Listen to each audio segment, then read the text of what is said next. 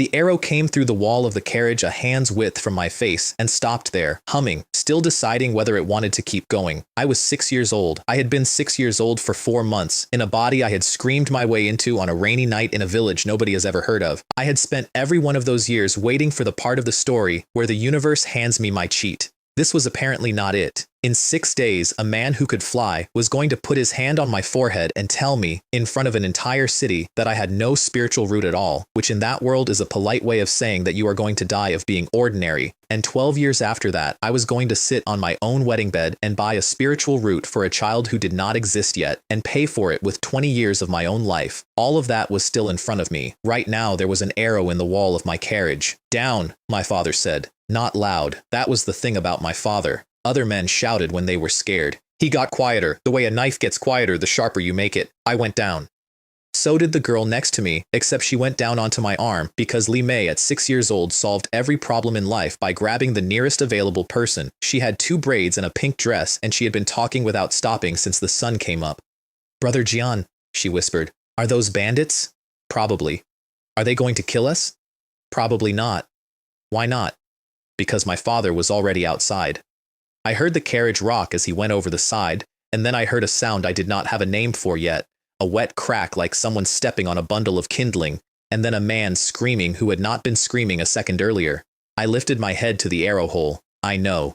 6 years old, arrow in the wall, first instinct was to go look. In my defense, I was not really 6. Where I come from, I had a phone, a commute, a rented room with a window that faced a wall. Then I had a very brief and very final disagreement with the front of a truck. And then I was here, in a body the size of a loaf of bread, listening to a midwife tell my father he had a son. I had read enough on the toilet in my previous life to know exactly how this was supposed to go.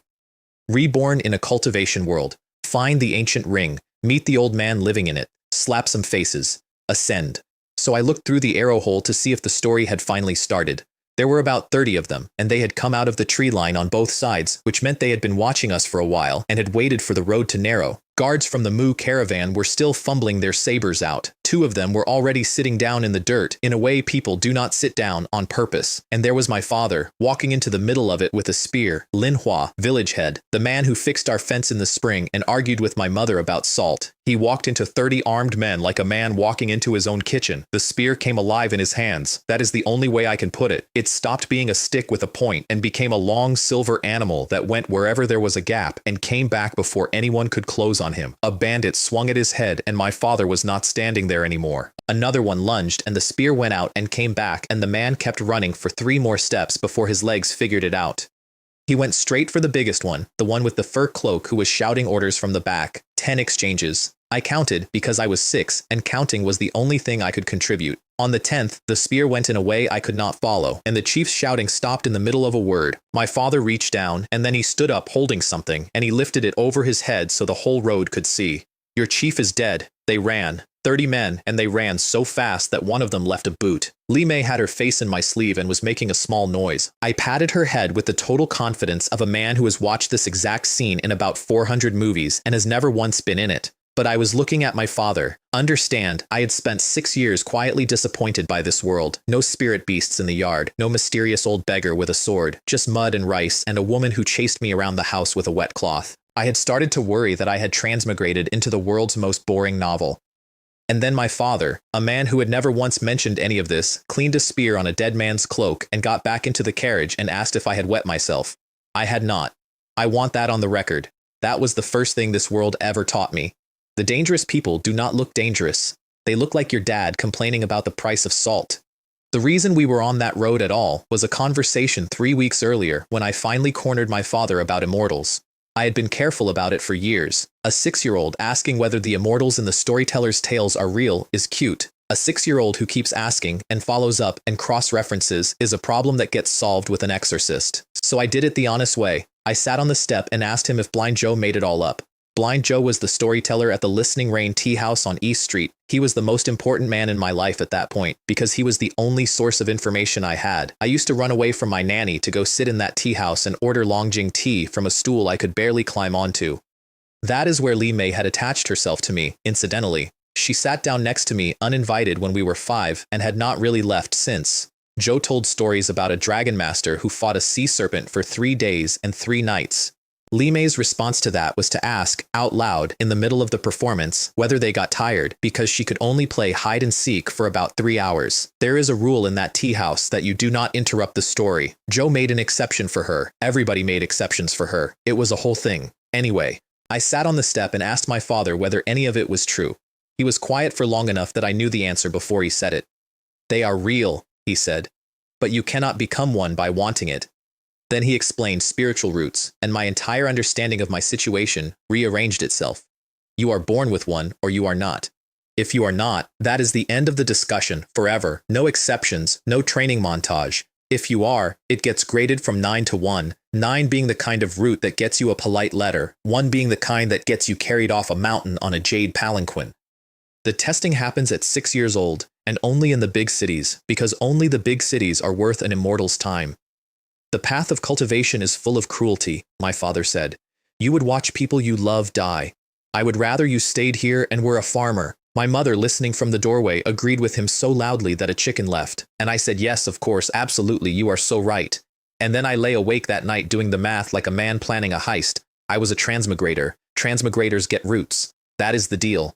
That is the entire genre. I had been sent here for a reason, and the reason was obviously not to grow rice. We left for Yunshui City with the Mu family caravan 11 days later. Lin Jian, Li Mei's father, ran a trading house and was going anyway. He also had a daughter turning 6. We only ever stopped in villages. My father was firm about that. Out in the open, you get one of 2 things, animals or people. He said the people were worse because animals stop when they are full. Then the arrow came through the wall and I got a very practical demonstration of what he meant. Yunshui was the first city I had ever seen, and I have to admit, it broke my composure a little. Tens of thousands of children, not a figure of speech. The testing square was packed shoulder to shoulder with parents holding 6-year-olds up over the crowd like offerings. The noise was a solid physical thing you had to push through. Then the noise stopped all at once, and everybody's head went up. They came down out of the sky, standing on swords. I want to be fair to my past self here. I had been waiting 6 years for this exact image, and when I finally got it, I forgot to be cynical about it. A dozen figures in dark green robes, descending in a slow spiral on nothing at all, and in front of them an old man with a beard down to his belt, whose feet had clearly not touched dirt in some time.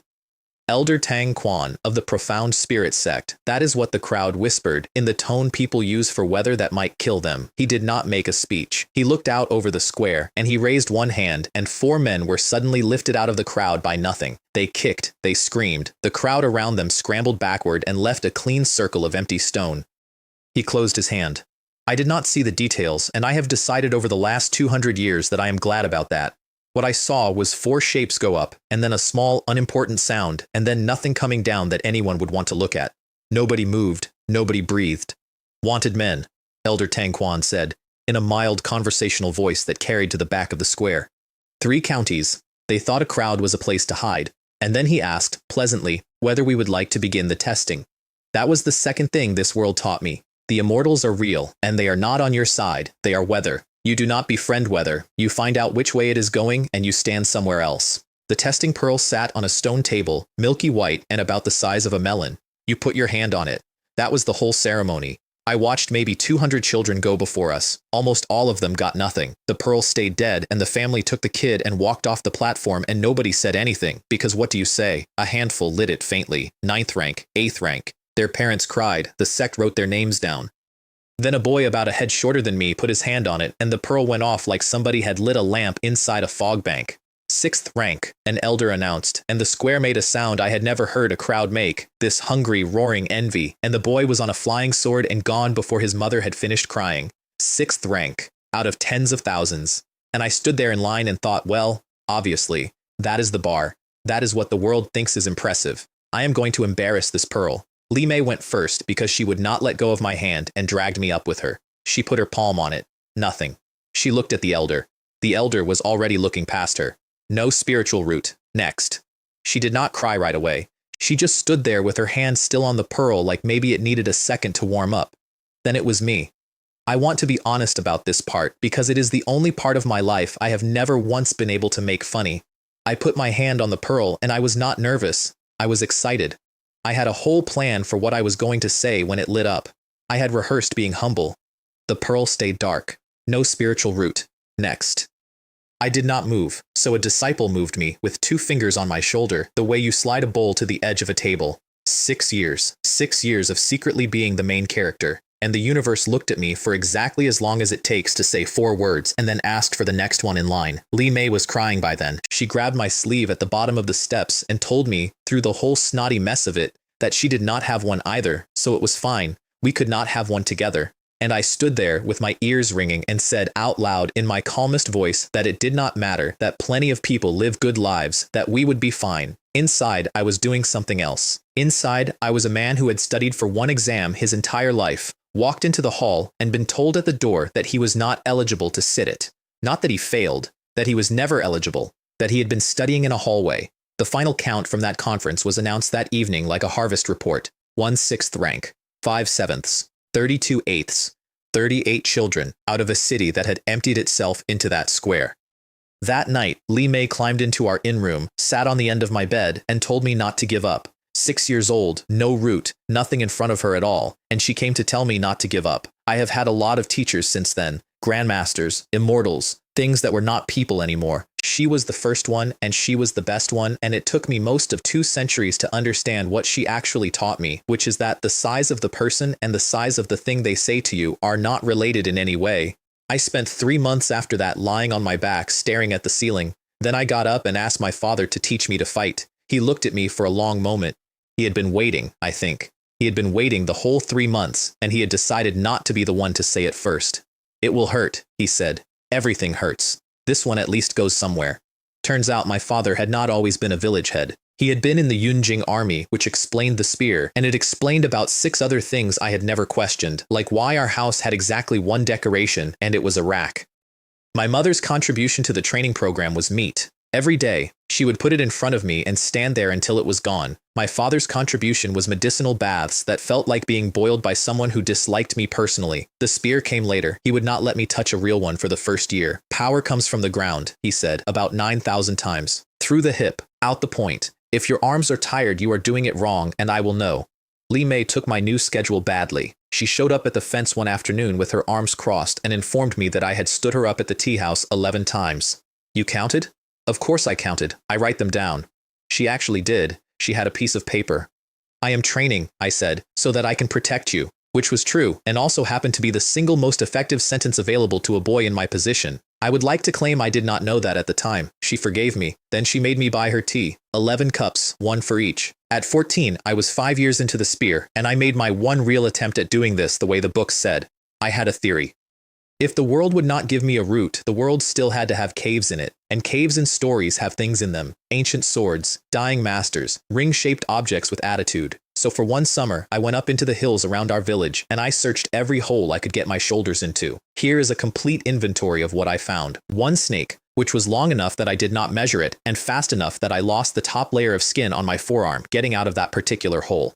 3 wolves, which was a genuinely bad afternoon, and is the reason I do not like the smell of pine. 1 rare herb, which my mother boiled into soup, and which she said tasted fine. No sword, no master, no ring, no voice in my head saying, young man, I have waited 10,000 years. I want you to sit with that for a second, because it is the actual shape of my life for the first 18 years. I was in a cultivation world. There were immortals in the sky over my head, riding swords, crushing men in their fists, and I had a rash, a boiled herb, and a spear. That was when I stopped waiting for the story to start and began, very quietly, to hate the phrase golden opportunity.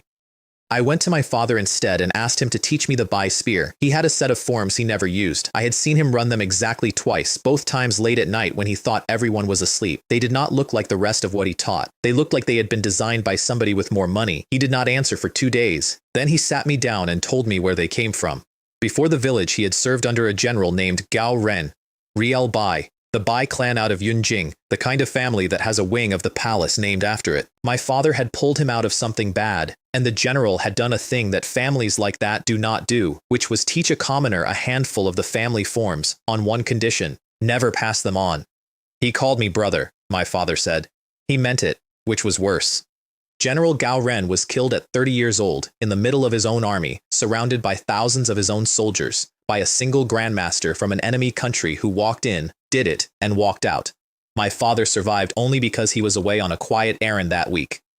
He came back to a camp that had gone insane, and he understood, standing there, that a man like him could not fix any part of it. So he ran. He took a wife in a village and a name nobody would look for. He spent 17 years being afraid the Bai clan would come asking what happened to their general's spear forms. If you ever meet a grandmaster, he told me, you run. You do not talk to him. You do not test him. You run, and if he is faster, you die running, which is better than the other one. That night he taught me the first form anyway. You made an oath, I said. I made an oath not to give it to a stranger. He set his feet. You are not a stranger, and I want one condition of my own. If the Bai clan is ever in trouble and you are standing close enough to reach it, you reach. So I can look my brother in the face when I get where he is. I said yes. I want to flag that, because I said it the way an 18-year-old says things, which is quickly and without imagining any of the details. And this world has a filing system. It never forgets a yes. It just waits until the yes is expensive. At 18, I broke through to An Jin, which in the mortal world means your force stops living in your arms and starts living somewhere under your ribs. 2 years earlier than my father had, the Bai spear was at what he called major achievement, which is the polite term for the point where you can beat your teacher and you both pretend you cannot. The latter in the mortal world goes Ming Jin and Jin, Hua Jin, which they call transformation, and then grandmaster, which almost nobody reaches. My father was stuck at the peak of An Jin and had been for a decade. General Bai had been Hua Jin. The man who killed him had been grandmaster. I was 18, I was strong, I had a family, and I had exactly no way up. Which is when my mother sat me down and said the words that would eventually rearrange the next 200 years of my life. Li Mei is 18 too, she said. Other families are asking. I said I would think about it. I thought about it for about 4 seconds. The matchmaking went fine. The wedding went better. Li Mei's mother held my hands at the ceremony and told me, sweetly, smiling in front of everyone, that if her liar was ever unhappy for a single day, she would never forgive me. I understood immediately that this was not a figure of speech. Red dress, phoenix in her hair, 3 bows, the cups. She sat on the edge of the bed and would not look at me. Then she did look at me, and she said, Brother Jian, and my chest did something complicated. And that is the exact moment, 18 years, 160 days, and change into my second life, that a panel of pale blue light unfolded in the middle of my vision. Enhance offspring. I want to describe what I felt, and I'm going to try to be precise because it was not joy, it was rage. 18 years. 18 years of caves and snakes and boiled herbs. 18 years of standing in a testing square with a dead pearl under my hand. And the key, the actual key, the thing the universe had been waiting for the entire time was that I had to get married, not train, not suffer, not find a cave, get married. Nobody tells you that. There is not one book in the world where the hero gets his golden finger by filing the paperwork. So I read the panel, and then I read it again, slower, and the rage changed shape. The system did not improve me, at all. There was no line for me. Every function on that panel pointed at one thing, and that thing was a child that did not exist yet. I could pay to give my offspring a spiritual root, a real one, graded, and the grade depended entirely on how much I was willing to hand over. The currency was spirit stones, low-grade spirit stones. 1 stone equals 1 unit of energy, and here is the joke the universe told me on my wedding night. I was immortal, in a village. Spirit stones were a thing I had heard about twice in a story from a blind man. I had none. I was never going to have any, but the system had thought of that. There was a second column. You could pay in years of your own life. 5 years bought a 9th rank root, 10 years bought an 8th, 20 years bought a 7th. And 100 years bought something the panel called exclusive superior, which was 7th rank or better, rolled at random. I sat on my own wedding bed and did arithmetic. The 100-year option was not an option. I was a mortal man with maybe 60 years of road left in front of me. Paying 100 would not be a sacrifice, it would be a suicide with extra steps. My wife would find out she was a widow before she found out she was pregnant. 9th rank was worthless. I had watched 9th rank children stand in that square. The sect took 8ths and up. A 9th rank root is a certificate that says you are allowed to know what you are missing. 8th rank got you in the door, barely, at the bottom, as the kind of disciple who sweeps. 7th rank got you looked at. 20 years. I did the thing you do when you are trying to talk yourself out of something, and you accidentally talk yourself into it. I thought, I am 18, 20 years off the end. I would be trading a stretch of my life where I would mostly be complaining about my knees, and I thought about the pearl staying dark under my hand, and I thought, my child is not standing in that square. I confirmed it. Something reached into the middle of me and took hold of a thing I did not previously know I could feel and pulled. Not painful. Worse than painful. It was subtraction. I felt shorter, in a direction that is not height. Enhancement. Successful. I lay there afterward in the dark with my wife asleep against my shoulder, and I laughed until I had to put my hand over my own mouth. Because I had finally gotten my cheat, and I had spent 18 years imagining what it would feel like, and what it actually felt like was signing a loan. Li Mei was pregnant within the month, which I would like to say I found charming and not deeply suspicious. 9 months. I have never been so useless for so long. I chopped wood we did not need. I rebuilt a fence that was fine. My mother started hiding tools from me. In the 19th year of the Shu calendar, which is how our village counted years because my grandfather had been the kind of man who names a calendar after himself, my daughter was born. A girl. Mother and child both well, the midwife said, coming out into the yard wiping her hands. I remember standing there grinning like an idiot with my hands still wet from the basin. Then the midwife went back inside, and the sound in that room changed. I got there in 4 steps, and Li Mei was already going. There was no wound. That is the part I could never explain to anyone afterward. Nobody had cut her. Nothing had gone wrong that a village midwife could point at and name. She was simply emptying, the way a lamp empties, and everyone in that room could see it happening, and not one of us could put a hand on the part that was leaving. She got most of a sentence out. Brother Jian, I love. And then my wife was not in the room anymore, only the shape of her. The baby was crying, and I was holding a hand that had stopped holding back. I have been in a lot of rooms since. Throne rooms, sect halls with pillars 100 men could not ring. A cave under a mountain where the air itself was worth money. I have never once been in a room as loud as that one was quiet. And then the light came. It came through the wall, not through the door, through the wall, the way you would walk through a curtain. It was shaped like a person, and it was not a person, a soul. Just the outline of one, an old man made out of the idea of an old man, edges fraying like smoke off a wick. I did not move. Some part of me that had spent 18 years learning to be sensible had gone quietly out the back. The soul looked at my wife's body. Then it put its hands together and began to fold them through a sequence I could not follow, seals stacking on seals, faster and faster, and light gathered between its palms until it was not light anymore. It was weight. I could feel it pressing on my eyes. It poured that into her, and Li Mei's chest moved. One breath, small, the sort of breath you take in your sleep. But her chest moved, and something behind her ribs caught, like a wheel finding its tooth. Then the sky came apart. Purple lightning. Not a storm. There was no storm. The night was clear. Purple lightning went across the whole world at once, wall to wall, horizon to horizon, and it did not strike anything. It just showed up, everywhere, and looked.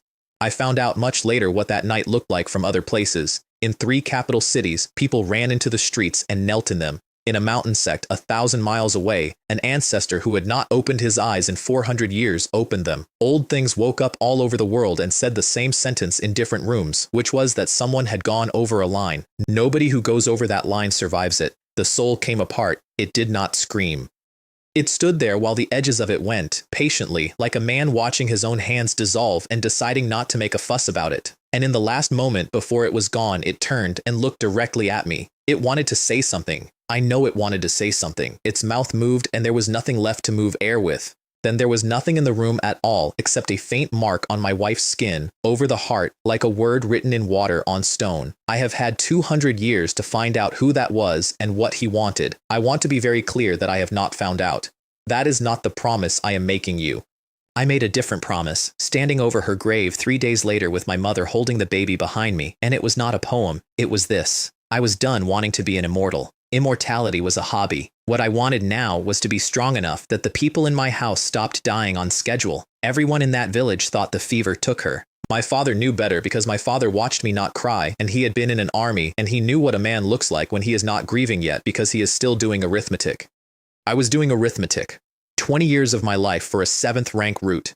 That is what I had paid on my wedding night. And 9 months later, my wife's life had gone out of her with no wound on her body. Nobody will ever be able to prove those two things are connected. I have never needed anyone to prove it. I named my daughter Lin Nuan. It means I remember Li. My mother thought it was beautiful. It was not beautiful. It was a note I was leaving for myself, on the only surface I was never going to be able to put down.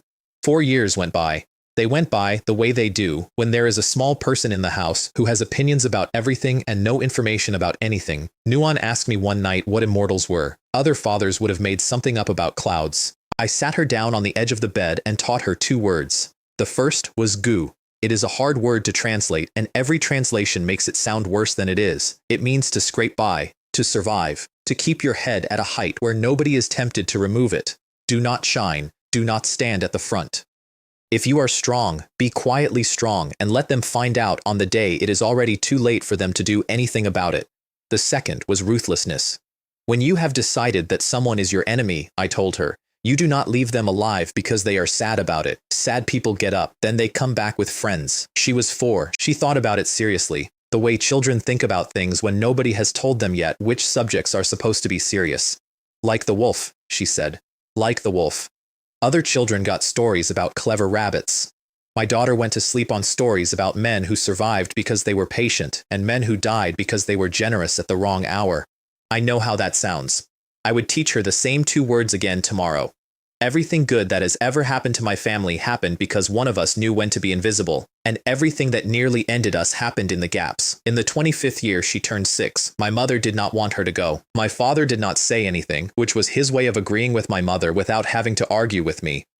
I had been stuck at the peak of Njin for over a year at that point, which was making me unpleasant to live with. So a week before we left, I walked up into the hills, found a rock that had annoyed me for most of my life, and spent 2 days hitting it. On the second night, something in my chest came loose and moved, and I broke into Hua Jin, transformation realm. My father had never gotten there. I got there because I was angry at a rock. I did not tell him. He looked at me over breakfast and knew anyway, and he ate his rice, and he said nothing, and that was the proudest anyone has ever been of me in silence. We went to Yunshui with a caravan run by the Zhang family. I bribed a big loud man named Jiang a few pieces of silver for the ride and then spent the entire journey being extremely boring. That was on purpose. There was a version of that trip where I rode at the front with my chin up and let everyone see what I was. There was also a version where I could have taken that entire caravan apart by myself in under a minute. I was aware of it every single hour, and I said please and thank you and let a guard shove past me at the water barrel. Goo.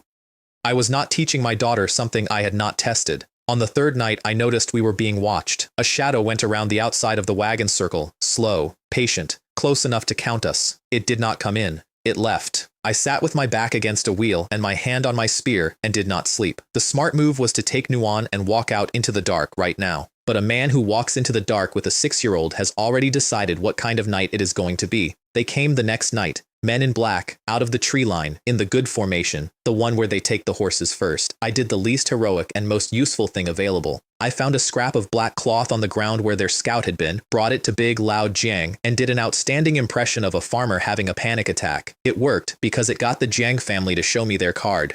A quiet man I had written off as an accountant walked out to the fire and stood there.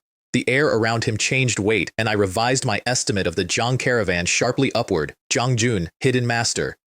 Every caravan has one, and the entire business model is that you do not find out which one he is until the night you need him. The leader in black spoke to him almost politely.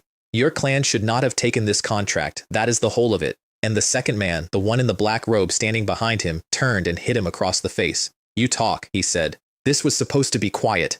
Zhang Jun's head came up. The He clan. I was standing behind a wagon holding my daughter's shoulder, and I felt my own face go cold. The He family. 3 masters at Transformation Realm, a name I had heard my father say exactly once, in the tone he used for weather. They had not come for me. I want to be honest. They had absolutely no idea I existed. They had come for a cargo manifest. It did not matter. In about 90 seconds, there was going to be a fight between people who could level a village. My 6-year-old daughter was standing in the middle of the field it was going to happen in, so I cut the traces on the lead horse, put Nuan up on it, and left. Lesson number 1, delivered live, at a gallop, with my daughter's hands locked in my belt. Do not hand out pity, I told her, unless you are certain, not almost certain, certain. Behind us, Zhang Jun was shouting for people to form up. Those were men who had shared their fire with me for 4 nights. One of them had given Nuan a piece of dried fruit. I did not turn around. I have not lost a minute of sleep about it in 200 years, and I want you to understand exactly how much that costs, because a man who can do that without effort is a monster, and a man who cannot do it at all is a corpse. The only place to live is in between where it costs you something every time. They had a man on the road. Of course they did. Good crews always leave one behind the ambush because the interesting people are always the ones running away. He came out of the trees in black with a straight sword, and he was fast, faster than anything I had ever fought. I want to describe what I did next because it is the single most useful thing I have ever done. I fought him at Anjin. I had Hua Jin. I had had it for 2 weeks. And I spent that entire fight pretending I did not, holding my force down under the ceiling, taking hits I could have avoided, letting my spear be a fraction slower than my spear actually was. He got comfortable. You could watch it happen. His shoulders came down. He started talking. Shame about the girl, he said. Without her on your back, I would not be able to hold you here. That was the moment. I let the ceiling go. Hua Jin came up through me like water finding a crack, and the Bai spear went off the way my father ran it at night when he thought nobody was watching, the form he called 100 flowers in bloom, and there was no fight anymore. There was only a man discovering something. The spear went in under his ribs. Transformation, he said, and he was not talking to me. He was arguing with the universe. That is not possible. I put him over the edge of the ravine and I went back and scuffed out the marks on the road with my own boots, which took me 4 minutes I did not have, and which is why nobody from the He clan ever came looking for me. Behind us, the caravan was burning. You could see it from the ridge. We rode. In a market town called Changyang, I sat in a tavern for 2 hours and listened, and there was nothing. Not a rumor. Not a wagon that had failed to arrive. 20-odd people had been erased off a road, and the world had not noticed, which meant either the He clan was very good at cleaning up, or the news simply had nowhere to be. I left that night without waiting to find out which. Then came the wild forest, which I entered because it was the direct route, and which I will be apologizing to my daughter for at intervals for the rest of my life. There was a fawn on the path. Its back leg was wrong. Father! Nuan had her hand out already. We have to wrap it. I rode past it and put the spear through it without slowing down. She made a sound like I had hit her.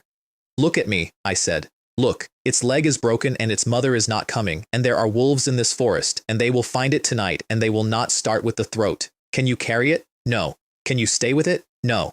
So the only thing you are choosing is how long it stays afraid. She cried for an hour. She hated me for 2. I sat in the saddle in front of her and let her. I felt something watching us from between the trees, and I did not tell her that part. I was right about the wolves, 7 of them, that same night, coming out low and fast with a big gray one holding back the way the smart ones do. I took 4 off the horse without dismounting, which sounds impressive and mostly means that a spear from horseback is an unfair fight. The gray one made a decision about its evening and left, and then the actual problem arrived. My horse stopped, not shied, stopped, and then went down on its front knees, shaking so hard I could hear its teeth. And a horse does not do that for wolves. I got Nuan off it, and I let everything I had come out at once. Every scrap of Hua Jin, all of it, no ceiling, no goo, filling the clearing until the branches moved. Out in the dark, 2 eyes came on like somebody opening a furnace door. It was enormous. That is all I can tell you about how it looked, because it never came far enough out of the trees to be looked at properly. A tiger, and not a tiger. In this world, the word for the thing it had become was Diao Jing Da Hu, which is what the villagers had been whispering about for 20 years and which nobody had ever seen and lived to describe. It had stopped being an animal at some point. There was arithmetic behind those eyes. We looked at each other for a long, long time. Then it turned around and went away. Nuan was under my arm with her fists in my shirt. You said not to show off, she said, muffled, furious, 6 years old and already auditing me. You said goo. Goo is not hiding, I said. Goo is spending as little as possible. Sometimes the cheapest thing in the world is to show a very large animal exactly what it would cost him. I want to note for the record that this was the first conversation I ever had with that tiger, that it was not the last, and that the second one went very differently for both of us. Yunshui had not changed in 20 years, which offended me on some level I could not defend. Same square, same stone table, probably the same pearl. I took Nuan into a tea house first, because I wanted news more than I wanted to stand in a line, and I got a full serving of it.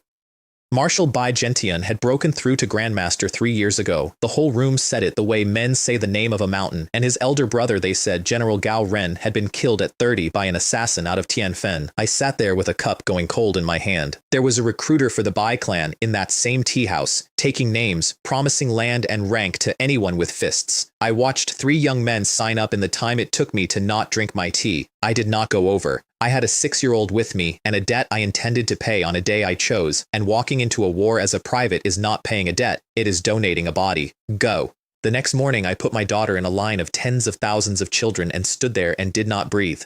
She put her hand on the pearl. The pearl did not light up. The pearl caught fire. The whole square went white for a second. Somebody behind me swore. An elder came off his seat so fast his chair went over backwards. Exceptionally gifted. He had to say it twice because he said it wrong the first time. 7th rank spiritual root. 7th rank. In a city that produced 1/6 rank a generation and thought 38 roots was a good year, they wanted her on a flying platform that afternoon. I made them give me 3 days and I got them, because a man who has just handed the profound spirit sect a 7th rank root has more leverage than he will ever have again in his life. 3 days. That is what 20 years of my life bought in the end. Not the root. The root was the receipt. What I actually bought was 3 days in a rented room in Yunshui with my daughter, teaching her everything I knew about not dying. On the 4th morning, she stood at the Sect's gate in a robe that did not fit her yet and looked up at me. She did not cry because I had spent 6 years accidentally training her not to. Father, her chin was doing something. Become an immortal, and then come and find me.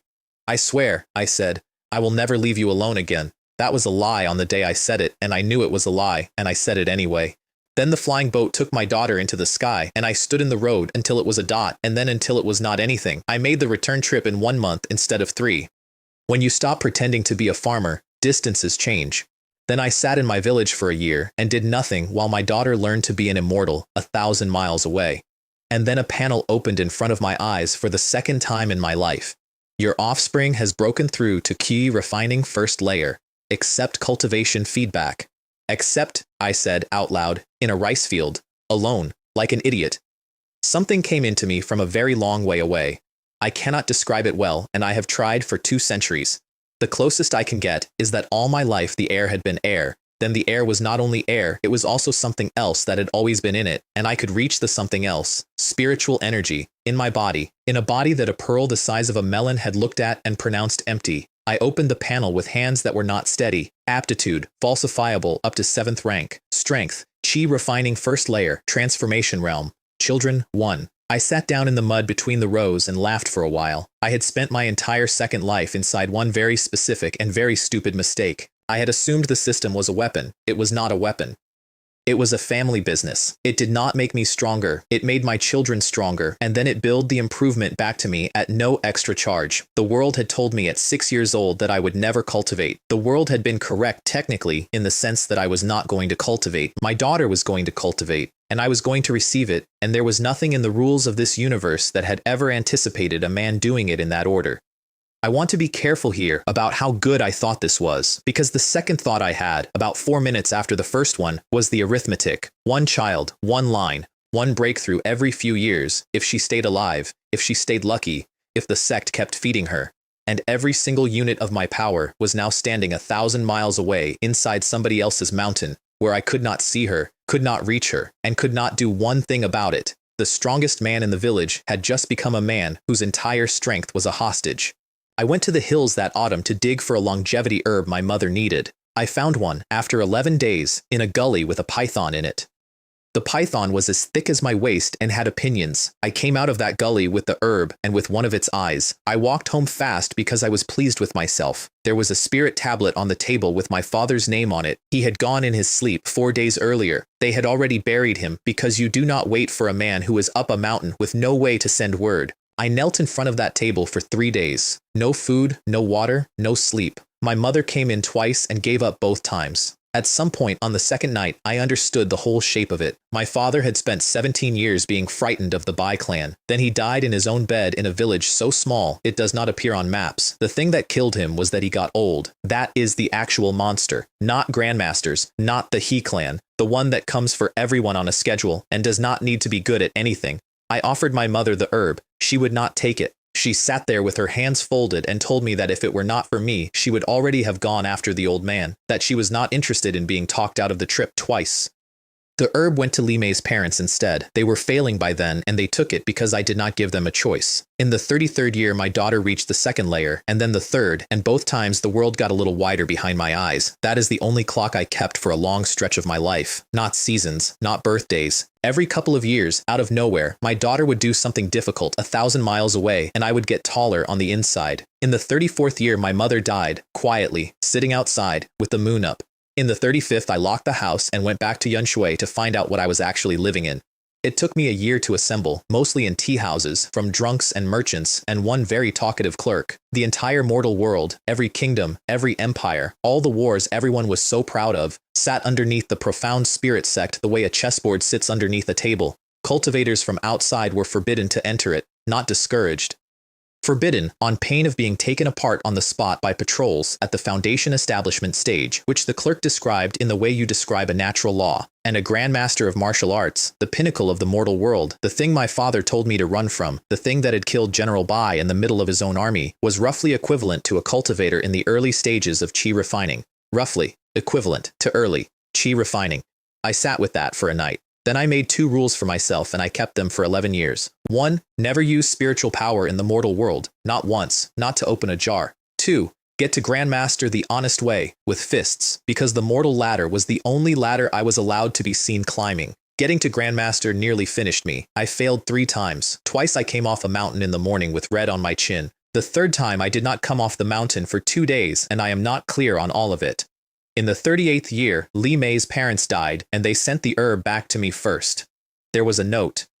It said that it was not going to save them, and that I should stop wasting good medicine on people who were finished. I ate it in pieces, over a year, like a man rationing a candle, and then one morning it went through. Grandmaster, 40-something years old. In the mortal world, I was now one of maybe a dozen people alive who could not be stopped by an army, and in the world I was actually trying to enter, I was a promising beginner. I said goodbye to the tablets in the spring. Father, mother, Li Mei, her father, her mother. 5 pieces of wood on one shelf in a house with nobody in it. I told them I was leaving. I told them I did not know when I was coming back, and I did not make any of the speeches I had rehearsed because standing in front of them I discovered that all my speeches had been for me. I locked the door of that house and I have never opened it again. It is still standing. I own the mountain it is on now, which is a strange thing to be able to say. Then came 3 years of the most boring quest in the history of quests. I was looking for the entrance. Everyone agreed the cultivation world existed. Nobody could tell you how to get there, because the people who know how to get there are on the other side of it. I went through tea houses like a plague. I chased 4 separate rumors that turned out to be a mine, a swamp, a very confident liar, and a mine again. And eventually, a drunken Yun Shui told me about the Quilwan Mountains in the far south, in the region people politely call the Land of Sin. Quilwan was where I met the spiders. I have fought a lot of things. I want to state plainly that a cave of mutated spiders the size of oxen is the worst place I have ever been, including the 2 places that nearly killed me. It is the sound. They do not make one sound and then another sound. It is continuous. The queen was at the back. She was the size of a house, and she had learned, at some point, to think. I killed her with a spear form my father taught me on a night he was not supposed to teach me anything, a thing called piercing cloud, breaking sun. I got out of that cave with my hands shaking. There was no entrance in it. There was no entrance anywhere in Quilwan. I took that entire mountain range apart over the following year, gully by gully, and in the 41st year, I sat down on a rock at the top of it and admitted that the drunk had been guessing, which is when I heard about the Bai girl. It was in a roadside inn, 4 men at the next table, and I would not have looked up except for the name. Tianfen had grabbed Marshal Baigentian's granddaughter. The plan, as the whole province apparently knew, was to trade her back for the border fortresses the Bai clan had taken in the last war. She had been chased into the misty forest, and the people chasing her were not amateurs. I sat there with a piece of bread in my hand, and I thought about my father setting his feet in the dark and saying, if the Bai clan is ever in trouble and you are standing close enough to reach it, you reach. I had said yes. 23 years earlier, in a yard, quickly and without imagining any of the details. I put the bread down. The door of the next room came off its frame when I asked the men behind it for directions to the misty forest. That was showing off, but 3 of them were on the floor before I finished the sentence, so it did save time. Then I stopped at a stall and bought a black mask. I want to explain that mask because it is the single most profitable purchase I have ever made, including several that cost tens of thousands of spirit stones. I was about to walk into a war between 2 kingdoms in order to pay off a debt my father owed a dead man. Fine, debts get paid, but the man who pays that debt gets a name, and a name gets a face, and a face gets found. I had a daughter in a sect 1,000 miles away, who was the only reason I could do any of this in the first place. So the man who went into the misty forest was not Lin Jian. He did not have a name at all, which is why, about a year later, half the mortal world was calling him the Nameless One. The other half had started calling him something considerably worse. I found her in a clearing with her back to a rock and 4 men in a half circle around her. The 4 villains of the Black Wind. That is what they called themselves. I want you to appreciate that a group of 4 men sat down together at some point and agreed on that. She had a sword up under her own chin. That is what I saw first, not the men. A girl in yellow, maybe 19, holding her own blade against her own throat with a completely steady hand, telling 4 grown killers that if any one of them took a step, she would save them the trouble. They took the step anyway. One of them did something quick with his fingers and her arm locked and the sword fell out of her hand and she went down on her knees, still trying to move, unable to. I came out of the bamboo. The first one turned and threw needles at me, which was reasonable because they were poisoned and because that had presumably worked every other time. I sent them back, all of them. It is not a technique, it is only speed, and speed is the one thing in this world that nobody has ever found a defense for. The second and the third are not worth describing. The 4th ran. He got maybe 40 paces, which was farther than I expected, and then I asked him a question with the whole grove. Who is faster? I said. You or me? The bamboo answered before he could. The girl was still on her knees in the middle of the clearing when I turned around. She had gotten one hand working and had it flat on the ground, and she was staring at me over it.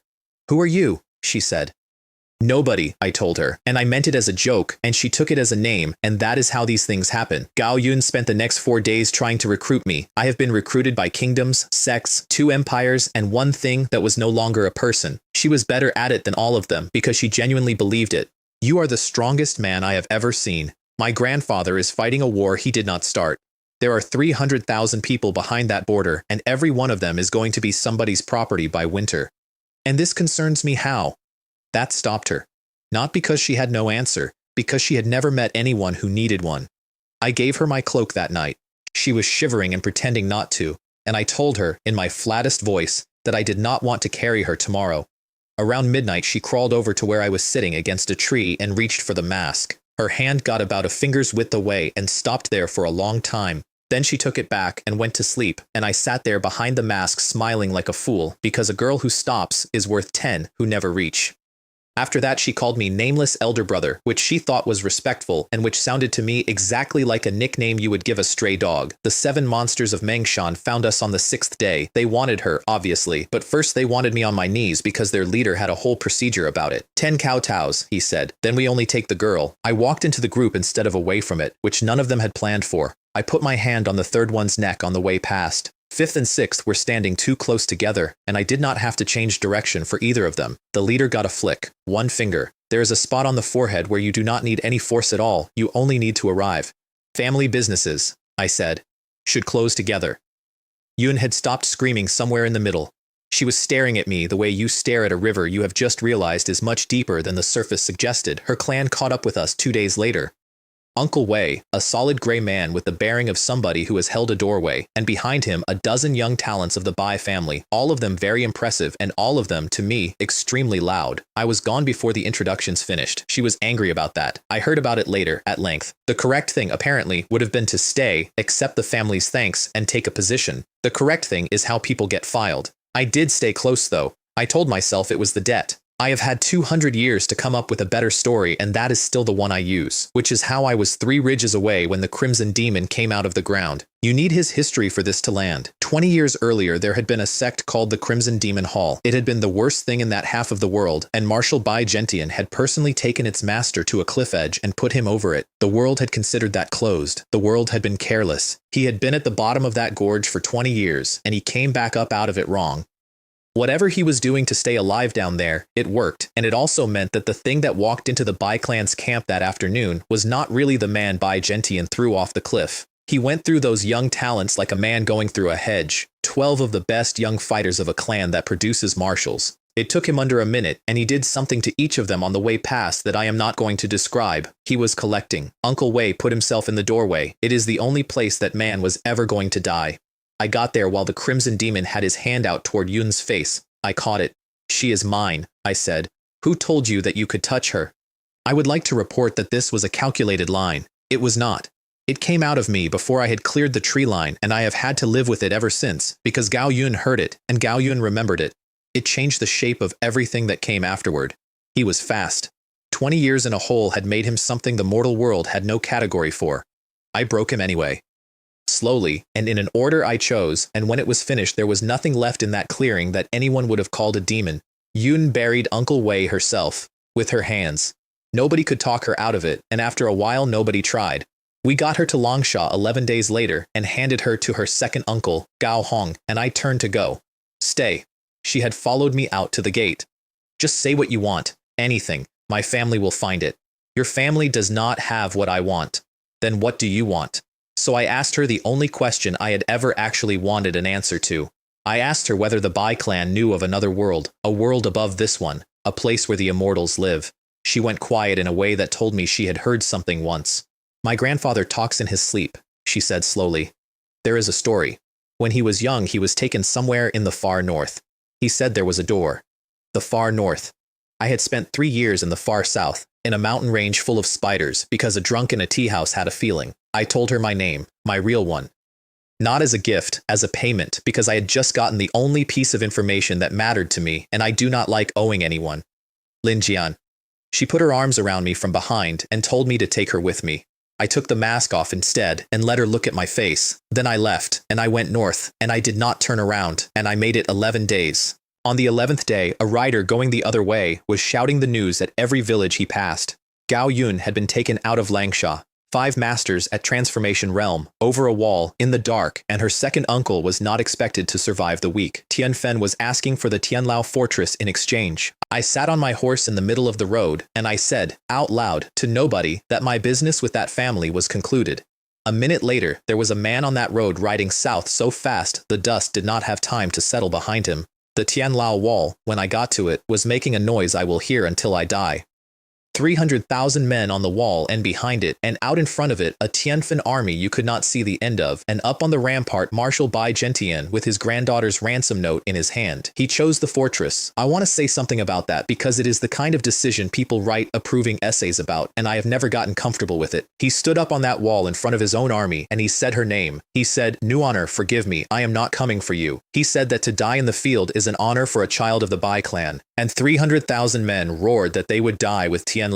Qin Liang, commanding the Tianfen side, gave him 15 minutes. 11 minutes into the 15, a rider came into the Tianfen command tent at a dead run and reported that the left wing had collapsed. How many? Qin Liang said. 1 man. I had come up through their rear 3 hours earlier and taken 7 checkpoints in a row. I am not going to walk you through 6 of them, because 6 of them were the same, and none of them were interesting. Men in armor, in a line with a pass gate behind them, and a spear. The 7th had Dong Fu. He was the biggest human being I have ever fought. Great perfection at Transformation Realm with what they call divine strength, which is not a technique, it is a birth defect that happens to be useful. He carried an axe I could not have lifted with both arms. He opened by killing my horse with a bow at 200 paces, which I respected. Then he brought that axe down in a thing called Earth Splitter, and my spear came apart in 3 pieces. That spear had been my father's. So I went in without it, and he caught the axe with his bare hands to stop the last exchange, and it cost him his left arm, and he went down on 1 knee in the road and did not fall over. "Kill me," he said. "You are still not getting through." "You are the best man I have fought," I told him, and I meant it, and everyone standing in this road today is going to die in it. I went past him. He did not turn around. The left wing had a formation on it, an 8-gate lock built by a general named Han Yue, and it was genuinely good work. It took me a quarter of an hour to find the eye of it. Then I found it. They funneled me into a gorge after that, which I walked into knowingly, because you cannot break an army by being careful. The Husha Corps was waiting, heavy armor, every man at least late Ming Jin, packed shoulder to shoulder in a space where a spear cannot get an angle. My spear did not go through that armor. I hit a man square and he stepped back and kept coming. I used a form called White Shadow Follows Twice, which I had never had to use twice in my life, and then the old man came down into the gorge. Jiang Xuan, Grandmaster, one of the 2 elders of Tian Xuan, which is a title that sounds decorative and is not. I lost. I want to be extremely clear about that because there is a version of this story going around the mortal world where I did not. He put a palm into my chest, and I came off the gorge floor, and the next thing I had a clear opinion about was that the sky had gone the wrong color. What saved me was that Bai Gentian had watched his left wing collapse and had come out of his own gate to see who was doing it. He came into that gorge shouting at strangers not to be afraid, which tells you everything about him. I got 1 sentence out before I went under. I said, "I am Shu." I woke up in his camp 4 hours later with the war still going on outside the tent. We made a plan, the marshal and I, and the plan was that I would walk into the Tianfen camp alone and take her out, because an army moving on that camp starts a battle, and a single man moving on it starts nothing. Bai Gentian swore he would owe me for the rest of his life. He was a grandmaster and a marshal, and he was 60 years old, and he said it with his forehead on the ground. I found her in a tent at the center of their camp, tied, with her mouth free, which should have told me. "Run," she said before I had straightened up. "Please, it is a trap. They knew. Run." The lamps came on all around the tent at once. Qin Liang's voice delighted from outside. "The Spear Grandmaster, we have been holding this camp still for 2 days waiting for you." They came out in order, like a menu. Jiang Xuan, who had already beaten me once that week. Beside him, his brother, Jiang Tian, the second of the 2 elders, also Grandmaster. And behind them, on a horse, in black armor, with a phoenix halberd across his knees, the man they called the Invincible General, Sun Xiong. He got down off the horse to fight me, which is the only courtesy anyone showed me that night. I have fought better technicians. I have never fought anyone heavier. Every exchange with that halberd was like arguing with a landslide about the direction of a hill. But I got him. Somewhere in the middle of it, I put the spear through the outside of his shoulder, and he stopped and looked at it, honestly puzzled, like a man finding a hole in a coat he has worn for 30 years. You are the first, he said. In 22 years, you are the first one to make me bleed. Then he used the halberd form called Heavenly Dragon Strike, and I used 7 stars break the moon, and I ended that exchange on one knee with my spear holding me up. I lost that too. I want to keep the record clean. But I had left something inside him on the way through. A knot of force under the wound, sitting there waiting, and about 4 seconds after he turned away to accept his applause, it came undone. The invincible general went down on his face in front of his own army. Then the 2 elders came in on me together, and a 4th man came out of the dark with a straight sword. I never learned that one's name. He was a grandmaster who had been hired for the evening in exchange for a spirit medicine, which is a thing I understood the value of a great deal better a few years later.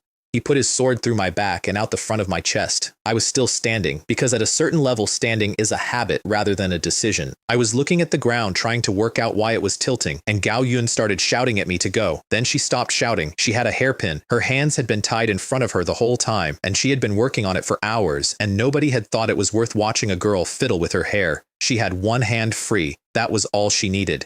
Run, brother Jian. Her voice was already going somewhere else. I will see you in the next life.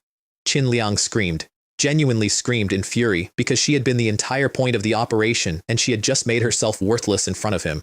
I want to tell you what I felt, and I cannot, because I do not think I felt anything. I think a door closed somewhere behind my eyes and something else took over the room. Here is what happened, mechanically.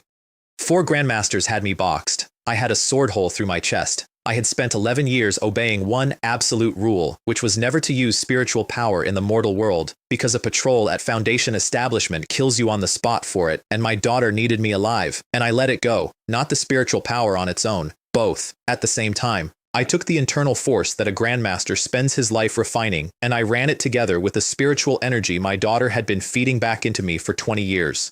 The 2 of them met somewhere under my sternum and decided they liked each other. The blast took all 3 of them off their feet. The mortal world has a legend about this. There is a stage above Grandmaster that nobody has reached in 800 years. They call it the martial god realm, and there are books about it. I found out that night what it actually is. It is not a stage. It is a cultivator who has also trained his body the mortal way and mixed the 2. That is all. That is the whole secret. Which is why nobody in the mortal world can reach it. They are all trying to climb a ladder with one rail.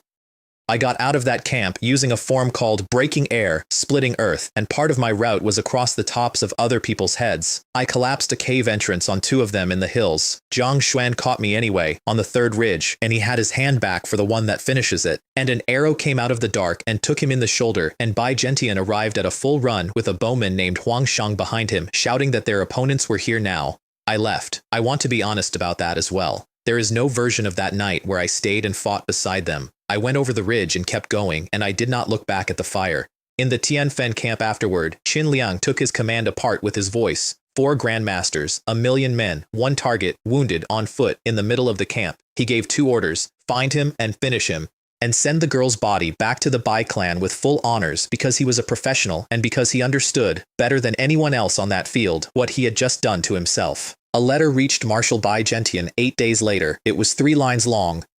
I did not manage to save her. I am sorry. I will collect for Lady Bai. He read it standing up in front of his officers, and then he declared total war on the Tianfen Empire, and the border burned for a year. I went south to Quiluan, dug up the lingxin grass I had hidden there, and spent 15 days lying in a cave putting my chest back together. I had a lot of time to think in that cave, and the thinking was not kind. A grand master of the mortal world, a cultivator with 20 years of feedback in him, and I had failed to get 1 girl out of 1 tent, and had nearly died doing it because I walked into a camp I had not scouted on a plan somebody else made in a hurry. That is not bad luck. That is not fate. That is a man skipping the basics because he was in a hurry to be a hero. I have never skipped them again. When I could walk properly again, I went back to the wild forest to hire a tiger. 23 years had passed since the night it looked at me out of the dark and decided I was not worth the trouble.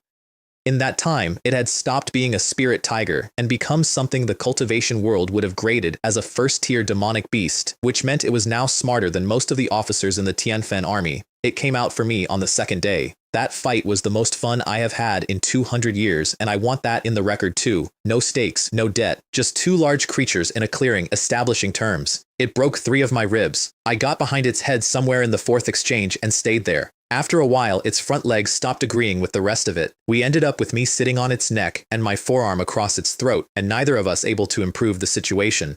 Here is my offer, I said. You come and kill with me. In return, you get every spirit herb I dig up from now until the day I leave this world, and I never set foot in this forest again. It thought about it. Then it made a sound that I have heard from exactly one other creature, a clerk in a tax office, and I understood that I was being refused. So I mentioned that I had never eaten tiger and had heard good things about it roasted. It nodded, quickly, several times. I gave it one herb as a deposit because I have found that beginning a working relationship with a payment saves an enormous amount of talking later, and here is why I wanted it, which had nothing to do with its teeth. The Husha Corps was the backbone of the Tianfen army, heavy cavalry, the thing that had funneled me into a gorge and nearly finished me. And a first-tier demonic beast puts out an aura that human beings can push through if they are brave. Horses cannot. The war went the way wars go, when one side has a marshal who has stopped sleeping. Bai Gentian took 3 cities in 8 months, and then he took the Fire Cloud City, which was the one that mattered, and Qin Liang began pulling his army back at night. Qin Liang was a good commander. I need to say that, because of what happened to him. He got his columns into the hills after dark, moving quietly, in good order. And somewhere in the middle of the second night, he looked at the ground on both sides of the road and said out loud to his staff that if he were Bai Gentian, this is exactly where he would be waiting. He was correct. That is what makes it a tragedy instead of a joke. His brother Zhou Tianyang turned around and held the mouth of that valley to buy the column time and did not come back out of it. Jiang Xuan stayed to hold thousands of cavalry off the retreat, which was the most useful thing that man ever did. And on the ridge above the road, a man in a black mask leaned forward on the neck of an enormous tiger and said, "Brother Tiger, that is us. We came down the slope into the Imperial Guard. The horses went first. Every animal in that column went insane at the same moment, and heavy cavalry that cannot steer is not cavalry. It is a large number of men falling off things. The formation came apart before we reached it. Qin Liang got off his horse when he understood what was coming, which took courage. Qin Liang, I put the spear point in the road in front of him. Today is the day." He used his sword form. It is called Chasing the Stars, and he had been famous for it for 30 years, and I want to be respectful about this, so I will simply say that the third movement was where it ended. Then 2 more men came out of the smoke, and I nearly laughed because one of them was supposed to be dead, Jiang Xuan, who had put me on my back in a gorge. And Sun Xiong, the invincible general, who had survived a hidden force detonating inside his own shoulder and had ridden through a collapsing army to get to me, 2 grandmasters, together, on a battlefield. It took me under a minute. I want to be very careful about how I say this, because the point is not that I am impressive. The point is what had changed. 6 months earlier, those 2 had beaten me half to death with help. Now I had a stage nobody in that world had a name for. I had spent every day since the cave working, and neither of them had improved by a single hair. That is the entire lesson of the mortal world, and I have applied it in 3 worlds since. Nobody stays where you left them. Either they got better or you did, and the gap is always bigger than it looks from the outside. Sun Xiong went down first. Jiang Xuan took the spear in the chest and had time to look surprised about it, which I think he had earned. I stood in a burning valley with 2 of the 4 greatest fighters of the mortal world at my feet, and I said her name, Yun, collected. It did not fix anything. It has never fixed anything. But the arithmetic was closed, and I do not carry open ledgers. The Yungguo soldiers found the bodies at dawn, and the story went out of that valley faster than any messenger could carry it. Who kills the invincible general? Nobody kills the invincible general. He had a nickname that was a whole sentence, and now he was a body in a road. They had been calling me the Spear King. After that valley, they upgraded it. Spear God. Level with the Sword God of Tianfen, which was a name I had never bothered to learn and which was about to become extremely relevant. The Tianfen Emperor took the news badly. Sun Xiong's father took it worse, and went to the palace and demanded that they let out the one they keep in a box. His name was Dong Wei. He lived on a mountain and refused every summons from the court, and had done for 11 years. The emperor's jade token did not move him. What moved him was his brother-in-law, Zhang Tian, the surviving elder of the 2 elders of Tianshuan, who came up the mountain in person and asked him to do it for the memory of his sister. Dong Wei sat there for a while with his eyes shut. "Lin Jian," he said. "Interesting. I did not know any of that yet." What I knew was that a tavern in a border town had a poet in it who had written 4 lines about the spear god, that a man at the next table had said quietly that the sword god was coming down off his mountain. So I did the single most cowardly and most intelligent thing of my entire mortal career. I issued a challenge. I sent it everywhere. Every garrison, every tea house, every courier station between the 2 capitals. The spear god will meet the sword god at the full moon on the summit of Tian Shan in the south. And then I got on a horse and rode north as fast as an animal can be made to move. On the night of the full moon, the entire mortal world was standing on a mountain in the south. Dong Wei was there. So, I found out much later, were 3 elders from a place I had never heard of, sent by an organization I did not know existed. They were not there to watch a duel. The Xuanling Palace runs the mortal world, not the sects, not the empires, the palace. And they had put out a bulletin about me, and the bulletin was not what I would have guessed. The martial god realm is not real. It is bait. It is a story they seeded into the mortal world 8 centuries ago and have maintained ever since, a legendary stage above Grandmaster that any sufficiently ambitious martial artist can hear about and start chasing, because the only person who can ever reach it is a cultivator hiding in the mortal world, and a cultivator hiding in the mortal world is a resource that has gone missing. They do not kill the ones they catch. That is the part that took the top of my head off when I finally learned it. They send them to the mines, spirit stone mines, for life. Every man in that world who ever broke through into the thing my father's generation whispered about had walked proudly into a labor sentence with no end on it. The order that went out about me had 3 words attached to it, and one of them was head. I was 11 days north by then, in country where the trees stop. The far north is a white nothing, no landmarks, no people, nothing to eat that does not have to be chased. I walked for 19 days across ice that made a noise under me like a door in an empty house, and on the 20th day, there was a light on the top of a rise. It was a hole in the air. A funnel of it, turning slowly, with characters cut into the ring of it in a script that predated everything I had ever read. It was throwing light onto the snow that the snow was not reflecting properly. I stood in front of it for about 10 seconds. 43 years old, a dead pearl in a testing square, a wife in the ground, 20 years signed away on a wedding night, a father who died in his sleep while I was up a mountain, a girl with a hairpin, and Empire's 2 best fighters in a burning valley. Cultivation world, I said. I am coming. And then, because I am not a poet, whatever the record says about me later. Nuan, wait for me. I jumped. The first thing I want to tell you about the cultivation world is that the grass is 3 times bigger. I am serious. I came out of that funnel into a forest, and everything was the same as home except the scale was wrong. Grass to my thigh, trees you could hollow out and live in, and the air had something in it that made the inside of my chest feel like it had been rinsed. The second thing is that a python tried to eat a herb gatherer about 400 paces from where I landed, so I killed the python. His name was Wu Jun. 100 herbs Hall, low-ranking, mid-chi refining, the sort of man who talks when he is nervous and had just been very nervous. He gave me the entire geography of the world in about 40 minutes without me asking a single question. This was the Meiling realm. The latter went chi refining, then foundation establishment, then golden core, then nascent soul, then soul transformation. This world could not hold anything above nascent soul, which I did not understand at the time and understood far too well later. 4 continents. This one was the southern wilderness, and the southern wilderness belonged, top to bottom, to the profound spirit sect, the sect my daughter was in. I asked what a sect like that has in it, and he laughed at me and said a 2-digit number of nascent soul ancestors, and then he apologized for laughing. Then he told me that demonic beast meat sells. I want a moment for this. I had killed a python roughly the size of a fishing boat. Several thousand pounds of first-tier demonic beast. And I had walked away from the carcass because in the mortal world, a dead snake is a dead snake. I went back for it. Wu Jun helped me carry it.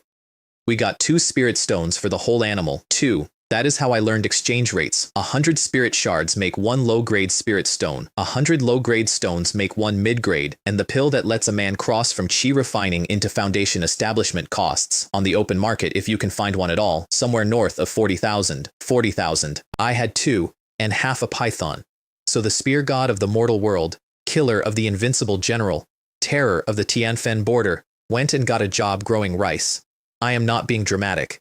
I went to the Lingqiu market district, found the estate manager of the Wu clan, a board functionary named Yang Zhen, and rented 3 mu of abandoned spirit field on the worst edge of their land. Then, I paid 20 spirit shards to learn a spirit rain technique, which is a farming spell, and planted yellow spirit rice. You want to know how a man goes from a burning valley to that? Here is how. In the mortal world, I was at the top of a ladder that this world considers a training exercise, and every single person around me could kill me. I had a daughter behind a wall I could not climb. There was nothing available to me except money, and the only thing I knew how to do that produced money was work. I ran what I privately called the 24-hour schedule. Everybody else in that field district cultivated at night and farmed in the day. I did not need to cultivate. My cultivation was being generated for me 1,000 miles away by a woman in a blue robe who did not know I had arrived, so I farmed at night too. 3 mu became 10 within a season, which cost me 3 spirit stones in the correct pocket. 10 became 15. My neighbors thought I was insane. One of them asked me what I was saving for, and I told him I owed money to a foundation establishment family, which was a lie, and which explained everything about me for the next 4 years and cost me nothing. The first friend I made in that world was a rice buyer named Mo Fan. He gave better prices than anyone on that road, and he gave them to everybody, which in that district made him either a saint or a man with a plan, and after 2 years, I concluded he was a saint, which turned out to be the expensive answer. He gave me a book on black spirit rice for free because I looked at it too long. He lent me 300 stones at an auction without asking what for. He used to sit on the edge of my field in the evening and complain about his brothers. With his 300 stones, I bought a thunder light spell for 23. Then I put every stone I had left on a thunder pearl for 300. It was the only thing I owned that could hurt somebody who could fly. And that autumn, my yellow rice mutated. One patch in the corner came up wrong. Not yellow. Clear. Like glass. Each grain with a little light living in the middle of it. Variant rice. Worth many times the ordinary crop, and produced, according to everyone I quietly asked, by the touch of a spiritual planter with genuine talent. I turned 42 that season. I had a mutation, 300 stones of debt, a spell that made lightning, and one friend. I want you to hold that picture, because it is the last uncomplicated one for a while. The rumor came in the spring. The Wu clan ancestor had been wounded somewhere far away. That is all. One sentence, and the whole district heard it the same week. I dug a tunnel. I want to be clear that nobody asked me to do this and that everyone who noticed thought I was building a root cellar. It took 2 months. It ran from under the floor of my hut out past the irrigation channel and came up under a stand of thorn bush 100 paces into the scrub. I stocked it with fasting pills, sat in it for one night to be sure I could stand it, and then went back to farming. 6 weeks later, the cultivator bandits came into Lingchu. There is not much to describe. When the power that holds a district gets a crack in it, the people who have been waiting for the crack arrive within days. They do not come for the clan, they come for the district, because the clan has walls. I was under the ground with a concealment talisman when it started, and I stayed there. I came up 4 days later at night because I had to know. I found Mofan about 100 paces from his own shop front. They had not been in a hurry with him. I am not going to describe what I found, and I did not look at it for very long. I sat in that road for a while. Then I said the only thing I had, Brother Lin. When I stand at Foundation Establishment, I will collect for you. I want to flag that sentence because in my experience, a promise made at night over a friend is the kind of promise that a man keeps or stops being able to look at himself. I kept it. It took me most of a century. 3 men came to rob me 11 days later. I was under the floor at the time with a talisman on my chest, listening to them argue about which corner of my hut a farmer would hide stones in. They were locals. I had sold rice to one of them. They were still arguing when the actual bandits arrived, and the argument ended. One of the bandits stayed after. He came back 3 separate times that night. I would hear the boards over my head, then nothing for an hour, then the boards again. He knew. Not where, not how, but he could feel a pair of eyes on the back of his neck in an empty building, and he was too good at his work to walk away from that feeling. I did not move for 4 days. Let me tell you what I learned in that hole, because it is the only thing I took out of Lingchu that was worth anything. The Wu clan had been holding that district for 90 years, and everyone hated them. Rents, tolls, the whole standard arrangement, and in the 4 weeks after the rumor about their ancestor, I listened through a floor while the people of that district found out what the Wu clan had actually been for. Neighbors did it to neighbors, not the bandits. The bandits took a week and left. The month after the bandits was the district doing it to itself, over spirit stones, over rice, over a rumor that somebody's cousin had a pill. I heard a man I had eaten lunch with kill another man I had eaten lunch with, 4 paces above my head, over an amount of money I could have paid out of a sleeve. The Wu clan, incidentally, was fine. They had 2 hidden Foundation establishment masters behind those walls that nobody outside had known about. The Wei clan, who had paid for the bandits in the first place, sent a raiding party into the Wu treasury, and it walked into a formation, and a man in blue came out and closed it, and that was the war. 2 families played a game with each other, and a district was the board. I came up after a month, thin, filthy, and holding one very simple conclusion. The strength of the people above you is not an abstraction, it is the roof. When it goes, it does not fall on them. The Wu clan halved their rents that spring. They had to. There was nobody left to farm. I took 15 mu on a 2-year contract, planted all of it in black rice, and told the new steward the same lie I told everyone, that I owed a Foundation establishment family thousands of stones, and watched him relax, because a man with a debt is a man, you understand. Then I went to the autumn auction wearing another man's face.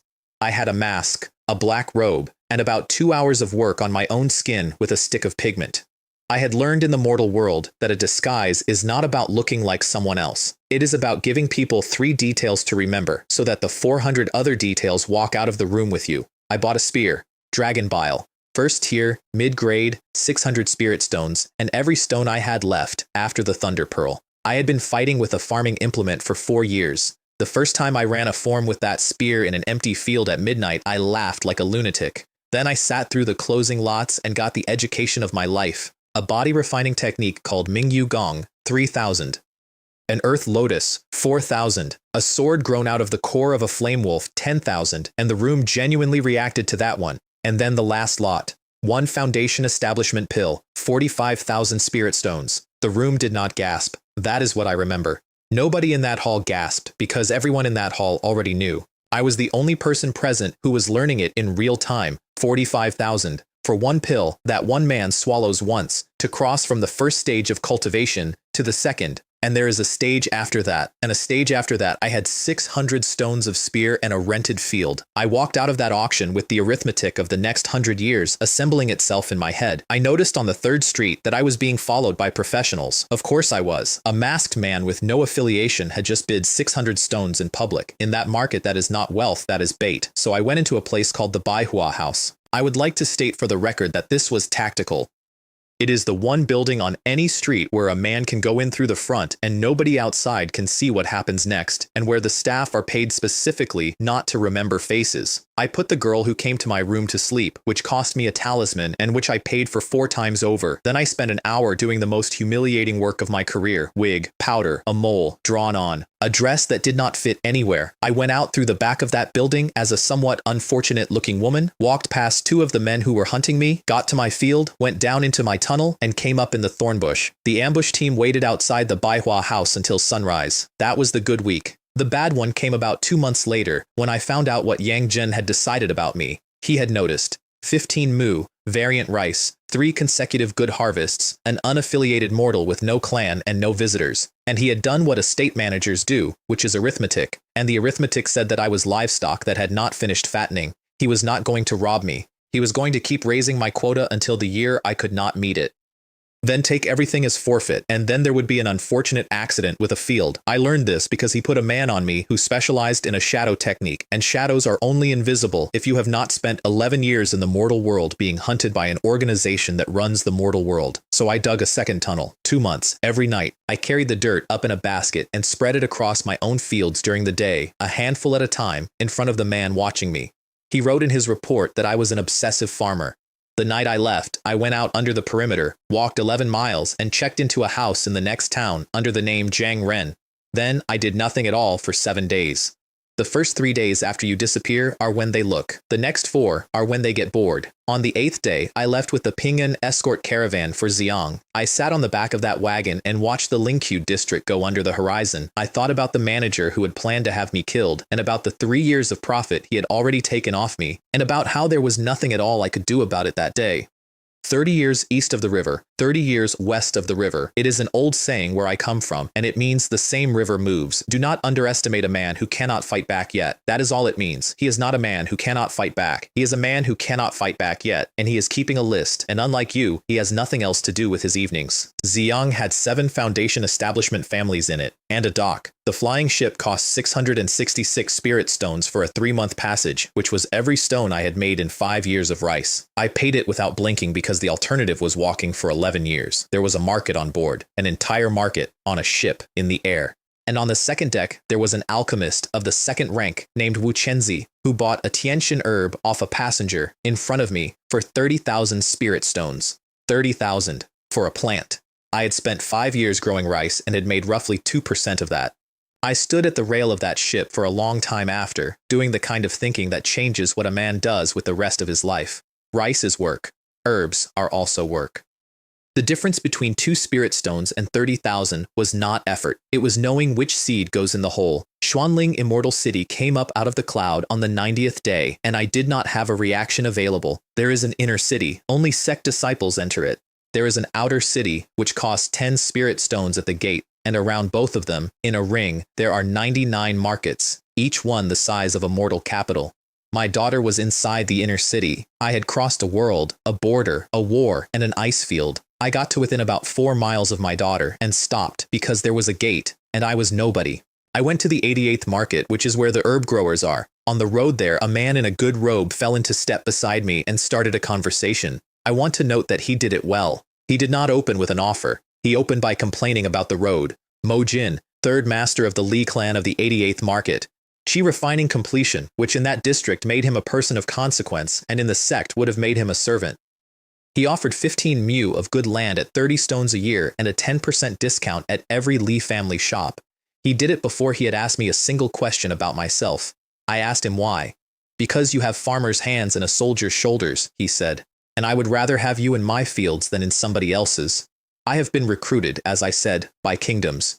He was the best of all of them, and it took me a while to work out why, and the answer is that he was not lying. The Li clan steward, a dry old man called Mo Shan, gave me the structure of the world over 2 cups of tea. The profound spirit sect sorts its people into 6 shelves: miscellaneous disciples who sweep, outer disciples, inner, elite, personal, and true disciples, of whom there are a number you could count without taking your shoes off. If you have not reached the late stage of Qi refining by 40 years old, you are removed from the role, either out of the gate entirely or down into service, which is worse, because you stay and you watch. And then he told me the thing that reorganized my entire life.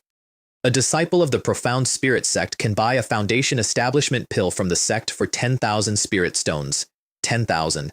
On the open market it is 45 and you cannot find one. Inside the sect it is a listed price on a shelf. Roughly 30% of sect disciples make the crossing to foundation establishment.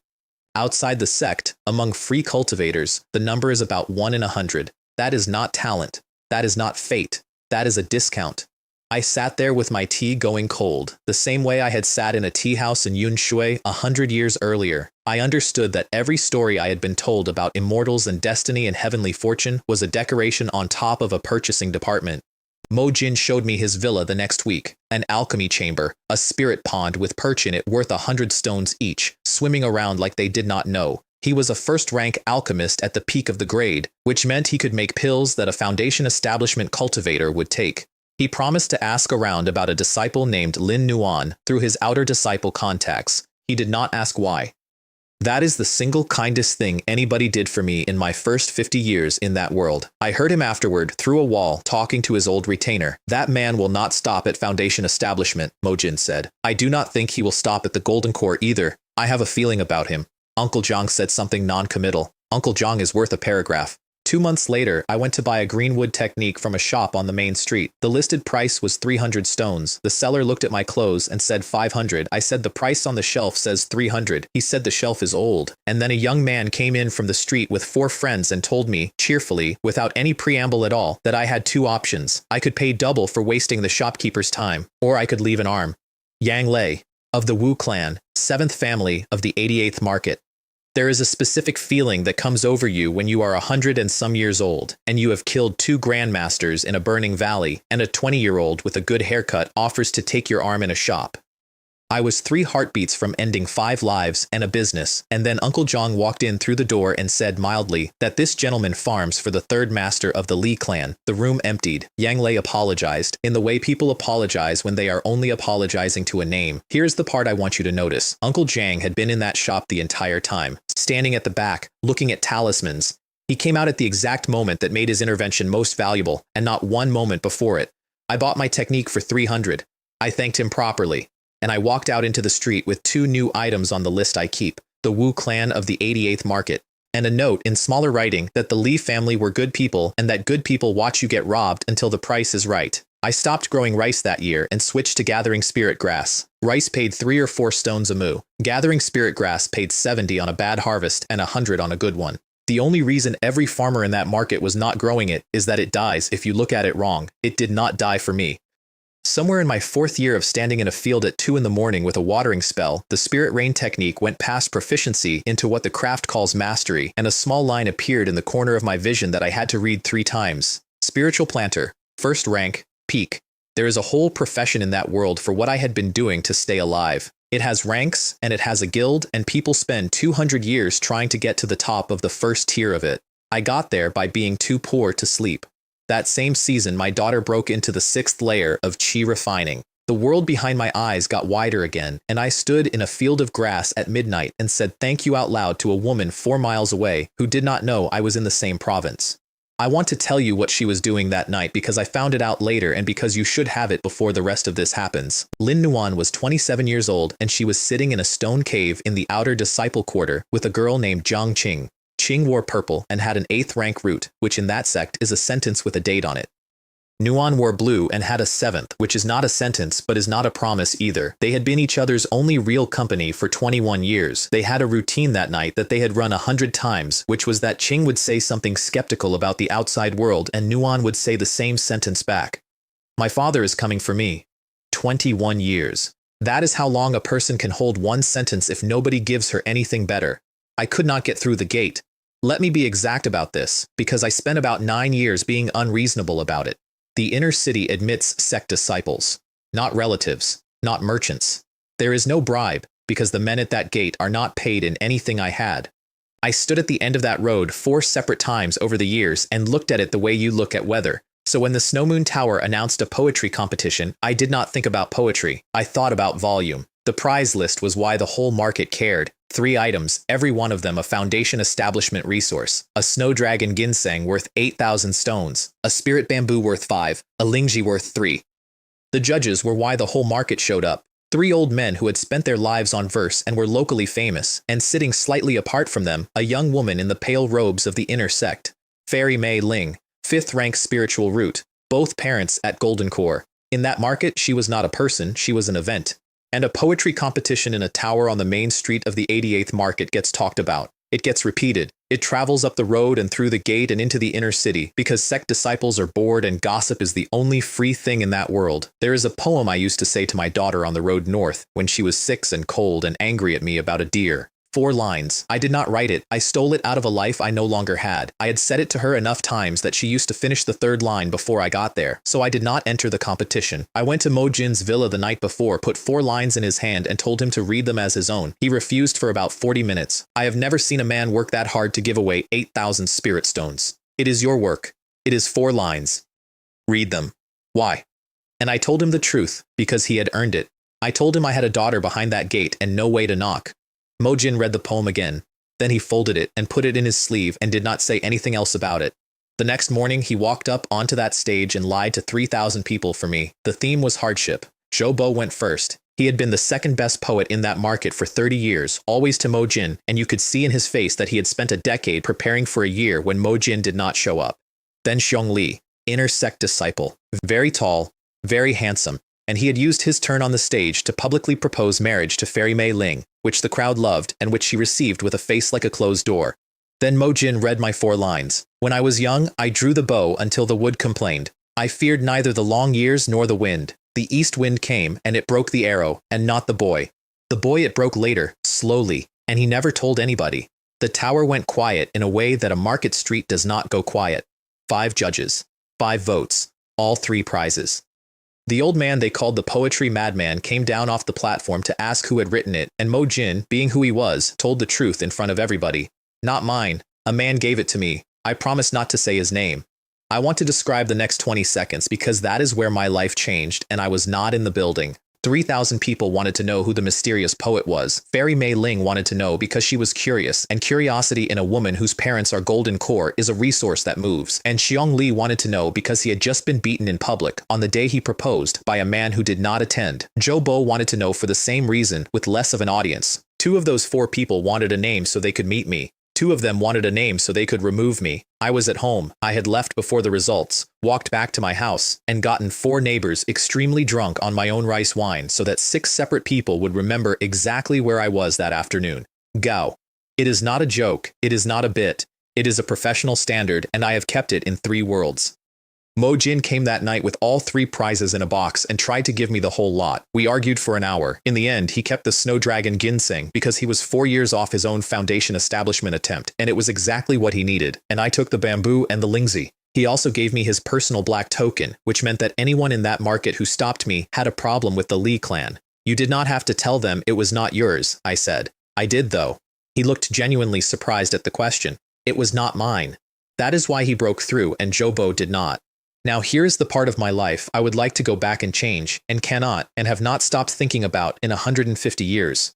The poem worked. It went up the road, through the gate, into the inner city, exactly the way I designed it. Within 8 days, sect disciples were reciting it at each other, and an auction was announced in the 88th market for the following month, and Jiang Qing wanted to go. She had never been out. 21 years inside a mountain, and she wanted, one time, to walk down a street and look at things she could not afford.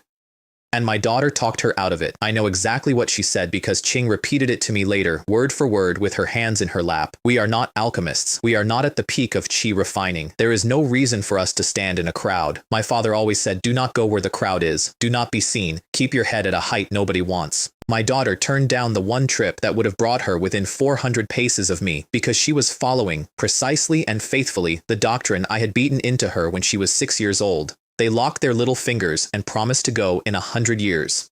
4 years went by. That is the honest number, and I am not going to dress it up. 4 years in which Mojin broke through to Foundation establishment and I got extremely drunk at the party. 4 years in which I saved 15,000 spirit stones by growing grass in the dark. 4 years in which my daughter went into a sealed retreat and stopped even hearing gossip. And then a disciple of the Pill Palace, showing off in a courtyard, recited 4 lines about a bow and an east wind. Zhangqing was walking past with an armful of somebody else's laundry. She stopped. She knew that poem, not from the market, not from the gossip. She knew it because a girl in a stone cave had recited it to her on a bad night 20 years earlier and had said, "This is my father's." Qing did not tell anyone. She did not tell Nuan, who was sealed in. She applied for a leave token, walked out of the inner city for the first time in 22 years, and went to the 88th market by herself. She had 140 spirit stones to her name. She spent 10 of them on a cup of tea in the Snow Moon Tower called Windflower Snow Moon because it was the only way to be allowed upstairs. She has never once let me forget how much that tea cost. Upstairs, under the roof beam, they had hung the winning scroll. She stood under it and did the arithmetic like a magistrate. The poem is Nuan's father's. The poem was read here 4 years ago. The man who read it says it is not his. The man who wrote it therefore lives in this market and did not come to the stage and would not give his name. She went and found Mo Jin. And then she did the single most audacious thing anyone in my family has ever done, which is a competitive category. She walked into the Li clan villa and gave her name as Lin Nuan. I was in a field with mud to my knees when Uncle Jiang came down the path at a run, which he had never once done. Your daughter is at the villa. I do not remember the walk. I remember standing in a wash basin in Mo Jin's guest wing, scrubbing my arms like a man trying to remove evidence. I remember somebody handing me a clean robe, and I remember that my hands would not do the sash. 100 and some years old, 2 grandmasters in a valley, a python, a spider queen, and I could not tie a knot. She was standing in the middle of the hall with her back very straight. Purple robe, not blue. I noticed and did not care because sects change uniforms and because my brain had gone somewhere else entirely. I stopped 4 paces away and I did the thing I had been carrying for 100 years, the thing I had built for exactly this, because I am a careful man and because a stranger can learn a name. I hoe the field at midday, I said. She went white. There is a second line. Every child in that world learns the poem. Sweat drips to the earth beneath the grain. She should have had it before I finished. She had it. She had it about a second late, and her voice did something in the middle of it. 2 laws, I said. Goo, she said. And ruthlessness. The wild forest. The tiger with eyes like a furnace door. And I crossed the floor and put my arms around her, and I was not fit to talk to for a while. She let me hold on for a long time. That is the part that gets me still. She stood there and let a stranger cry on her and did not say anything because she understood exactly how long he had been waiting to do it, and she was not going to be the one to shorten it. Then she said, into my shoulder, in a very small voice, Uncle Shu, I am not Nuan. I am Jiang Qing. I want to be honest about the 4 or 5 seconds that followed. They were not good. She got it out fast, the way you pull something off a wound. That Nuan was alive. That Nuan was sealed in retreat and had been for 2 years and could not be reached. That Nuan had said my father is coming for me every year for 22 years, and that Qing had believed her about it for the last 11, and that she had used my daughter's name at the gate because it was the only key she had. She was sorry, and she would leave right now if I wanted. Zhang Qing was 43 years old that day, stuck at the 5th layer of chi refining with an 8th rank root. She had walked out of the only place she had ever lived. She had spent 70% of her savings on tea, and she had stood in a stranger's hall to deliver good news about somebody else. I told her to sit down and eat something. She stayed a year. The sect gave her a long leave because a 5th layer disciple with an 8th rank root is not a resource anyone is monitoring closely, which is a cruelty I made a note of and eventually did something about. That year is the reason for everything that came after, so let me give you the shape of it. She had never bought anything. That is the thing I could not get past. 43 years old, and the concept of walking up to a stall and pointing at a thing was novel to her.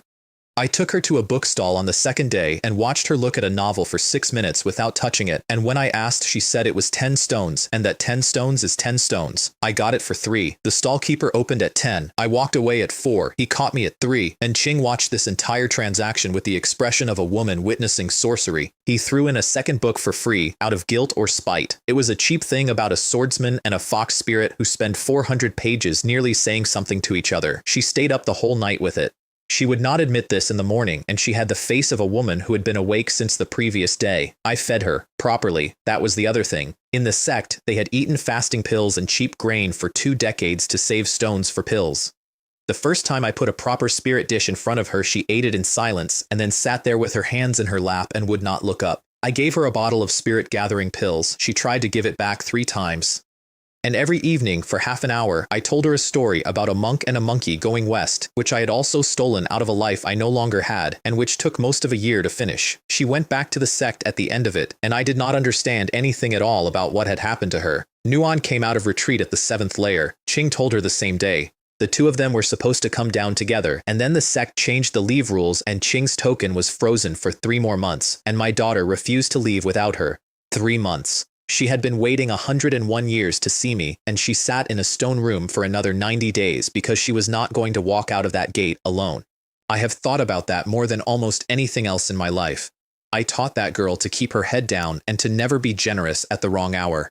She grew up and became somebody who would not walk through a door without her friend. I do not know where she got that. I suspect I know exactly where she got it, and her name was Li Mei. It was evening when they came. I had given up on the hour and was fixing a latch. The latch was broken because it was broken. Every time I tell this, I want to make it symbolic, and it was just a broken latch. Father.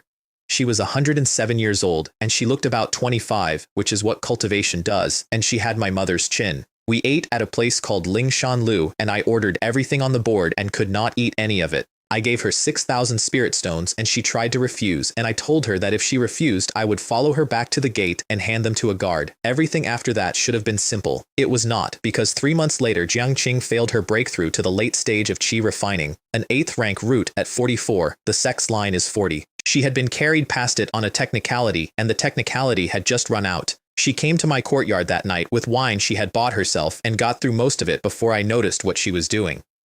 Uncle Shu. She had her back against the wall and her legs out in front of her like a boy.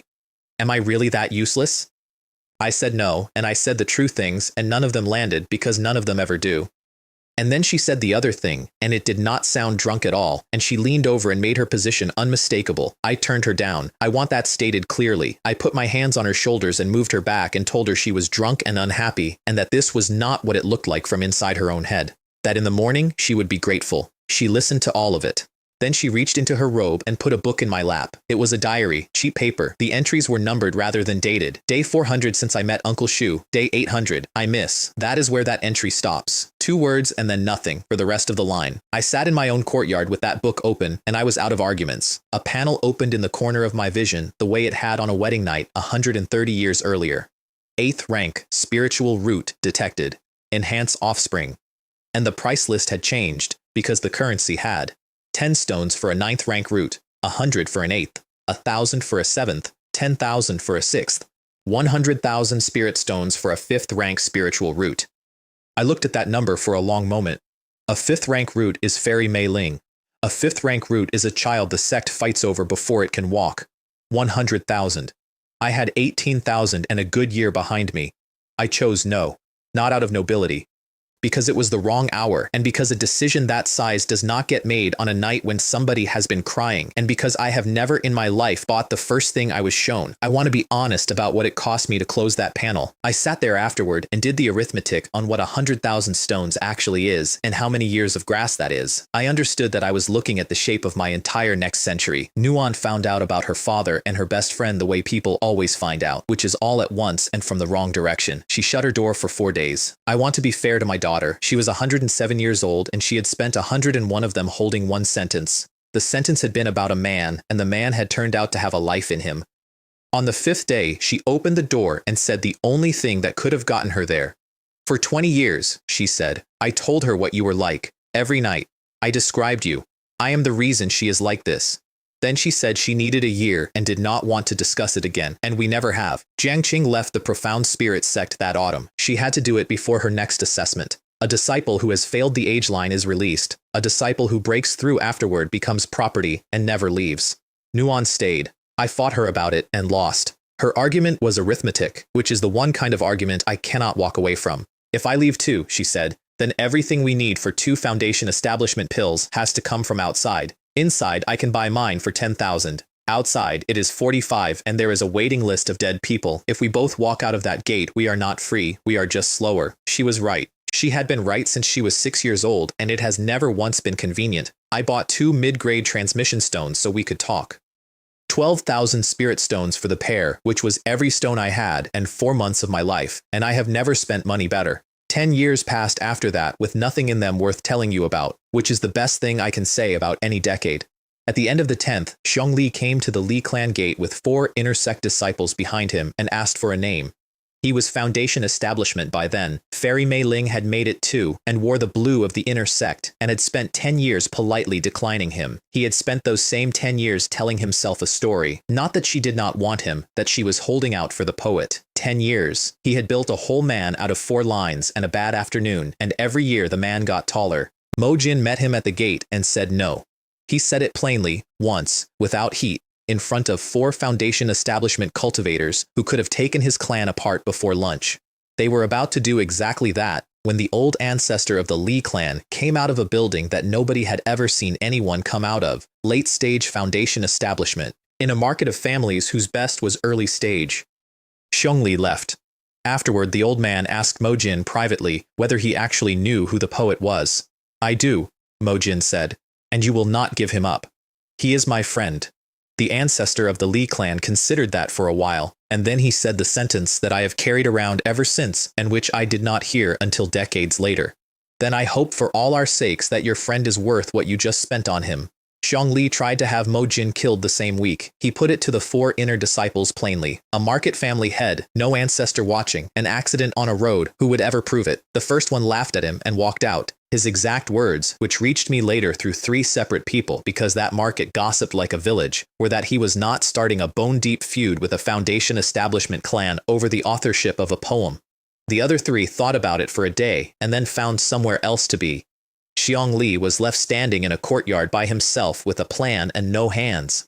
Mo Jin called me on the transmission stone that night and told me to stay home and under no circumstances attend the next poetry competition. I told him I had never intended to. The prize was a foundation establishment item, and a foundation establishment item that everybody watched you win is not a prize. It is a lit fuse in your pocket. They held the tournament without the mysterious poet. They had to physically escort Mo Jin onto the stage, which I am told he did with the expression of a man being walked to a wedding he did not agree to. I spent that afternoon in a field with grass to my knees, and that evening my wife broke through to the 7th layer of chi refining on her 2nd attempt and came out of that room with her hair everywhere and her face wet and said, "Husband, I did it." I had been standing outside her door for 11 hours breathing every other breath. An 8th rank root at 46 years old had just done something an 8th rank root at 46 years old does not do. She had done it because for the first time in her life, somebody had fed her properly and told her she was not disposable. The panel opened 4 months later. 8th rank spiritual root detected. Enhance offspring. 10 stones for a 9th, 100 for an 8th, 1,000 for a 7th, 10,000 for a 6th, 100,000 for a 5th. I had about 30,000 spirit stones, and 20 of those 30 were not mine in any sense that mattered, because they were the pile I had been building for my daughter's foundation establishment pill for 11 years, so I had 10,000. I took the 6th rank. I want to explain the decision, because it is the one that people ask me about, and because it is where I differ from every other man who has ever been handed a system like mine. The obvious move is volume. I am aware of it. The system pays me back for every child, so a rational monster in my position takes 100 wives, has 300 children, enhances each one at 10 stones apiece, and receives 300 small deposits of cultivation for the price of a decent spear. I did the arithmetic on that in my first month and threw it away for 2 reasons. The first is arithmetic itself. A ninth rank root is 10 stones and produces a person who will spend 120 years failing to reach the ninth layer of chi refining. Their feedback to me is a cup of water poured into a river. A sixth rank root costs 10,000 and produces someone who will stand at foundation establishment before they are 60. The cheap ones do not add up. They never add up. 300 weak children is not 300 times one child. It is a village of people who cannot help me and cannot help themselves. The second reason is that I have already buried one of my own children's mothers and I am not doing it again for a discount. My system is not a breeding program. It is a question asked once per child, and the question is, how much am I willing to put on this one? Jiang Qing found out she was pregnant about a month after that, on a morning when she could not keep her breakfast down and scanned her own stomach with her divine sense out of irritation. I already knew. I had known for weeks because a panel had told me. And I stood there in my own kitchen and did a completely convincing impression of a man receiving news, which is one of the small ongoing frauds of my life and which I do not feel bad about at all. Qing was the one who told Nuan. I could not work out how to say it. There is no good sentence, for you are going to have a brother who is 108 years younger than you. My daughter read that message alone in a cave in the inner city. I know exactly what her face did, because Qing was watching through a transmission stone and Qing tells me things. It went somewhere sad for about 1 second. Then she was bright and loud and said, "Congratulations, Sister Qing," and that she would come home within half a year, and she meant every word of it. 1 second. She only ever gave herself 1 second, and then she put it away. I taught her that, and I do not know how to feel about it even now. The 8 months of that pregnancy were the most housework I have done in 2 lifetimes. I did the washing, I did the cooking, I swept a courtyard that did not need sweeping. Qing was not allowed to lift anything heavier than a cup, and when she argued, I said the only thing I had, which was that she had a job, and her job was the 8 months. The night it started, I was outside that door doing arithmetic on stone. I am not going to pretend I was thinking about the baby. I was standing in a courtyard with my hands flat on a wall, 135 years old, thinking about a village in a mortal world and a woman who got most of a sentence out. Nuan was home for it. She saw my face and did the kindest cruel thing anyone has ever done to me. She asked whether her mother had given birth to her the same way, and I had to stop and turn around and tell her about the rain stopping, the sun coming out, and the midwife with her sleeves rolled up, and Li Mei's face when they put my daughter in her arms. By the time I finished, I could hear the second one crying inside. A boy, mother alive. Nuan held him first because she got to the door before me and stood there frowning at him for a while. "Father, is he going to call me sister or aunt? Which do you want?" "Sister." She adjusted her grip. "I am not ready to be an aunt." I named him Lin Cheng.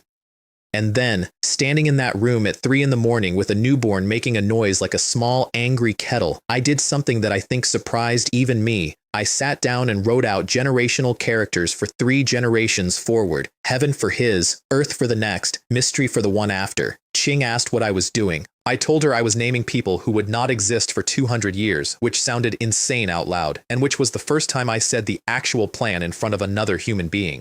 I was going to build a clan. Not a household, not a lineage of 2, a clan, with a hall and a book and a rule about names. That the children of my children would be born into a room that already had a floor in it. I had come into 2 worlds with nothing, twice, and I had spent 135 years learning exactly how much of a man's life gets eaten by starting from nothing. Nobody in my line was ever going to start from nothing again. Nuan went back to the sect. Inner disciples get 1 visit home a year. I gave her 5,000 stones and told her to keep an eye out for foundation establishment resources, but under no circumstances to let anyone see that she had money. And then I did the strangest thing I have ever done as a businessman. I expanded my fields from 18 mu to 20 and stopped. I could have taken 40. I had the land, the technique, and the arms. I took 20 because the other 20 mu of my time went to a boy who could not yet hold his own head up. Every man I have ever met who built something enormous ruined at least 1 child doing it. I had seen it on Earth and I saw it here, in market families where the father was a legend and the son was a story people told at parties. A badly raised son does not fail to help you. He takes you down with him, and he does it with your own money. So I grew 20 mu and I raised a son. Nuan broke into the 9th layer of chi refining 18 months later. The feedback notice came while I was standing in an open field, and I refused it. That is worth a note. The system does not force it on you. Accepting a breakthrough in the middle of a spirit field, in the open, with thin ambient energy and no formation, is how people damage themselves permanently. I walked home, closed my door, sat down properly, and then said yes. And I went through to the 9th layer myself, on the floor of my own bedroom, in about the time it takes to boil water. The story I gave my family was that being home with them had cleared my mind, and that clarity had produced an insight. I have told that lie in some form about 11 times over 200 years. Everyone believes it. That is the part that unsettles me. If you are calm and unremarkable and you say that a breakthrough came from peace of mind, nobody in that world will ever ask you a second question because every one of them wants it to be true. Nuan came home on a flying sword that season, and little Cheng waved both arms at her from my hip. I showed her the 2 foundation establishment items I had put away, a heaven and earth bamboo, a sea lingji. She looked at them for a while and then said she did not need a perfect foundation, that she only needed to cross. Your father is not strong enough yet, I said. You are the best there is, she said, in the flat voice of someone stating a measurement. She went back without the items and without the pill money because she was still years off the peak and there was no sense in her carrying that much value through a gate. She told Qing something on the way out that I did not hear until much later. He climbed 8 layers of qi refining with no sect, no master, no pills, and no resources, she said. Everything he ever got, he gave me. He gave me his road to immortality. How am I supposed to be angry at him about anything? That is why she forgave me and Qing in 5 days, not because she was generous, because she had done her own arithmetic and the number came out the same as mine. Qing reached the 8th layer 6 years after the 7th, 6 years, and she came out of that room and immediately started worrying about something else, which is the great engine of my wife's personality. Qing is nearly 6. He is. What if he does not have a root? I want you to appreciate my position here. I knew. I had bought it. I had a receipt. So I looked at my wife and told her, with total confidence and no supporting evidence whatsoever, that of course our son had a spiritual root, and had she considered whose son he was. She hit me with a cloth. It worked though. We decided that night not to send him to the profound spirit sect. Not ever. Qing argued it for a while, because everything she knew said the sect was the only ladder. I let her, and then I gave her the version of the truth I could give. The sect is a very good ladder for one person and a very bad floor for a family. Nuan was in there and would be in there for a century, and everything she earned alone. Chung was going to be the second head of the Shu clan, which did not exist yet, and you do not send the second head of a clan to be a stranger's disciple. The Li family tests all its children once a year, together, because a testing stone costs tens of thousands of stones and nobody buys one for a single child. They also, conveniently, get first refusal on anything the stone finds. I watched a boy from a tenant family light that stone at 7th rank. I watched a Li clan elder cross the courtyard before the light had faded and ask him, pleasantly, whether he would consider taking the surname Li. The boy's parents said yes so fast it was almost one syllable. I had asked for Qing to be tested last, privately, on a jade token from Mo Jin. The stone did not flare. It lit like a lamp with the shade taken off, brighter than the 7th rank boy, and stayed that way. 6th rank. The elder turned around with his mouth already open. The child should join the Li clan. We agreed to borrow the stone. The stone is mine, so by the customs of this market the result is also partly mine, and therefore, I did not argue. I put my hand into my sleeve and took out Mo Jin's personal black token and held it up at chest height and said absolutely nothing at all. I have never in my life seen a man change shape so fast. He folded almost double. Ah, Elder Shu, you are a guest of the 3rd master, of course, of course. Qing cried on the way home and pretended it was the wind. Mo Jin contacted me that night and told me, before I could raise it, that he had already instructed the elder to keep his mouth shut.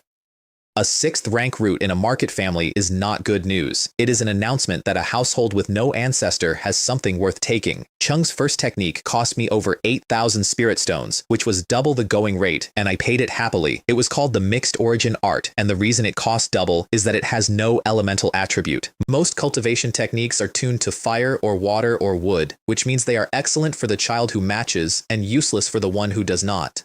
The mixed origin art fits anybody. It was not a technique for my son. It was a technique for every child my family would ever have. I bought it once, and my great-grandchildren will still be using it. He introduced qi into his body 3 months later. My daughter had taken a year. He took 3 months, at 6 years old, and then looked up at me and asked whether that was good. The feedback came through, and it was honestly nothing, a trickle into a river. A man at the 9th layer of qi refining does not notice a 6-year-old's first breath of qi. I sat down anyway and enjoyed it for a while. Qing turned 44, and I finally said the thing I had been holding for 2 years. Here is the arithmetic she already knew and had not said out loud either. If you have not reached the peak of qi refining by 55, you will not take foundation establishment because after 60 the body starts to close and even a pill will not open it. With an 8th rank root and a pill in hand, the odds at 55 are about 4 in 10. After 60, they are 2. Chung is 6, I said. He can dress himself and he can read. Stop nursing him. Go and cultivate. She looked at me for a long moment because it sounded exactly like a man complaining that his wife was not working hard enough. She knew perfectly well that it was not. Inside a year, she was at the 8th layer, and I had bought a 3rd foundation establishment item off Mojin for 3,000 stones, which with what Nuon had put away made 4. We were, for the first time since I fell into that world, ahead of schedule, which is exactly when the Profound Spirit Sect announced that every outer disciple at the late stage of chi refining was going into the secret realm. I heard it from her on the transmission stone, and my first instinct was to tell her to fail the trial. If it looks bad, drop it, come out, take the penalty.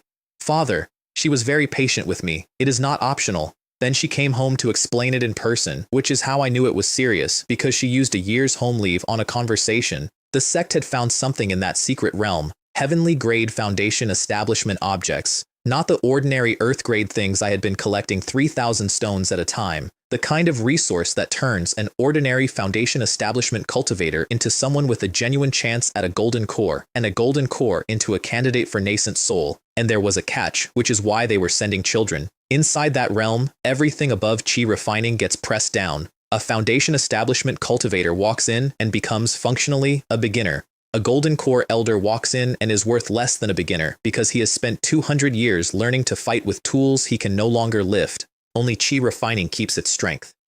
So the greatest sect in the southern wilderness, holder of a 2-digit number of nascent soul ancestors, master of every human being within 11 provinces, looked at that problem and arrived at its solution, which was to send in 100,000 teenagers. Anything they found had to be surrendered. The compensation for one heavenly grade object was 3 foundation establishment pills and 5 advanced earth grade items, which sounds enormous until you learn what they were keeping. I did not sleep much that month. I spent 24,000 of my 36,000 spirit stones on my daughter, a first-rank peak-grade defensive robe, 9,999. I want you to know that I stood in that shop and did not haggle for the first time in 100 years. A sword, pills, talismans, dozens of them, every kind I could find, including 4 I could not afford, 12,000 left. And the only reason there was 12,000 left is that it was earmarked for her pill, and I physically could not make myself touch it. Do not be greedy, I told her, packing it. You are not there to win. Find a crack in a rock, get in it, and come out alive. Coming out alive is a complete success. There is no additional prize. She tried to give the robe back. She stood in my courtyard with 9,999 stones of armor in her arms and cried and told me to keep it. Stupid girl, I said. What am I going to do with it at home? Frighten the chickens.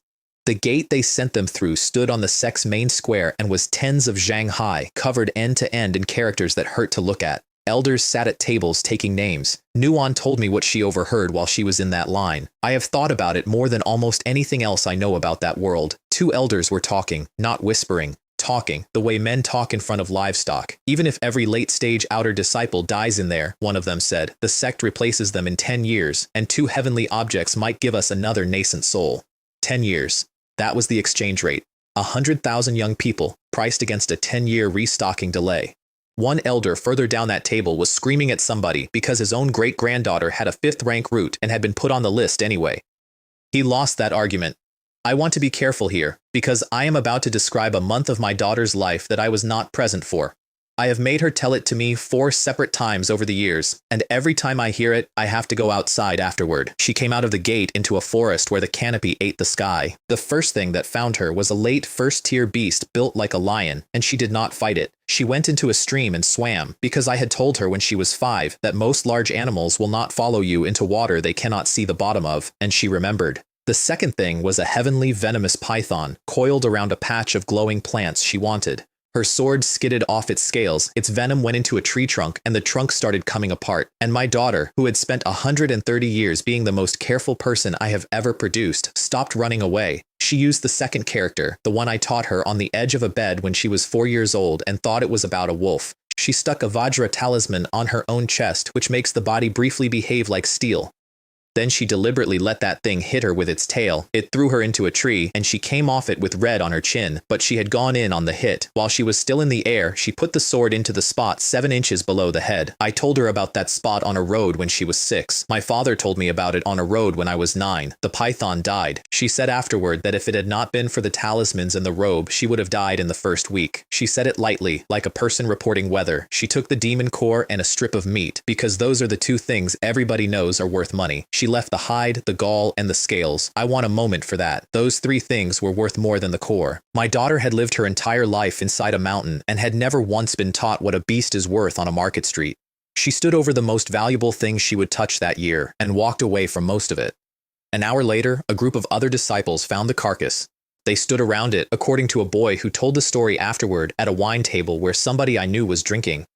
They concluded that only someone from the 100 list could have killed it. The 100 list is the top 100 outer disciples out of 100,000, names people memorize. Then they divided the hide and the gall between them and congratulated each other on their luck. Nobody in that clearing ever considered that it had been done by a girl who did not know what she was standing on. She healed in a cave under an illusion talisman for 4 days. While she was in there, she watched through the mouth of that cave 2 groups of disciples from the same sect kill each other over one plant.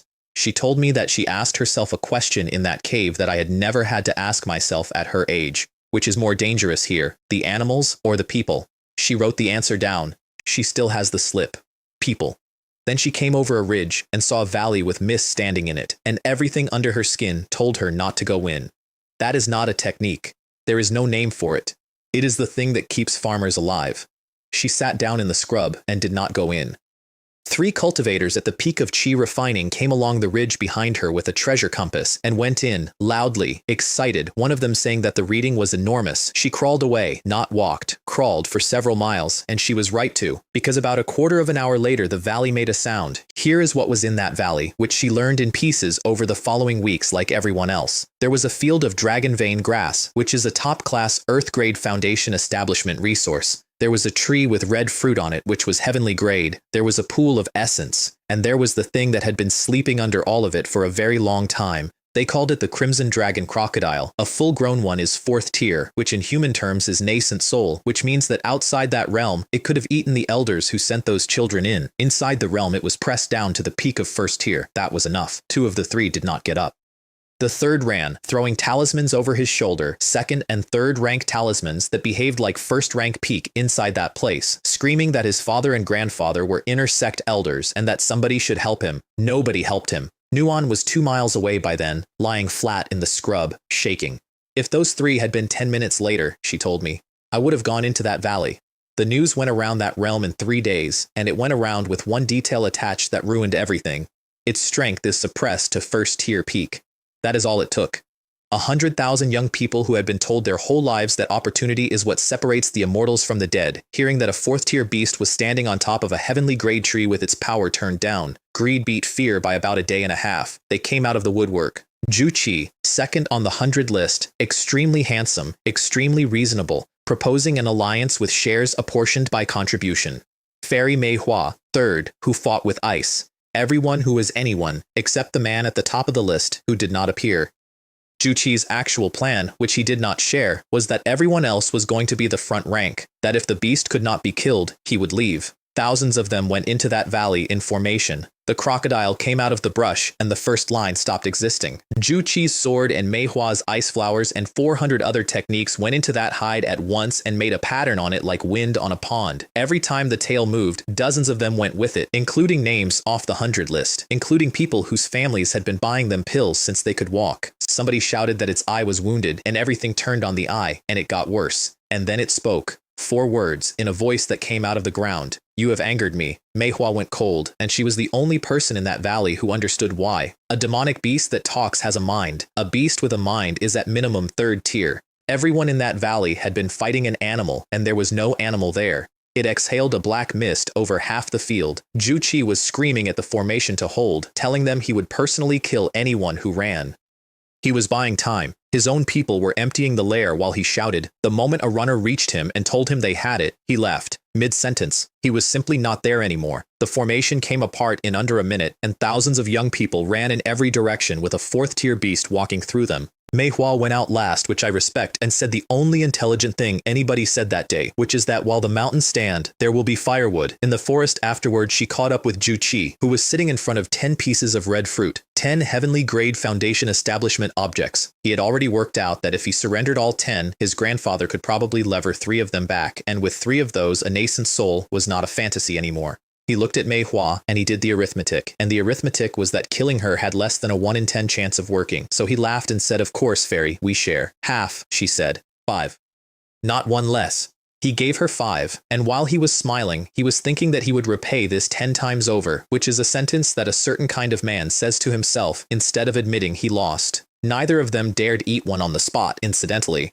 There is a sect rule about the secret realm, and the rule is that anyone who breaks through to Foundation establishment inside it is executed, along with their family. Ren Fang, number 1 on the 100 list, came out of a frozen pool 4 days later, dragging the body of an ancient ice and fire twin dragon behind him. He had fought it for several days. It was first tier peak, and ancient, and it had been guarding a heavenly object, and he had won. Then he heard about the crocodile and said, essentially, interesting. I will rest and then go and deal with that. He did not know the difference between an ancient beast and a 4th tier one. Nobody had ever needed to explain it to him, because nothing had ever beaten him. He opened with his best. It has a name, Sovereign Blade, Heaven Extinguishing. The crocodile turned red.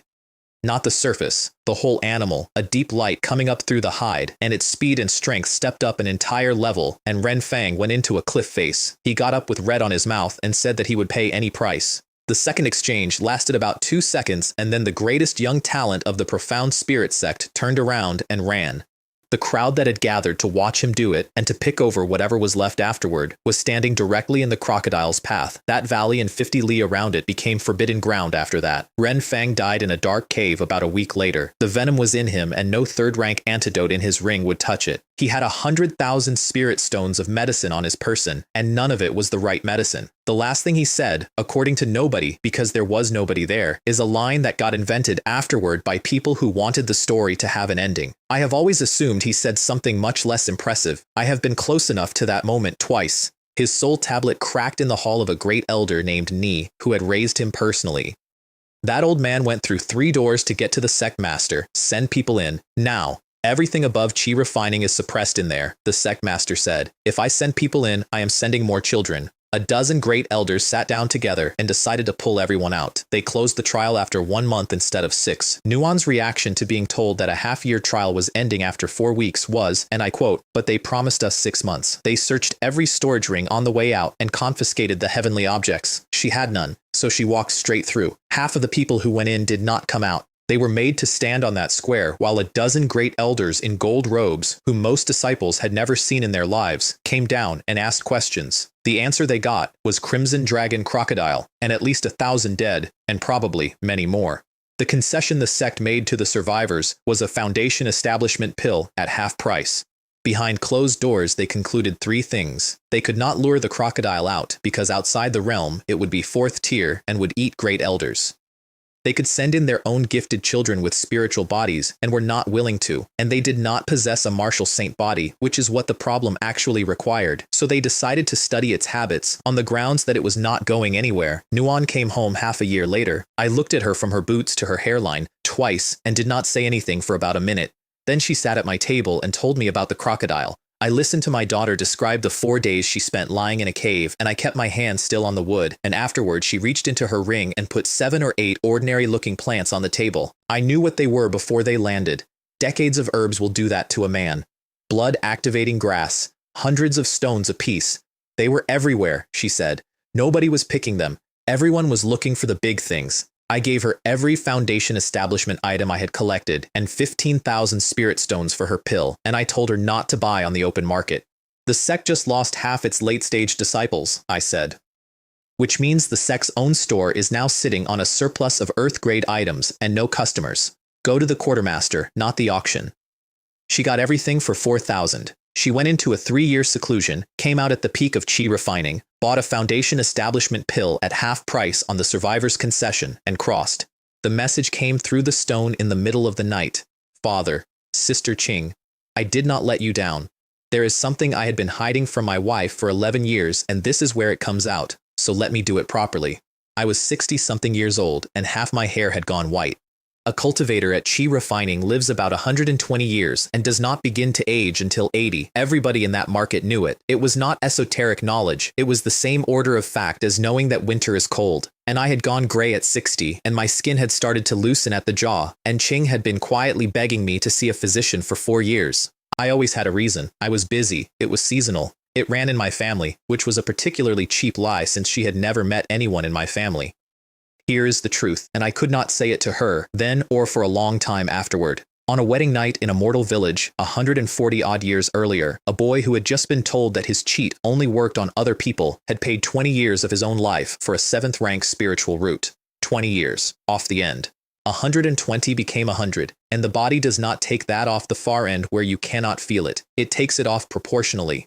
I started aging at 60 because I had signed away 1/6 of everything on a night when I did not know what a spirit stone looked like. My daughter's entire existence as a cultivator was funded by that payment. Every layer she climbed, every layer she fed back to me, all of it came out of that one transaction. And I could not tell my wife because the sentence is, I bought your stepdaughter's talent with my own lifespan. There is no version of that sentence that does not end with Ching asking what I paid for our son. There was exactly one way out. A foundation establishment cultivator lives 300 years, not 100. 300. Crossing that line would not restore my 20. It would make the 20 irrelevant, which is better, and it would do it in one afternoon. The notice came through at dawn. Your offspring has established foundation. Accept feedback. And under it, a second line I had never seen before, in different characters. Upon the host reaching foundation establishment, the system will upgrade. Advise prompt breakthrough. I went out into the courtyard and told my wife that I could feel the moment. She had the front of my robe in both hands before I finished the sentence. You are 63 years old. She was not shouting. That was the awful part. You do not have a foundation establishment pill. Without a pill at your age, the odds are 1 in 10. Nuan is coming home in 2 months. Wait for her. Wait 2 months. If I let this go, I said, there will not be another one. That is not a heroic line. That is the truth about cultivation, and nobody in that world will tell you otherwise. The moment arrives, and it does not cue. Nuan's message came in while I was walking to the room. It said, do not you dare. I did not answer it. Mojin sent congratulations because word travels, and his message was warm and completely relaxed because it did not occur to him for 1 second that a man would attempt this without a pill. My wife and my 11-year-old son sat down on the stones outside that door with their hands folded and asked whoever is listening to keep him. Feedback accepted. I have described a few unpleasant experiences. This one was different in kind. What comes back from a child crossing into foundation establishment is not the trickle that comes off a layer of chi refining. It arrived like a river arriving at a gate, and my meridians were the gate, and for a while I was entirely certain that I was going to come apart at the seams and that my wife was going to have to clean the room. Then something at the top of me gave, the way ice gives, and I felt the white go out of my hair. That is the only way to say it. I felt it leave, from the roots outward, like heat leaving a stone. I opened my eyes and looked at my own hands, and they were a young man's hands. Outside, Jiang Qing was watching under the door. Foundation established. System upgrade in progress. She came through that door before it was fully open and put her face in my chest and did not say anything at all for a long time, which for my wife is the loudest available reaction. And then I felt a foundation establishment aura coming down the road at speed. I put her behind me and stepped into the yard with my spear coming into my hand. It was my daughter. She had come across half a province at a dead run to physically stop me from doing the thing I had already done. She arrived 4 hours late, and she stood in my gate with her chest heaving and her hair completely destroyed. Papa, she said. I was so frightened. She had not called me Papa since she was 6 years old. Mo Jin came the next day with Uncle Jiang and a storage ring full of congratulation. I refused it flatly. 40 years that man had been carrying me, and I had never once given him anything on his own breakthrough. I told him so, and we argued about it in a doorway like two farmers. Then he saw Nuan standing in my courtyard with a foundation establishment aura on her, and his whole face changed. Both of you? In the same season? He gave little Chung a bottle of chi gathering powder and made him promise to work hard, and Chung bowed like a soldier, and Mo Jin laughed until he had to sit down. Then he made me an offer. Registered elder of the Li clan. Almost no duties. Cultivate as you please. Leave the market whenever you want, and we will not stop you. I said yes, and I said yes for Qing because she had 10 years left on her clock and an elder's position came with resources. But I want to give you the economics behind that offer because it is the thing I understood that year that reorganized my ambition. Every clan in that market had 4 or 5 foundation establishment cultivators standing in the open and about the same number hidden. The Li clan could afford to push maybe 10 people across that line in a year and no more because pills are money and money is finite, and they could not expand. That is the part. The land in the center of Xuanling is all held, every mu of it. The only way for a market clan to grow is to take another clan's, and the profound spirit sect's policy on that is very simple. If you wipe out a rival family, the sect confiscates the estate and fines you for the disorder, so nobody ever wipes anybody out. They pinch each other forever. That is not an accident of history. That is a deliberate policy, maintained for tens of thousands of years by an organization that has understood since before my ancestors had a language that the way you keep your position is not to be strong. It is to make sure that nothing underneath you can ever finish a meal. The rumor went around the 88th market within a week, and it was not the rumor I expected.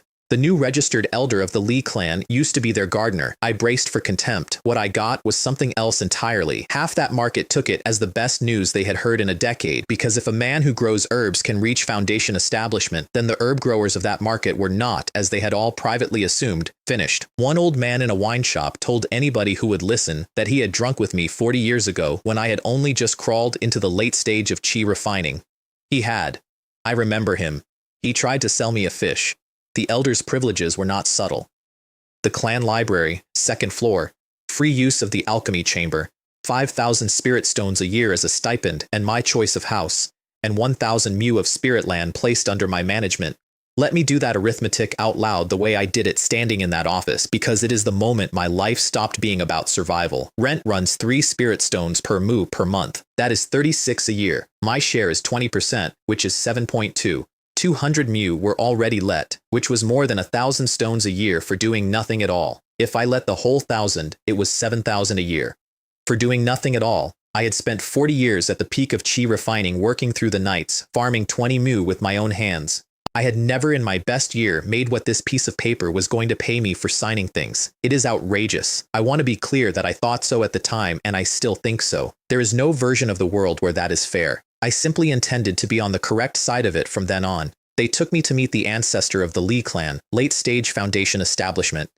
He was perfectly polite, and I did not breathe properly until I was back in the courtyard. We moved into a house with spirit trees in the yard and a defensive formation on the wall. I stood in that courtyard on the first night and thought, this is step 1. And then the system finished its upgrade. I had been waiting for that panel for 2 months, and when it opened, I sat down on the ground. 69 years old. Aptitude, 6th rank. Foundation establishment, 1st layer. Offspring, 2. And 2 rows that had never been there before. Talent, physique. The talent row had 2 entries, spiritual plant, 3 stars, hereditary, and eye of insight, which the system listed as a gift rather than a talent, which I did not understand for another minute and a half. Talents run from 1 star to 10. Hereditary means exactly what it sounds like, and it is the single most important word on that panel, because it means that everything I am is now a thing my children are born holding. Physique is a separate ladder entirely. Spiritual body, then royal body, then saint body, then divine body. There are no divine bodies in this world. A saint body is, by every account I have ever read, functionally unbeatable within its own generation, and Eye of Insight does one thing. I can look at a person and read their aptitude, their talents, and their strength, provided their divine sense is weaker than mine. If it is stronger, I get the backlash. I want to be honest about what I did with that power in the first 10 minutes, because it is not admirable. I turned it on my own family. Jiang Qing. 50 years old, 8th rank spiritual root, talent, none. Lin Nuan. 50 years old by the count that matters, 7th rank, talent, none. Lin Cheng, 12 years old, 6th rank root, talent, none. I sat in my new courtyard with my perfect new eyes and read 3 blank lines in a row. Not one person in my family had a talent, not one. I had bought roots. I had bought them with years off my life and with every stone I had ever earned. The thing that turns a cultivator into a legend was not something you could buy at all, and none of mine had it. I told myself we would make it up with resources. That is what I told myself. It is also what every mediocre clan in that market told itself, and I knew it while I was saying it. Then I went for a walk, and the walk fixed me. Yang Kuang, 25 years old, 9th rank root, 3rd layer of chi refining. 25, and standing exactly where my 12-year-old son was standing. That is what a 9th rank root is. It gives you a ray of hope and a wall, at the same time, forever. Yang Yang, 56, 8th rank, 8th layer. In 4 years, his blood begins to fail, and everything he ever wanted becomes impossible, while he is still healthy enough to think about it every day. Tian Lin, 32, 7th rank root, alchemy 1 star, 1 star, 1. And she was the first talent I had seen on that entire street. I walked back up the road recalibrated. Nobody has a talent. That is the actual state of the world. My family was not cursed, my family was ordinary, and the entire difference between an ordinary clan and a great one is what the great one does when a 1-star child walks past their gate. That was the moment the plan got its final shape. I was not going to find talents in my own house. I was going to go out and collect them, which is when my head split open. I had scanned, by my own count, over 400 people in about 90 minutes, and divine sense is a muscle. I had just done the equivalent of sprinting up a mountain on the first day of training. The street went dark and sideways, and I put a hand out for a wall that was not there, and somebody walked into me. "Are you blind?" A young man with 3 friends behind him, all of them enjoying themselves. "That robe cost me 2,000 stones. Call it 1,000 and we will forget it." Qin Tian. I got the name later. I had walked that street a few hundred times over 40 years and had never once been approached by these people. The first time I went out after establishing foundation, they picked me inside 10 minutes. I worked out why later, and it is genuinely funny. For 40 years, I had been a working man going somewhere. That day I was strolling, with no tools, in a good robe, with nothing obviously to do. I had stopped looking like labor and started looking like leisure, and leisure without visible strength is what those people eat. I did the sensible thing first. "Everyone on this street," I said loudly to the street, "did you all see who put their hands on whom?" The street, which hated these 4 men, was delighted to confirm it. Then I used the thunderlight spell. One of them left the ground and did not come back down anywhere nearby. Qin Tian was on his knees before the light had finished. I took their rings. I took their artifacts. I took the spare talismans out of their sleeves. And then Qin Tian, weeping, said the sentence that all of them say, which is that I had promised to spare his life. "I did," I agreed. "I promised you your life. 3 more strikes, 1 each, into the Dantian. I never said anything about your cultivation. I will admit to enjoying that. I will also admit that while I was doing it, I left something small and quiet in each of them, a marker in their spiritual channels that would hold for 1 day, because I wanted to know where they went. They were still kneeling when I remembered the last thing. One more item. You have all been holding something back." Their clothing came apart into dust. I have done a great many things in 2 lifetimes, and I would like it noted that watching 3 professional street extortionists run naked the length of the 88th market is in my personal top 5. Half an hour later, all 3 rings went ownerless. That is a thing storage rings do. When the owner dies, the binding drops, and if you are holding the ring, you feel it happen. 3 at once, within half an hour of each other, on a market street. Their old enemies had been waiting for years, and I had just sent them out unarmed, penniless, without cultivation, and without clothing. I sat with that for a while. I had promised not to kill them today. I kept my word exactly. I have never once broken my word, and I have also never once pretended that keeping it makes me a good man. The rings had a couple of 100 stones between them, a pile of junk, and in the third one, a purple flame flower, an Earth-grade foundation establishment object worth over 2,000, 4,000 spirit stones, from 1 afternoon of being bumped into.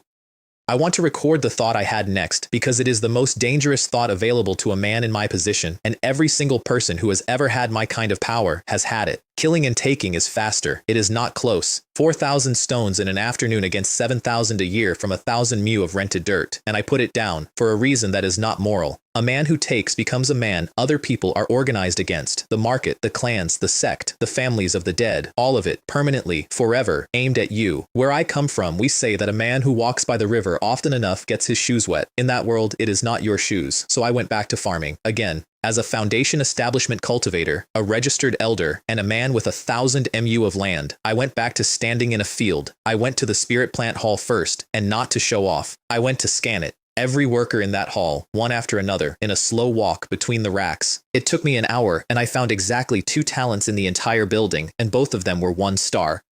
A servant recognized me halfway through and went down on his knees on the flagstones with his eyes streaming. It took me a moment to place him. Zhaoman. 40 years earlier, I had said a word to a steward on his behalf because he was about to be dismissed over somebody else's mistake. It had cost me nothing, and I had forgotten it inside a week. He had not forgotten it. I turned the eye on him while he was talking. 45 years old. No spiritual root at all. Martial artist, equivalent to about the 3rd layer of qi refining. That is the ceiling for a mortal. That is as far as a man with no root can climb in a world full of immortals. He had climbed all of it, and he was sweeping a floor. I have thought about Zhaoman a great deal. He is the reason for about 1/3 of what I built later. Then I went to see Mo Shan, the steward, who had explained the world to me over tea when I was a landless farmer and had never once been rude to me since. 71 years old, 8th rank root, peak of qi refining. I asked him to let out the remaining 800 mu. He said yes before I finished the sentence, and then he asked me for something in return, and his voice did something on the way in. Elder Shu, how did you do it? You broke through after your blood had already begun to fail. Nobody does that. How? And I stood there completely trapped, because the answer is that a system paid me for my daughter's breakthrough. There is no version of that I can say out loud. If I told the truth, nobody would believe me, and if I lied, Everybody would. So I lied, and I did it thoroughly, and I have never stopped regretting it. I told him the pill is mandatory and he should not attempt it without one. I told him to find a quiet place with dense ambient energy. I told him that the most important element is the state of the mind, that in my own case everything had gone clear the day I learned my daughter had crossed. I told him that a clean foundation matters, that I had never in my life taken a cultivation pill, that this was probably why my body accepted it. I told him about luck, and I told him about the rhythm of pushing force into the bottleneck, which I made up on the spot, standing there, out of nothing. He wrote none of it down because he did not need to. He bowed to me until his head was below his belt. The tenants came to meet their new landlord in a line, which I had not asked for and could not stop. Zhou Da Bao, 8th rank root, 40 years on the same 11 mu. Zhang Mazi, 9th rank, with 1 star in spiritual plant, which made him the most gifted farmer on the whole 1,000 and which nobody including Zhang Mazi had ever known. Yu Shan, 82 years old, 9th layer of qi refining, who had 4 years left before it stopped mattering. I gave them a speech. I am not proud of the speech. I told them about the future of the estate and about how I intended to share my own methods with anyone who worked hard. I watched their eyes light up, and I want to be honest that at the moment I said it, I was only about 60% sure I meant it. They went back to their fields and worked like men who had been given something. I kept 50 mu for myself under gathering spirit grass. Rent and stipend together came to over 10,000 stones a year. Qing's foundation establishment was going to need 30 to 40,000. So I was a foundation establishment cultivator, a registered elder of a 100-year clan, and a landlord with 1,000 mu. I was standing in a field at midnight with my sleeves rolled up. I said something out loud that night that has become a family joke. I asked when the peaceful part starts. And here is the thing that happened next, which is entirely my fault, and which I consider one of the more significant unintended consequences of my life. The tenant saw the elder in his own field at midnight, not once, every night. The man who owned the land, who had a stipend and a house with a formation on it, out there in the mud with a watering technique, at an hour when respectable people are asleep. And every one of them independently concluded that if he is working like that, what excuse do I have? They took on more land, all of them. Within a season, the average holding on my estate went up by 4 mu, and nobody had asked them to do anything. That is how it started. That is where it came from. 200 years later, there are estates on the other side of that continent where the phrase they use for it translates roughly as volume. Everyone thinks it is an ancient virtue of the cultivation world, and it is not. It is one man from another world who could not sleep, and 100 farmers who drew the wrong conclusion from watching him. I banned my wife from the kitchen that year. I did it badly. I said her time was worth more than a meal, and that the sooner she reached the peak, the better her odds were. It came out of my mouth sounding like a man complaining that his dinner was late. She nodded and went to cultivate, and I found out years afterward that she had gone into that room and sat there smiling because she had translated it correctly on the first pass. The second floor of the Li clan library is for elders and for people who have done something. I had been stuck at the peak of the first rank of spiritual planter for 11 years, and there were 2 scrolls up there that could move me. Growth acceleration or rain irrigation, 1 choice every 3 years. That is the rule, and it is a sensible rule, and I hated it. I took rain irrigation because acceleration makes one plant faster, and irrigation makes every plant possible, and I had 1,000 mu. The scroll came sealed. Open it without the key, and it destroys itself. Return it in 3 months. Discuss its contents with anyone, and the clan handles you internally, which is a phrase they use in that world, instead of a longer and more accurate one. I broke my own meridians 4 times learning it, not metaphorically. A technique above your rank does not fail gracefully. You push, and something inside you tears, and you spend the next 2 days repairing it, and then you push again in the same place. I did that at night. I planted during the day. Qing came into my room after the 4th night and stood in the doorway and said that I had not slept in 4 days. Then she left without arguing, went out into the corridor where Nuan was standing and shook her head. I did not hear that. I found out about it because my daughter told me 10 years later in a completely different context. The 2 of them decided that night that they had to go faster, not to please me, to take the weight off, because they had both worked out that the man was going to keep doing this until something in him gave and that there was no arrangement of words that would make him stop. Even Chung caught it. 12 years old, and he started getting up before dawn. Half a month later, I went out into my 50 mu at sunrise and folded my hands into the seals. A cloud came together over the field, low and gray and about the size of a village, and it began to rain. Fine, even, and exactly to the boundary of my land. 50 mu at once. And that was the entry level of the technique, with an area several times larger than my old one at perfection. I stood in that rain and laughed like an idiot, which the tenants also saw, and which did nothing to correct their impression of me. Mo Shan brought me the signed contracts a week later, the whole 1,000 mu, let, and then he told me he was going into seclusion to attempt foundation establishment. I asked him whether he had thought about what happens if it fails. I have lost too many years already, he said. If it works, it works. If it does not, it does not. At least Mo Shan will not have lived for nothing. At the door he turned around and told me that when he came out we would drink. 6 months later, I heard that Mo Shan had failed his breakthrough and died. I stood in my own courtyard holding a watering can and did not move for a long time. He had been at the peak of chi refining for over a decade and had never dared. And then a man who grew herbs for 40 years crossed at 63 with gray in his hair and stood in his office and told him about states of mind and rhythms of force and made it sound like something a careful man could do. I invented that advice, all of it, standing there, because I could not say the word system. I tried to keep it from Ching because her own attempt was coming, and the last thing a woman needs before that door closes behind her is the news that the last person through it did not come out. She got it out of me in one evening. Say it out loud, she said. That is what I am for. If you carry it by yourself, it does not get lighter. There is just nobody standing next to you. Then she told me it was not my fault and that the path of cultivation kills people and that Mo Shan had been a grown man of 71 who had made a decision. I have never entirely accepted that, but I have stopped arguing about it. They laid him out in the Li Ancestral Hall, which surprised me because a steward of an herb hall does not usually get the Ancestral Hall. Mo Jin was there in white. He was my cousin, he said. Same generation, same grandfather. I did not have anything to say to that. His root was 8th rank, Mo Jin said, looking at the coffin. So the clan did not invest in him. That is the whole story. He went into the herb hall as a steward, and he spent 50 years earning enough contribution to be issued a foundation establishment pill, and by the time he earned it, he was too old to use it well. 2 men, same blood, same clan, same hall, same ancestors on the same wall. One of them was raised on the best resources the family had. The other one filled out forms for 50 years. The difference between them was 1 digit on a testing stone when they were 6 years old.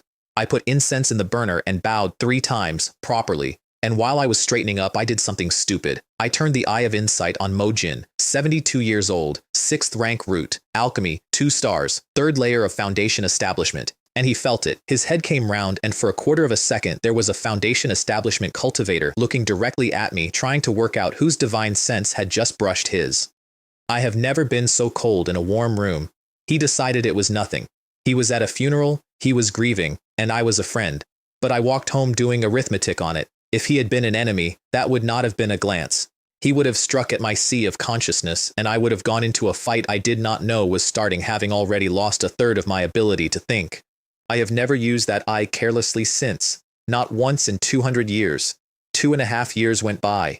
Nuan became an inner disciple, which meant she no longer had to come home once a year, and also meant she had assignments she could not refuse unless she wanted to work off a decade of them in one block, which she did, twice, because she wanted to be home. I broke through to the 2nd rank of spiritual planter. That sounds small. Here is what it did. The growth cycle of gathering spirit grass went from 4 months to 3. The quality went up enough that the price went from 90 stones a mu to 100. 50 mu stopped producing 13,500 a year and started producing 20. In the 3 years after I established foundation, I earned 65,000 spirit stones and had close to 80,000 put away. Nuan, incidentally, stopped taking money from me the day she crossed. She informed me she would earn her own now, in a tone that left no space in the conversation. The last obstacle in front of my wife was the 9th layer. Mo Jin made her a Poling pill personally. He was clan head by then and a 1st rank alchemist at the peak of his grade. That pill raises the odds of crossing from the 9th layer into completion. The market price was 5,000. I gave him 6 and told him the extra was for the labor. He tried to refuse the whole payment. I told him that if he would not take money, I would never be able to ask him for anything again, which is the only argument that has ever worked on that man. You cannot buy that pill on the open market, by the way. And the reason is grim. It is only useful to 8th and 9th rank roots, and clans do not invest in 8th and 9th rank roots. The best example had just been buried in the family hall. While he was packing it, I asked him, straight out, about a foundation establishment pill for Ching. He shook his head before I finished. It is a strategic resource. Even the clan head cannot simply take one off a shelf. Then he said, in a different voice, that if I would agree to one condition, he could solve it. I said no. I said it before he told me what the condition was, and I said it fast, and I have wondered ever since whether that was the right call. I knew what it was going to be. It was going to be a term of service, or a marriage into the Li clan, or a formal adoption of my line into theirs, something that made me theirs. Behind me later, Uncle Jiang asked him whether I had agreed to join the family. No, Mo Jin said. He aims too high for us. The moment his wife establishes foundation, he will leave this market. Then why did you make him the pill? Because I cannot hold him. Po Ling is nothing. He could buy it on another market with a week of travel. Better to do him a favor than give him a grudge. And there is one more thing in that conversation that I did not learn for a very long time. It is the single luckiest fact of my life. The old ancestor of the Li clan had wanted to lock me down. A second-rank spiritual planter is a genuine asset. Mo Jin talked him out of it. He was only able to talk him out of it because I was a farmer. If I had been a second-rank alchemist or a second-rank artifact forger, that old man would have taken hold of me with both hands, and Mo Jin would not have been able to do one thing about it. Those professions are the ones clans will spend a century on. The most despised profession in the cultivation world quietly saved my life. Qing held the Po Ling pill in both hands and cried on my chest. 80% odds against 20. She went in, and I stood outside that door with my back against the wall. White Qi came up over the roofline, the house shook, and then the door opened and my wife was standing at the peak of Qi refining. I picked her up off the floor, and about 4 heartbeats after that, standing in my own courtyard holding my wife in the air, I felt the next worry arrive, right on schedule, because there was still no foundation establishment pill anywhere in this world that I could reach. Man is a greedy animal. Get one thing and you immediately need the next. What I did not know is that my daughter had already been working on it for 2 years. Nuan had stopped being a recluse. That was the first thing. She had spent 2 years going out among the ordinary inner disciples, the ones with no famous grandfather, and building the kind of quiet network that my entire family is now built on, because a man once told her when she was 6 that the path of cultivation is also people. She did not go to the powerful ones. That was deliberate. The law of Gu forbids getting inside the internal quarrels of a hegemon, because if you get inside them, you die in a way they invent for the occasion. And through the ordinary disciples, she found out that an unremarkable senior sister named Nie Wenqian had a spare foundation establishment pill. The first conversation went badly. I do not sell it. Nuan, who had learned some things from me that I would rather she had not, went for the soft place. She explained about a woman with an 8th rank root and a clock running out, and Nie Wenqian stopped mid-step. Nuan thought that meant she had got through. Even if that is all true, Nie Wenqian said, without turning around, what is it to me? Then she went behind her formation and closed it. And inside that cave, she sat down in a corner with her arms around her knees and said out loud to nobody that she missed her sister. Here is what my daughter had walked into. That pill was one of the few things Nie Wenqian's elder sister had left her. Her sister had gone looking for an advanced spiritual object so that Wenqian could have a good foundation. She had been followed home from an auction by cultivator bandits, and they had killed her for it. Wenqian had used the sect to hunt them down afterward. It had not helped. She had been living inside that year ever since, so my daughter had walked up to the one person in that sect who was holding a spare pill, and pressed on exactly the place that woman could not be touched, and got ice, and had no idea why. Nuan went back the next week anyway, and the week after that. She went to that cave more than 10 times in 1 year. She talked through a closed formation about what she had seen that day. She asked for advice on things she did not need advice about, and every single time she left something small by the entrance. Never once got an answer. From the outside, it looked like 2 sisters chatting. Meanwhile, I was in the middle of the greatest concentration of cultivators in the southern wilderness, with 80,000 spirit stones. I could not buy a foundation establishment pill. I spent a year on it. Every contact, every broker, both of the 2 black markets I could get near. That is when I finally understood the last thing about that world. Connections. That is the whole answer. Mo Jin could have found one inside 6 months for under 30,000, and it would have cost him 3 conversations. I had money and no doors. What was available to me was an auction, at triple the price, with a guaranteed line of people waiting for me outside afterward. Chung reached the 4th layer that year. I accepted the feedback, and thought, sourly, that 10 more like it would put me at the 2nd layer of foundation establishment. He was 16 by then, and had grown up in a way I had not been paying attention to. I gave him permission to learn combat techniques, which he had been asking for since he was 10. Do you understand what this means? It means I am grown. It means that one day you will be somewhere I am not, and something will come at you, and you will be alone with it. Does that frighten you? No. He thought about it and corrected himself, which I liked. I want to be able to stand in front of father, mother, and sister. He got to the door and turned around. Father, what about my mother's mother? I mean, Sister Nuan's mother. And my face did something before I could stop it. I take care of the mothers, I said. You take care of getting strong. In 10 years or so, we are leaving this market, and where we are going, I would rather you were dangerous. My son wanted a spear because his father used one, and I have never been able to decide whether that pleased me or frightened me. We went out to East Street to buy it, and on the way I discovered that a boy who had lived 16 years on the 88th Market had never once walked its main road. That is what I had done to him. He had a courtyard, a technique, a field, and a schedule, and I had built the whole thing so carefully that my son had reached 16 without ever seeing a shop. The Spirit Treasure Pavilion keeps the real merchandise on the second floor. He picked a spear called Silver Radiance, first rank peak grade, and the shopkeeper opened at 2,888 and came down to 2,499 without much of a fight, which told me he had opened high because we looked like people who would pay. Then we went to the Lee clan's technique shop and I bought him 3 manuals, basic spear, advanced basic spear, and a first rank low grade technique called the 1,000 Spears Art. He was politely confused all the way home. He had a peak grade weapon and the cheapest instruction on the shelf. A tall building starts at the ground, I said. Master those and I will give you what my father gave me. And then I stopped in the middle of the street. There was a woman coming the other way in a blue robe with a veil so thin it was more of an opinion than a garment, and behind her a girl in yellow. I am 150 odd years old across 2 worlds. I have been married twice. I have watched a woman put a hairpin in her own throat rather than be used against her family. I have held a wife while she stopped breathing. I stopped in the road like a boy. I want to be honest about the next thing I thought because it is embarrassing and because it explains everything that happened next. I had spent 150 years quietly looking down on men who ruin themselves over a face, and standing on that street, I understood, in about 2 seconds, exactly how that happens to people. I had a full and vivid sense of what I would have been willing to hand over, so I used the eye of insight on her. I want to be clear that I knew better. I had known better since a funeral in the Lee Ancestral Hall. The rule is that it works on anyone whose divine sense is weaker than yours. She turned her head. She looked at me for about a quarter of a second. She did not gesture. She did not do anything I could see. Something came down inside my skull like a hammer on a bell, and I was on my knees in the road with red coming out of my mouth and the entire street going white and narrow. The girl in yellow, walking past, pulled a face at me, a rude one, the kind a 17-year-old makes at somebody she has decided is beneath comment. The woman in blue did not look at me a second time. There was nothing to look at.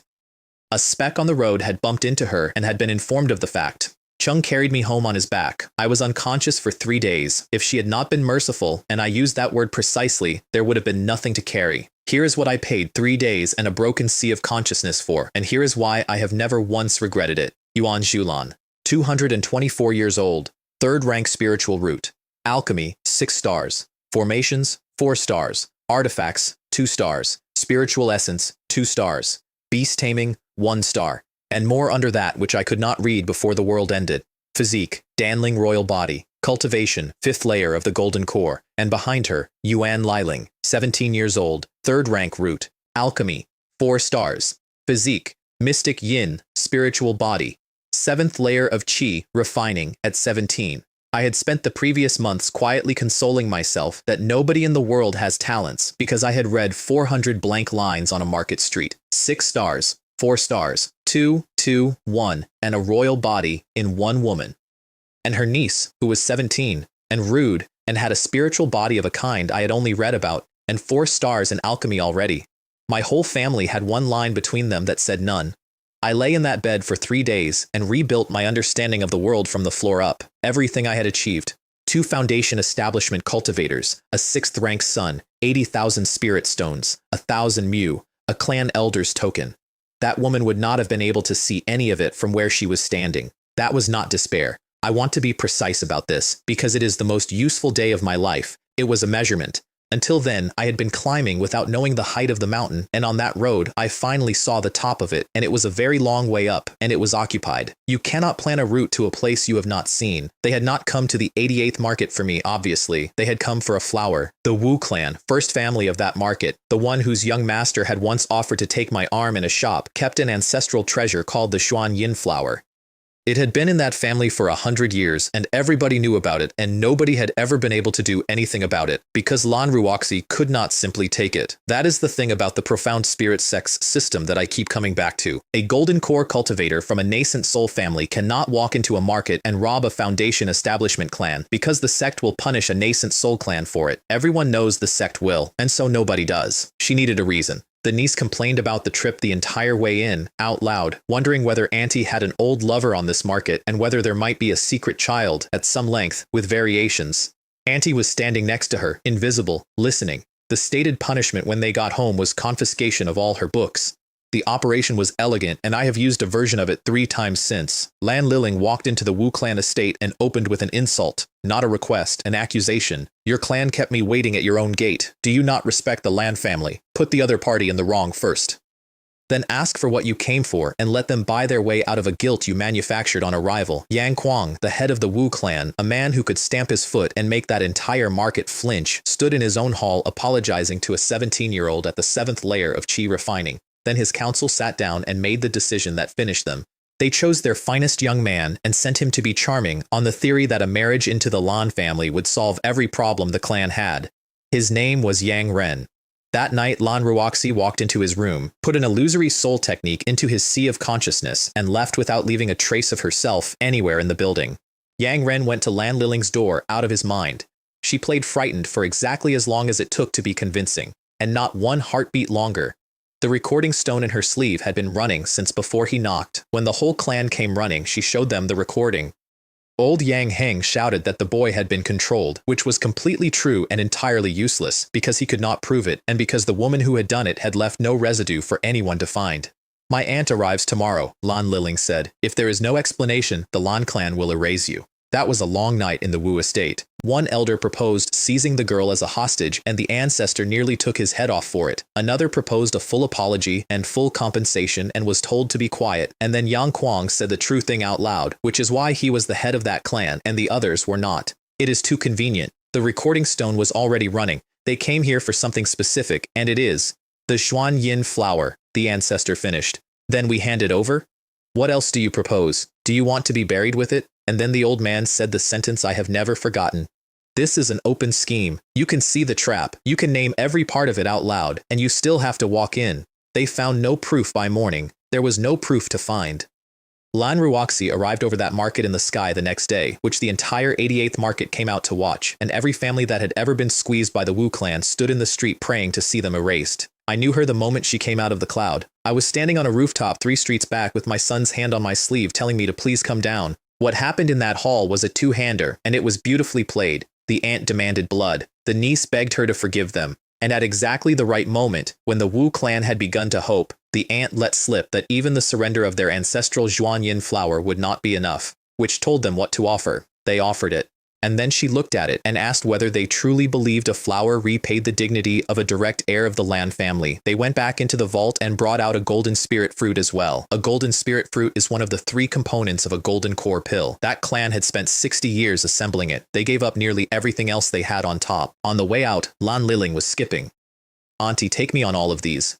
Do you think I am a bandit? Lan Ruoxi did not slow down. I did this to get you the flower, and an open scheme only works as long as you do not use it twice. I have thought about that last line for 200 years. It is the whole difference between a strategist and a thug. The consequence for the market was immediate, and it is the reason my family eventually had to leave. The Wu clan had just been stripped, and a clan that has been stripped does not economize. It squeezes. They went after the smaller families with 2 allies behind them, and the remaining 4 families formed a block to stop them. And inside a year, the 88th market had split into a northern alliance under the Wu clan and a southern alliance under the Liao clan. The Li clan was in the south, which meant I was in the south. Nobody declared anything. That is not how those wars work. Cultivators at Qi Refining simply began dying on roads every few days, forever. I healed for 3 months and went back to my grass. Nuan went back to the sect on the pretext that she had a lead on a pill, which was true, and did not tell me any of the details, which was also her decision, and which I have never held against her. Chung spent a year taking the basic spear forms to the point where I could not embarrass him easily. Then he showed me the 1,000 spears art, dozens of thrusts inside a breath, a net of points hanging in the air, every one of them a real strike. I watched my son do that in my own courtyard, and I thought 2 things at once. The first was that with that technique, in the mortal world, I could have taken Sun Xiong apart in the road. I would not have needed the hidden force, or the duel, or any of it. The second was that if I had had it in a tent in the Tianfen camp, a girl would have walked out of that camp with me. What I said out loud was that it was pretty and empty. He took it well, better than I would have. That is 100 small holes, I said. A real technique goes the other way. You take everything complicated and you make it simple, and you put every bit of force you own onto one point in the shortest possible time, and you finish it in one strike. At Qi Refining, you will fight close, like men in the mortal world. From foundation establishment upward, the fight happens at distance, and at distance, you will get 1 clean opening per opponent.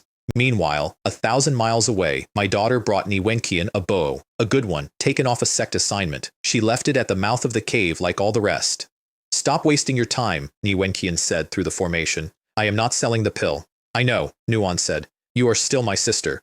There was a long silence on the other side of that formation. Within a few months they were talking, not about pills, about nothing, which is the only kind of talking that ever actually changes anything. The war on the market went properly hot that year. Foundation establishment cultivators started appearing in it. The only reason it did not become a straightforward slaughter is the profound spirit sect standing overhead and the neighboring markets standing around it with their mouths open, waiting.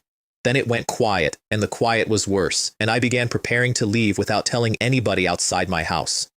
And then my daughter's voice came through the transmission stone at a completely ordinary hour of a completely ordinary day. Father, I have a Foundation establishment pill. I made her repeat it. What did you pay? Almost nothing. Sister Ni turned out to be a good person. I made her take money anyway, and I had to threaten her with a visit to make her do it. I put 5 Earth-grade Foundation establishment items on the table in front of my wife. 2,000 to 3,000 stones apiece. Years of collecting. She stood there twisting her hands. What if I fail? All of that. Wasted. For nothing. Stupid woman, I said. What exactly do you think a husband's money is for? She went in. Chi came up in a spiral and the light under the door went from white to gold. I stood outside with my hands behind my back doing the same thing I have done outside every door in my life. Then she made a sound. I was through that doorway before I decided to be, and my daughter caught my sleeve with both hands. Not yet. It is not finished. The light went out. Jiang Qing was on the floor with her hair across her face and her skin the color of paper. Husband, she said. I could not do it. I told her it was nothing. I told her we would start again tomorrow, that we had time, that we had money, that I would earn it back in a season. And then I sat by that bed until she was asleep, and I said the only true sentence I had, out loud, in an empty room, to nobody. I am getting you across, whatever it costs. She was awake before me the next morning, wiping her face so I would not see, which of course woke me. I am useless. Do you know how many resources I have burned? Have you forgotten that your husband is a Foundation establishment cultivator? I will make it back before you have finished feeling sorry for yourself. And then, because the room needed it, I told her that once she crossed, we would have a few more children. I will give you 100, she said, through the last of it, laughing at herself. Not 100, I said. I like you too much. There is a fact about that world that I want on the record because it makes my whole system look uglier than it is if you do not know it. Every birth costs a female cultivator part of her origin key. It is not a metaphor. It sets her back the way a failed breakthrough does, and there is a persistent belief, which may even be true, that many children lower the ceiling of what she can eventually reach. That is why gifted women in that world frequently never take a partner at all. I knew that from my first year in the mailing realm. I have never once treated a woman in my house as a place to put a system prompt. Not once, in 200 years, and if you take nothing else from this, take that, because it is the only part of my record I would defend without qualification. Qing was 57, 3 years before her blood began to fail. Foundation establishment pills come up at auction fairly often. The problem is where? They come up on the top 50 markets, where the bidding is done by golden core cultivators, and where a man at the first layer of Foundation establishment is a small animal that has wandered into a road.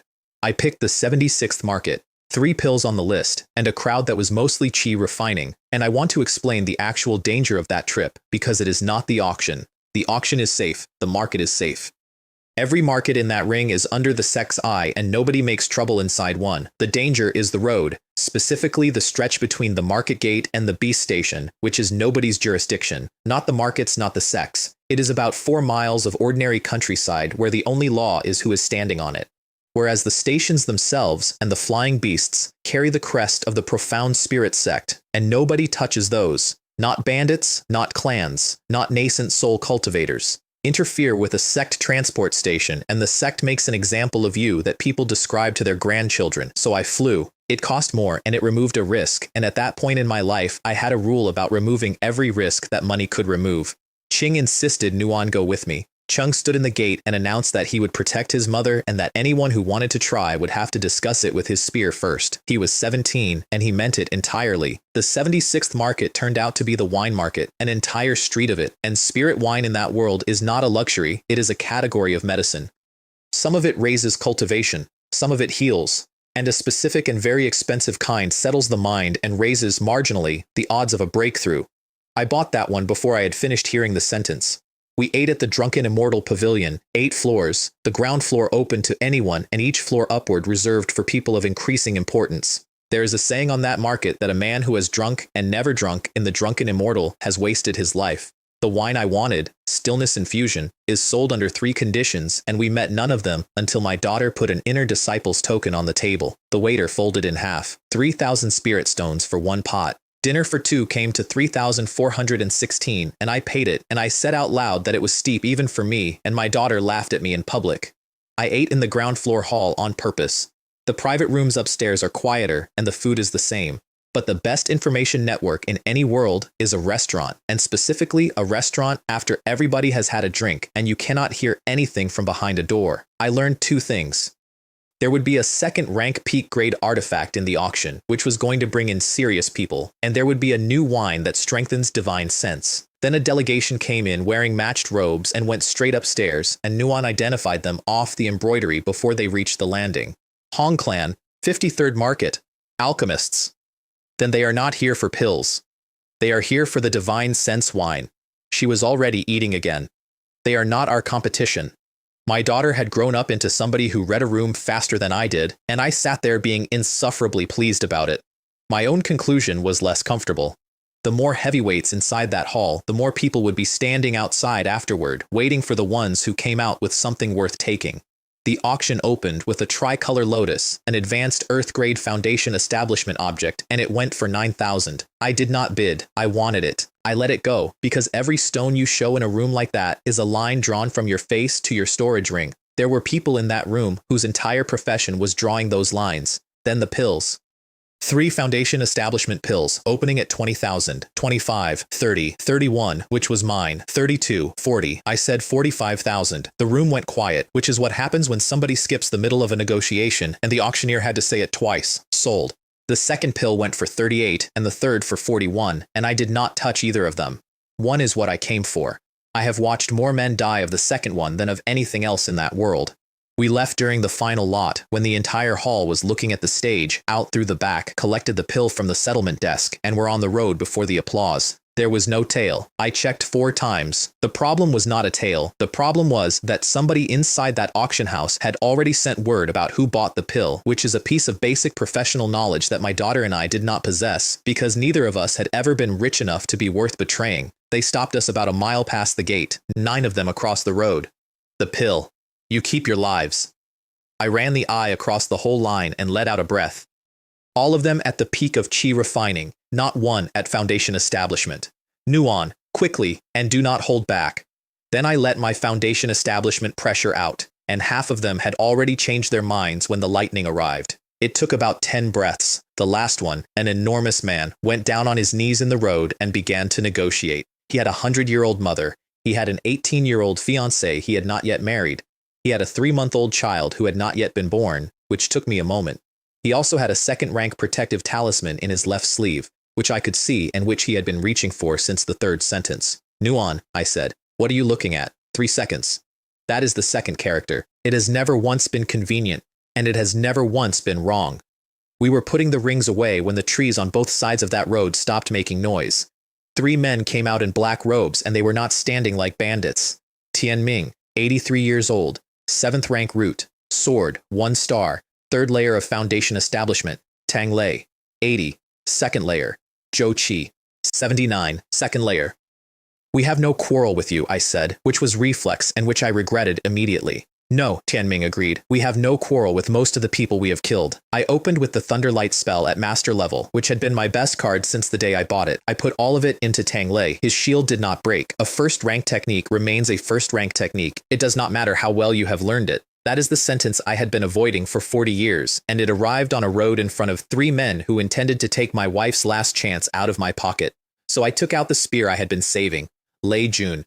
2nd rank low grade, which had cost me over 20,000 spirit stones and which had never been out of the ring in front of another human being. It hits like a mid-grade weapon. I had bought it after the Lan Ruoxi incident because I had come home from that street understanding that everything I owned was a level too cheap. Tang Lei went off his feet. Then I put everything I had into one movement, exactly the way I had lectured my son about it.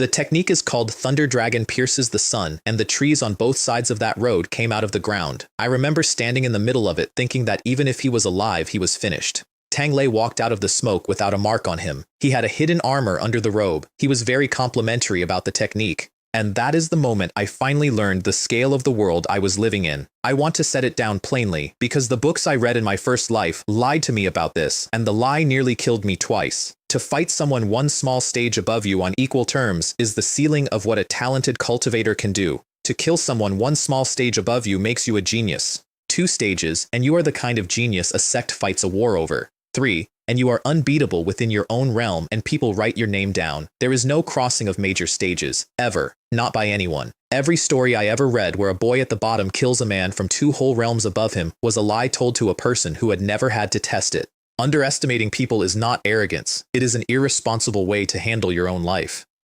Tianming hit me from behind while I was learning this. I turned enough to save myself and took Tang Lei's sword down to the bone instead. Then it was 2 of them at once from 2 sides, and I was not fighting anymore. I was drowning. A sword went through my chest. I have been through that particular experience twice in 2 worlds, and it does not improve. And then Tianming used a technique called Sword Shadow Splits the Light. The air over that road filled with sword shadows, and every one of them was real enough.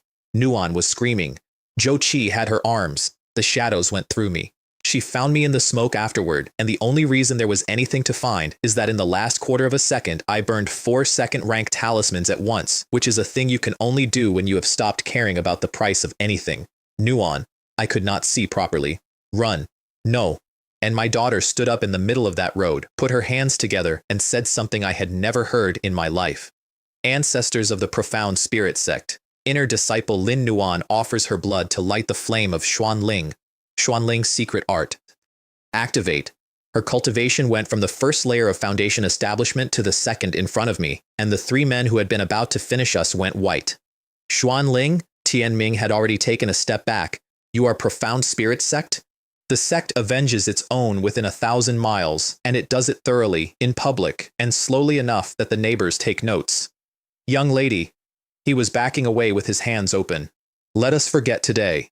We have never met. They ran, all 3 of them, from a girl at the second layer with a wounded father on the ground. Nuan stood there in the road afterward, genuinely confused about why the winners had left. The price of that technique, which she had not mentioned to me, and which I read afterward in a sect manual I had no business owning, is on a sliding scale. 3 minutes leaves you weak for days. 10 minutes damages your foundation. 30 minutes rolls your cultivation backward and does not give it back. 3 hours and your blood burns and you die on the spot. She had held it for about 90 seconds. Then she picked her father up off the road and carried him on her back to the beast station, which is 4 miles, and she did not put me down. I spent half a month somewhere between asleep and dead. Qing sat next to that bed and told herself the whole thing was her fault, that if it had not been for her and that pill, I would have been at home in a field. Chung stood at the foot of it with his fists closed and announced that when he reached Foundation establishment, he would find those 3 men. I forbade both of them from telling Mojin, or anyone. That is not pride. There was a clan war running on that market, and the single most dangerous piece of information available in it was that a Foundation establishment cultivator was lying in a room unable to stand. It was 3 months before I walked into my own courtyard, and in the middle of it, on an ordinary afternoon, my wife established Foundation, 2nd attempt, 57 years old, 8th rank root. She came out of that room crying so hard she could not get the words out. I caught her against my chest and told her I already knew. Then I called the first meeting of the Shu clan. There were 4 of us. Me, Qing, Nuan. Chung, aged 17. The sect's rules for founding a clan are published and simple. 100,000 spirit stones registers you as a lower clan, with an annual subsidy of 3,000. 1 million makes you a middle clan at 10,000 a year. 10 million is a high clan. 100 million is a special clan and comes with 500,000 stones a year. We can afford the bottom rung, I said. Obviously. 3 jobs. Earn the 100,000, which was mine. Reach the sect elder who assigns territory and make a friend of them so we get a choice of location, which was Nuan's, since she was the only one of us inside, and find the place, which was mine and Qing's. What about me? Chung said. Yours is the important one. Cultivate. The day you establish Foundation is the day this clan takes its next step, and there is nothing you can do in a meeting that will move that date. Then I told them where we were going, which was as far from the center as I could arrange. The reason I gave out loud was true. We had 3 Foundation establishment cultivators, and all 3 were at the first layer, and one of them could not be seen to exist. We were And I said this plainly at my own table, the weakest foundation establishment clan in the cultivation world. You do not plant that in the middle of Xuanling among 100-year families. The reason I did not give out loud is the one that mattered.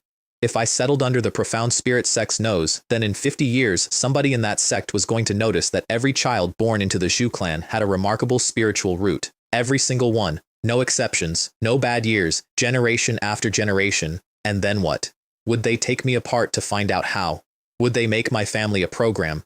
Would they simply remove the line and keep the children? I have never told my wives that sentence. I am telling you. The other requirements were mine and they sounded strange to everyone else in that room. I wanted renewable resources, not a rich vein that runs out in 80 years. I wanted a place where the local beasts were a nuisance rather than a siege. I wanted somewhere far enough that no one important would ever have a reason to look. Far from the emperor means you are your own emperor. That is not a cultivation proverb, it is from a much older place. Then Chung asked the question that produced the second great discovery of my life. Father, what is the most important thing for a clan? Somebody said strength. Somebody said resources. Inheritance, I said. And inheritance runs on having enough descendants to inherit. There are 4 of us. That is not a clan, that is a dinner party. And while I was saying it, a line appeared in the corner of my vision that I had never seen before. Hereditary talent detected. Spiritual plant. Maternal limit. 3 stars. I stopped talking in the middle of a sentence and my family thought I was having a stroke. The system was no longer offering to buy my child a spiritual root, it was offering to buy my child a talent. And the whole architecture came apart in front of me in about 10 seconds, the way a lock does. If talent is hereditary, then physique is hereditary. A royal body, a saint body, purchasable, if I ever find the mother who carries the line. And if a child's cultivation breakthroughs come back to me, then a child's professional breakthroughs come back to me too. I had felt it once already and dismissed it, which means I never have to learn anything again. I sat in my own hall with my family looking at me and did the arithmetic of the next 200 years. Marry women with talents, have children. Let those children become alchemists and formation masters and artifact forgers and beast tamers. And every time one of them crosses a threshold, the knowledge comes home to me. Not a man with 6 skills, a man with 100, and a man with 100, in a world where 3 stars in one discipline makes you a legend on a market street, does not fight the way I had been fighting. He kills across 3 levels, then across 10. I remember thinking, out loud, in an empty part of my own head, so I am the protagonist after all. The 6th rank root plus 3 stars in spiritual plant cost 20,000 spirit stones for the next child, which is double what a root alone had cost. 1 star of talent prices the same as a 9th rank root, 10 stones, and then climbs the same ladder. I paid it. Lin Fu was born the following year, 3rd child. I was 77 years old. Nuan's message came in on the same day, which felt like the world showing off. She had reached the man who assigns territory. 2.5 years later, little Fu attached himself to his older brother's leg and demanded a spear of his own. You are too small. No, now. Buying a clan is a procedure, and I want to walk you through it because it is one of the least mystical things I have ever done. The man was called Wei Bo, a deacon in the Hall of External Affairs, Resource Allocation. Here is what a sect deacon is, and nobody explains this to outsiders. Deacons are inner disciples who did not reach the golden core by 150. Formally, they rank with ordinary disciples. In practice, they have lived inside that mountain for 300 years, and they decide the fate of small clans, which is why the saying in the outer markets is that it is safer to insult 10 disciples than 1 deacon. He laid out a map with a dozen options on it. One of them was Baiguo City, which is the one my daughter had spent 2 years arranging for him to have available. He explained that the standard allocation for a new lower clan is 300 mu of spirit land, that out of personal regard for the face of my daughter, he had secured an additional 50. I gave him a storage ring. He declined it twice for the look of the thing, and then took it. After we left, he opened it and found 10,000 spirit stones and said, to an empty room, that it would do.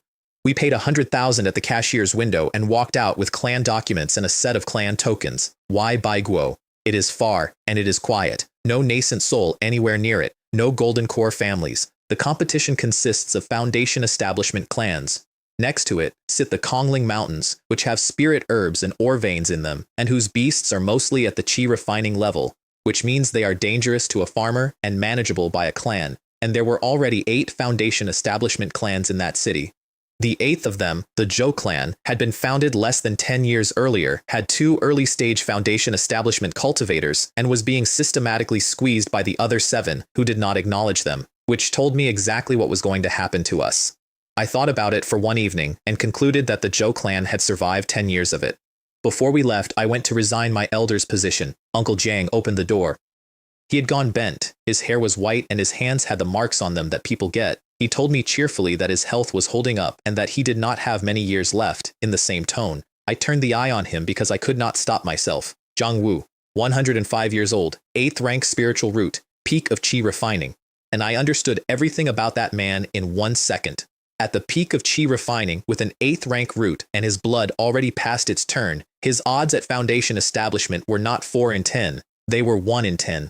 And a failed breakthrough after the blood has turned kills 4 men out of 5. Not one resource in Mo Jin's entire clan could change those numbers. Do not try, and he lives another few decades sweeping a courtyard. Try, and he probably dies tomorrow. He had known that for 20 years. He had made his choice a long time before I met him, and he brought me tea with it. At the gate, he stopped me. You and the young master are both ambitious men, he said. It is a long road. Hold each other up and do not lose yourselves on it. Mo Jin did not make it difficult. He said he had known this day was coming from the first year. He gave me contacts and travel supplies and made me promise to invite him to the founding feast. The market civil war had just ended in a draw, which mattered more than it sounds. If I had left in the middle of it, I would have been a man abandoning his allies. Leaving after it was simply a man moving. The Zhuanlingzhou Gate is where every skyship in that province starts and ends. I stood in it and remembered standing in it alone with 600 stones and a rented field, looking for my daughter. This time there were 5 of us and a hired cargo hold. The ship took 2 months. I laid out the plan for my family in the air, on a bench, with the clouds going past. An estate of a few hundred mu, 350 mu of spirit land, a spirit iron mine in the Kongling range, several shops in the city, hire free cultivators for the mine, rent out the surplus land and the shops we do not need. Qing would run the clan's affairs. I cannot do that. You have run a household for 40 years, and I have never once had to look at a ledger. It is the same job with more paper. Chung and Fu would cultivate. Nuan had 3 years of sect assignments paid off in advance and then had to go back, and Qing, on the second night of that flight, said the thing she had clearly been holding for a week. You are going to be a clan head who works his own fields. Yes. Husband. In the cultivation world that is not eccentric, it is shameful. They will laugh at you, all of them, in front of your children. Let them. I had thought about this for a year.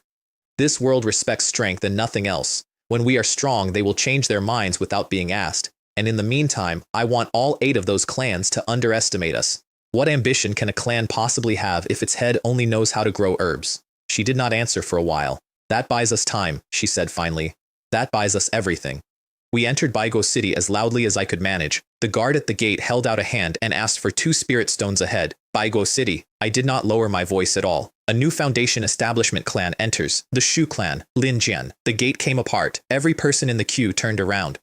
Somebody in the back shouted that he had lived in that city for 40 years and had never heard of a Shu clan. That was the entire point. Let me be honest about the arithmetic, because that scene reads like arrogance and was actually the coldest thing I did that year. I had 0 reputation in that city. 0. And a clan with 0 reputation cannot hire a single free cultivator for its mine and cannot rent out 1 mu of its land because nobody signs a contract with a name they have never heard. For the following week, the only thing the city talked about was the Shu clan. By my own estimate, we went from unknown to recognized by 6 people in 10, which is exactly enough to hire. And while the gate was still shouting, I dropped the second hook. In 10 days, there is a feast at the Shu estate. Everyone is welcome. We are letting land and we are hiring for the mine. Tell your friends.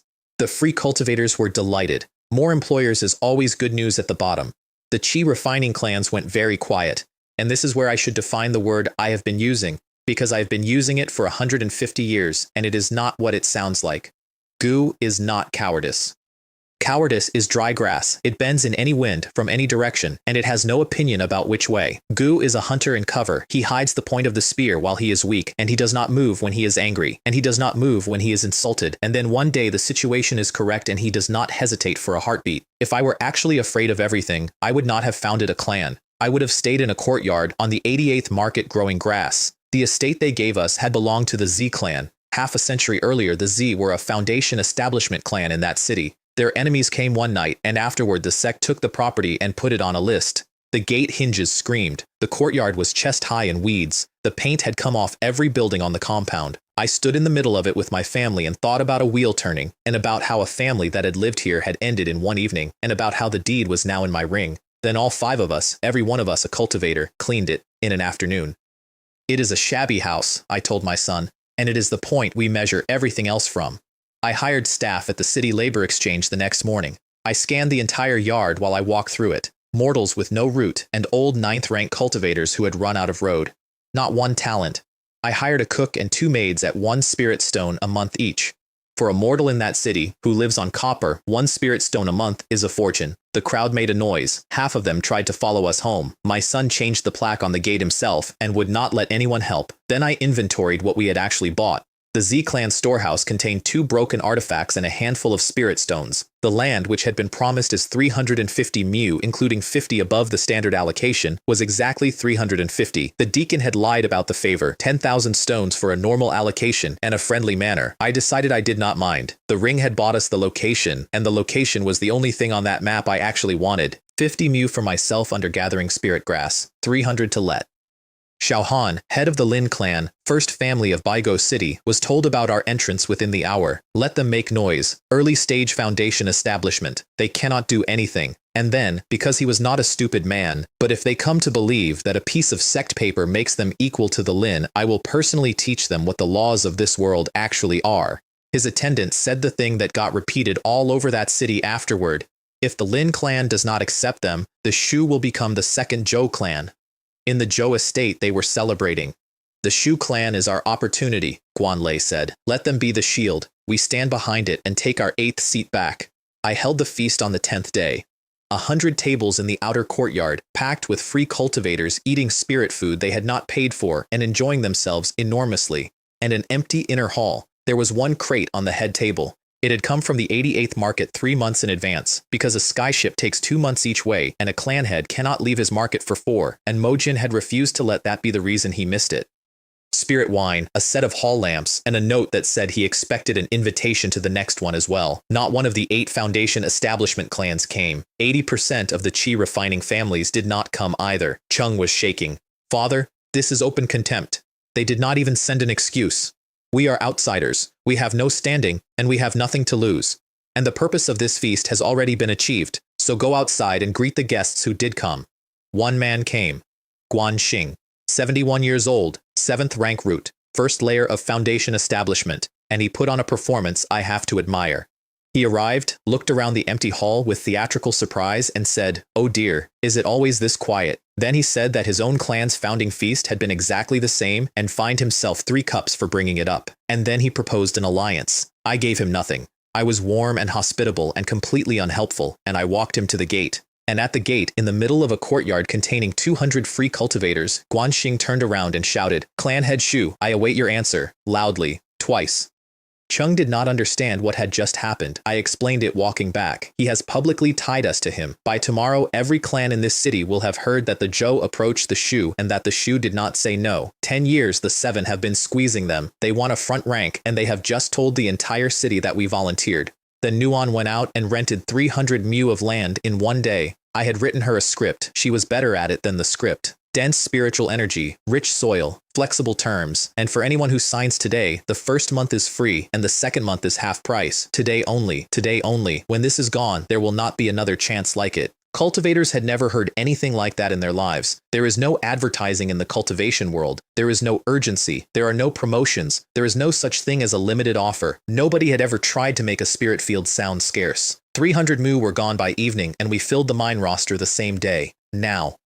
You may be wondering what happens when 300 tenants walk out to their new fields the following morning and discover that this land has been lying abandoned for 50 years. I knew exactly what happens because I'd been standing in a similar field on the 88th market once and a very polite man had rented it to me. The wheel turns. They came for me in a body about 4 days later, out in the open, in the middle of the field, several hundred of them, shouting that the land was dead and that they wanted their money back.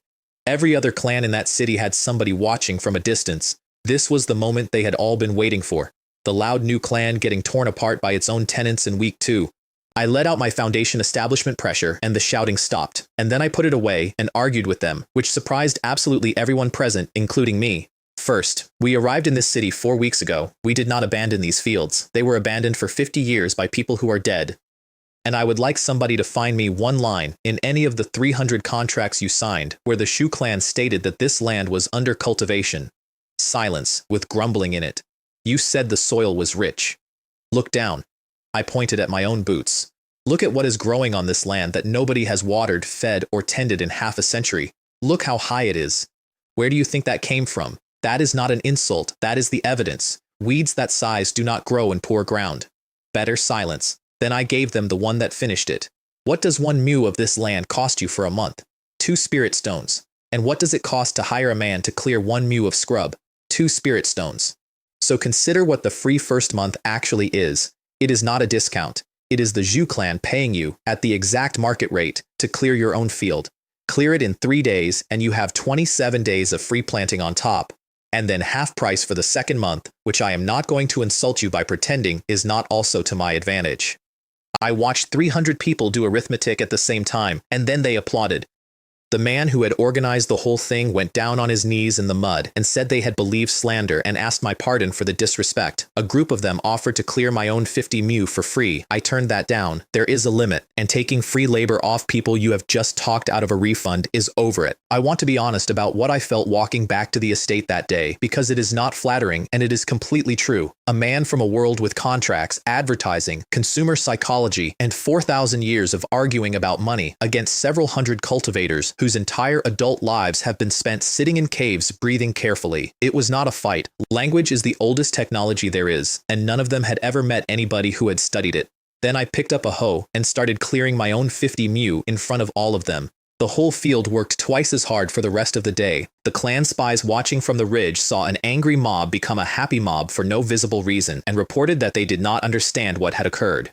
Guanlei was annoyed that his rumor campaign had failed and then immediately found the bright side, which is a talent. We do nothing, he told his brother. The resources of Baiguo are already divided. The Shu will get on their feet, they will reach for something, and they will run straight into the 7. We sit on the mountain and watch 2 tigers fight, and we come down when the Shu are pinned. Xiaohan, on the other side of the city, was thinking the mirror image of that thought, which is why nobody moved. Nobody hit us in that first year, and it was not mercy. It was that not one of those clans could work out whether the newcomers had a hidden ancestor or a patron behind them. The cost of being wrong about that is your entire family. Baigo City settled into a completely false peace, and I got 3 months of quiet, which I used to look for a wife. I want to describe this properly because it is the most humiliating campaign of my life. I went to every tavern, every market, every arena, every artifact shop, and every gathering place for free cultivators in that city. I turned the eye of insight on every woman in them.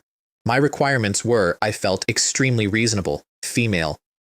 Possessing a talent, ideally alchemy, artifacts or formations, a decent spiritual root, reasonably young, not unpleasant to look at.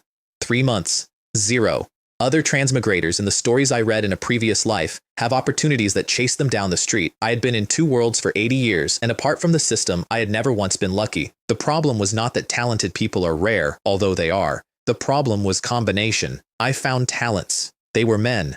I found women with talents, and they were old enough to have grandchildren. I am many things, but I am not going to marry a woman for her line and then watch her die in 20 years. I have done that once. I made myself a promise in the 3rd month standing outside a wine shop, even if it takes forever, even if I am stuck with 1 3-star talent in spiritual plant until the day I die, I am not going to lower the bar out of impatience. I went home to find my wife and my daughter waiting with the awkward faces of people who have been arguing about how to tell you something. There are rumors, Ching said, in the city. About you. That the head of a foundation establishment clan works his own fields and is therefore not fit to lead one. I know. Let them. Husband, it has gotten worse than that. They are calling you. And she could not finish it. Nuon could. Father, they call you a peasant, a dirt eater, a field hand with a title. I laughed until I had to sit down. That is good. That is genuinely well aimed. And then everyone went to bed and I sat in the dark and worked out who had started it. Here is the economy of Baiguo City, which explains everything that happened to my family for the next 100 years. The land and the shops of that city belong to the profound spirit sect, all of it. But the sect cannot administer 1,000 cities, so it leases the right of management to each city for a fixed annual payment, and whatever the city collects above that, it keeps. Baiguo collected several 100,000 spirit stones a year in rents and fees and cleared about 200,000. That 200,000 is divided among the foundation establishment clans of the city, several tens of thousands each, which for a clan like that is half its annual income. On top of which, the clans hold every guard post and every security contract in the city, so every additional clan admitted to the split makes every existing share smaller. There were 9 foundation establishment clans in Baiguo City, and 7 of them were in the Baiguo Alliance. The Zhou were not. We were not. The Zhou had survived 10 years outside it for exactly one reason, which is that Guanlei's mother was a direct daughter of the Zhang clan of Yanyang City, a 100-year foundation establishment family with real weight. We had no such reason, which is why I never once tried to join that alliance. If I reached for a share, I would have been reaching into the pocket of 7 clans at once. They would have stopped being 7 rivals and become one enemy in an afternoon. And that is how I knew who started the rumors. Not the Lin. The Lin gained nothing. Not the Su or the Zhao. The only party in that city who benefited from the Shu clan losing its temper and picking a fight with the 7 was the clan who had publicly shouted at my gate that they were waiting for my answer. I wrote it down. I keep an actual list. It is not a metaphor and it is not short. The Zhou pushed harder over the next month and the rumors went everywhere. Old men repeated them. Children repeated them. The Shu clan became genuinely famous in Baiguo City as a joke. The other clans were delighted. An unambitious neighbor is not a threat. He is a topic for dinner. The free cultivators, interestingly, went the other way. A clan head who works is a clan head who works, and half of them decided that a man doing whatever he likes is the whole point of the Tao. I did not respond to any of it for a year. What does a sparrow know about the plans of a swan? Then my wife sat me down and told me to take more wives. I choked on my tea. I want that recorded. 40 years of marriage, and she put me on the floor of my own dining room. Her argument had nothing to do with romance, and she did not pretend otherwise. There are 5 of us. Nuan goes back to the sect in 2 years and cannot be seen here. Fu is 5. Chung cannot be pulled off his cultivation and should not be, which leaves you and me actually working. That is the clan's real problem, husband, and it is not one that money fixes quickly. I sat there with my hands around a cup. Because she was right, and because I had been trying to solve the same problem for 3 months in secret, and because there is a particular kind of shame in being handed the thing you have been sneaking around after. I thought about Li Mei. I thought about my parents. I thought about a girl with a hairpin in a tent. I will look, I said. Not for anyone. If I take a woman with an 8th rank root and no talent, I insult her and I do nothing for the clan, and in 50 years I stand at another bedside watching somebody get old in front of me. I have done that. I am not doing it as a policy. Good, said my wife, because I already have a candidate. Her name was Ziyu. The An clan came the following week. Xi Long, 53, 8th rank root, 1 star in alchemy, 9th layer of qi refining, and his daughter, Ziyu, 21 years old, 7th rank spiritual root, talismans, 2 stars. I sat in my own hall and kept my face still while something went off behind my eyes like a festival. 3 months. 3 months of scanning taverns like a pervert with a purpose, and my wife found her in a week, in a family that had come to us.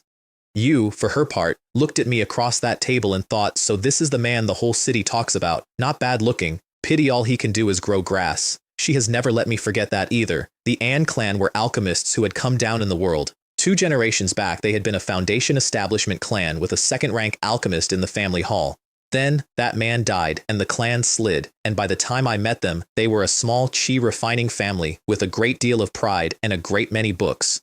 What they wanted was our best shop, the one in the center of the city. What I offered instead was a joint operation, their pills and my spirit herbs under one roof. Each side keeps its own profit. They handle the selling of my herbs at no charge, and in exchange they get the protection of a foundation establishment clan. Qing did the arithmetic out loud afterward, counting on her fingers, which she does when she is pleased with herself. An ally, a buyer for 40 years of stockpiled herbs, and, do not, and a wife. I choked on my tea for the 2nd time that month. There is one sad thing about Jiyu that I could see, and nobody else could. It explains her entire life up to the day she met me. She was born into a family of alchemists. She had spent 20 years grinding at alchemy, dutifully, faithfully, from the age of 4. She was still an unranked alchemist capable of producing medicine for mortals. Her talent was 2 stars in talismans. Nobody had ever told her, because there was nobody in that world who could see it. She had spent 2 decades pushing on a door with her name on it while the door beside it stood open. The An Clan Council fought about my offer for 3 nights. Half of them said correctly that this was not a partnership, it was submission, and that the An Clan would lose its independence. The other half said also correctly that they had been rotting for 60 years and that at some point you have to put money on something.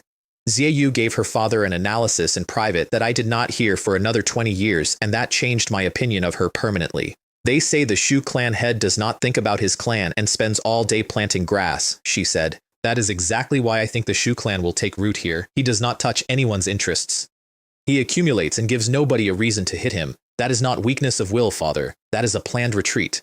Zilong did not sleep that night, and it was not about the alliance. He had already decided about the alliance. What he could not settle was the marriage, because he knew, the way old men in that world know things, that a business alliance can be dissolved with a letter, that the only binding that survives a clan's rise is blood, and that the bride would have to be a direct heir and hold a high position in the Shu clan, or the An would be discarded the moment we no longer needed them. He had two candidates, his own daughter, 7th rank root, 21, and a failure at the family profession, and the granddaughter of his great elder, who was 16, and already a first-rank alchemist, and who was going to be a considerable person one day. He chose his daughter. Here is the reason, and he never said it out loud to anyone, and I only worked it out years later. The great elder's granddaughter was going to be fine. She had a talent. The clan would spend on her. She would get her pill. CU was never going to get one. Not ever.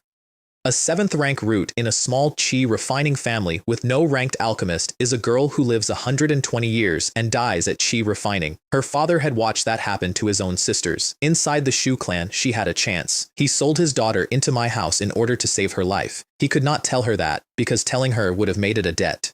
The whole point was that it should not be one, so she hated him for it. He accepted that as the price. There is one more thing about Zilong. His own father had been killed by bandits on the road home from an auction, carrying a Foundation establishment pill. That is what he told me the first time we drank together, and then he explained the part I had not understood.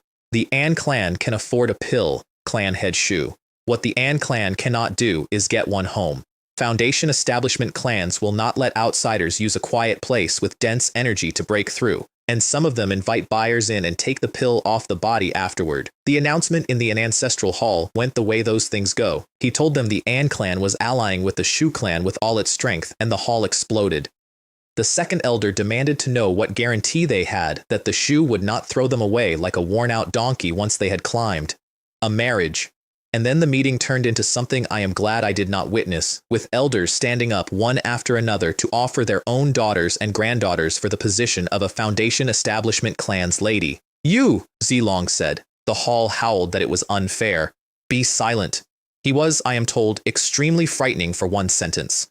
A marriage alliance is not a prize we award to whichever girl we like best. It is the maximum available advantage to this clan, and I will decide it.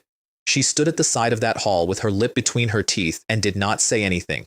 That night she cried into a pillow because the man she respected most in the world had turned her into an instrument.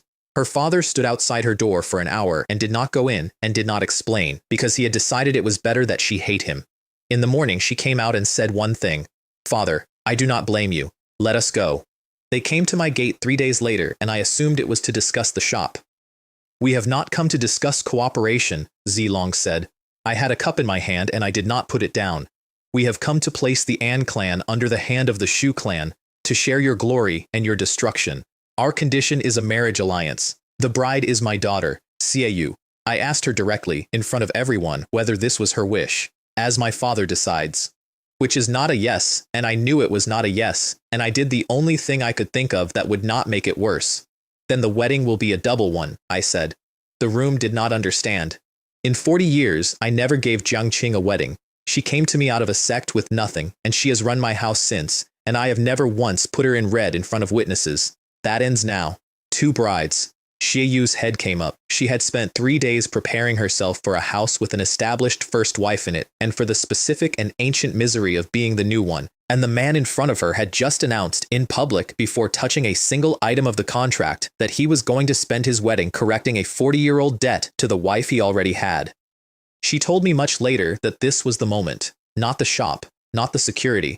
That, because a man who does that to the old wife will do it for the new one.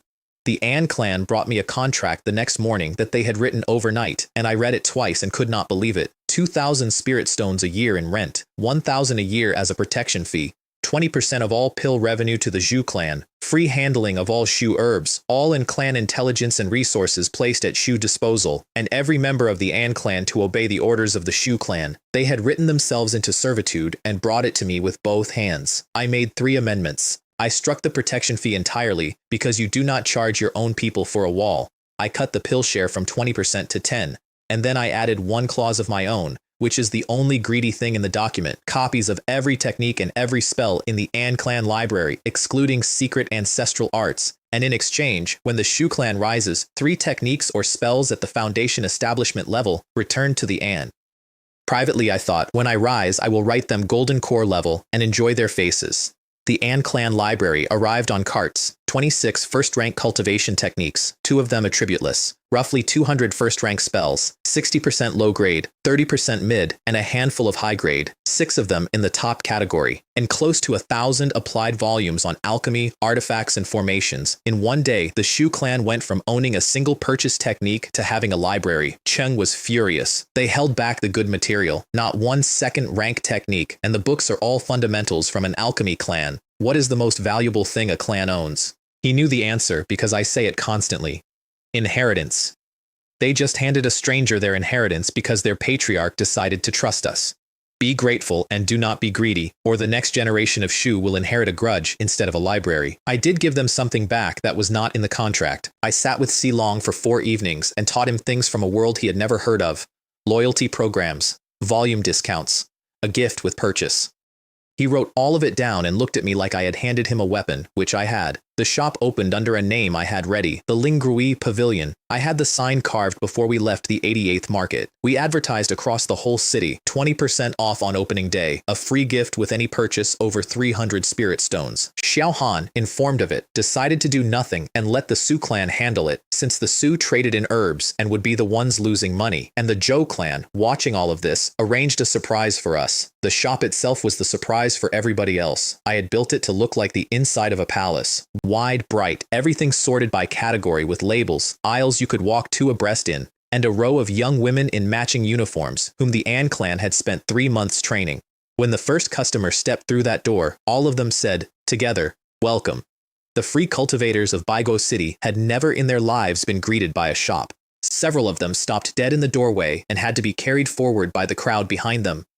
Every girl knew her section and could answer questions about it, which was itself unheard of, since the standard experience of buying anything in that world is an old man behind a counter deciding whether he can be bothered. There is one scene from that day I think about often. A poor cultivator came in for a bottle of low-grade chi gathering powder, which costs 1 spirit stone. A girl smiled at him and asked whether he had considered the mid-grade at 2. He bought 3 bottles of the mid-grade. He went out into the street with an empty purse and the expression of a man who has been robbed and cannot identify by whom. That happened all day long. 90% of the people who came in that day came for the discount and bought 6 months of supplies in advance, which is the entire trick, and which I had learned from a species that has been perfecting it for 4,000 years. Zilong took everybody downstairs at one point on a completely transparent pretext, leaving me on the upper floor with his daughter.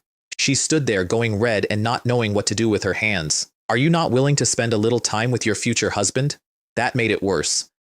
So I took her hand, which made it much worse, and said the thing I had actually come up there to say. Do not call me clan head, call me brother Jian. And then, because I am who I am, I tested her. What happens to this shop next month? She answered like a manager. Everyone came for the discount. When it ends, the large shops will still have their reputation and their regular customers, and we will have nothing because a customer bought with a discount belongs to the discount. So keep the discount forever. We cannot.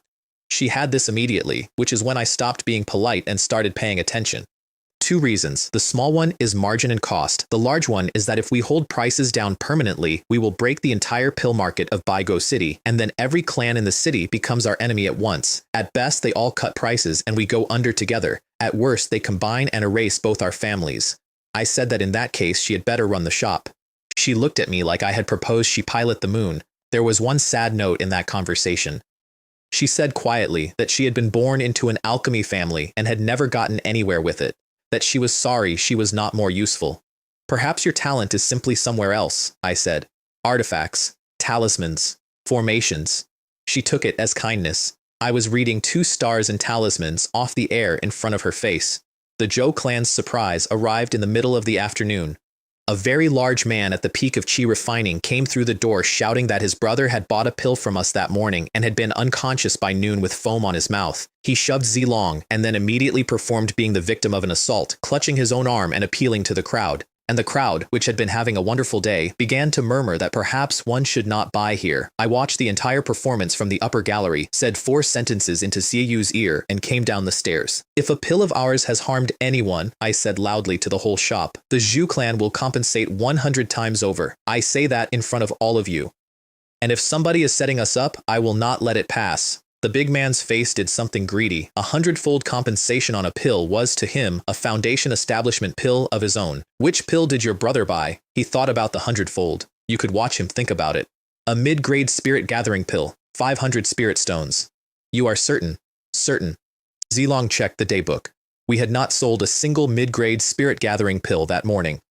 Ah, I misspoke. Low grade, 5 bottles, 400. And then Ziyu, who had come down the other staircase and had been standing at the back the whole time, said the second thing I had told her to say. Today, every purchase over 300 stones receives a gift. Please show us your brother's gift. He did not take it, so she produced a recording stone. I had asked her, upstairs an hour earlier, to place one in the ceiling of the main hall, not because I expected this, because I expect this sort of thing generally. On the recording, his brother buys 1 bottle of low-grade powder, and the two of them leave in a hurry. The crowd turned on him so fast that he was through the door before the shouting properly started. I took him in the street. 3 breaths. He was at the peak of chi refining, and it took 3 breaths. I hung him at the entrance of the shop, and the entire market got its first real look at the difference between chi refining and foundation establishment. I explained myself to the An clan afterward because they were shaken, and because Zilong had the face of a man who had just watched his new son-in-law do something unnecessary. You are being naive. That man was insolent, which means somebody powerful was behind him. Now consider the options. If I take him alive and he names his backer, I am publicly obligated to go to war with a clan I cannot beat today in front of witnesses. If I let him go, every family in this city learns that the Lingui Pavilion can be shaken down.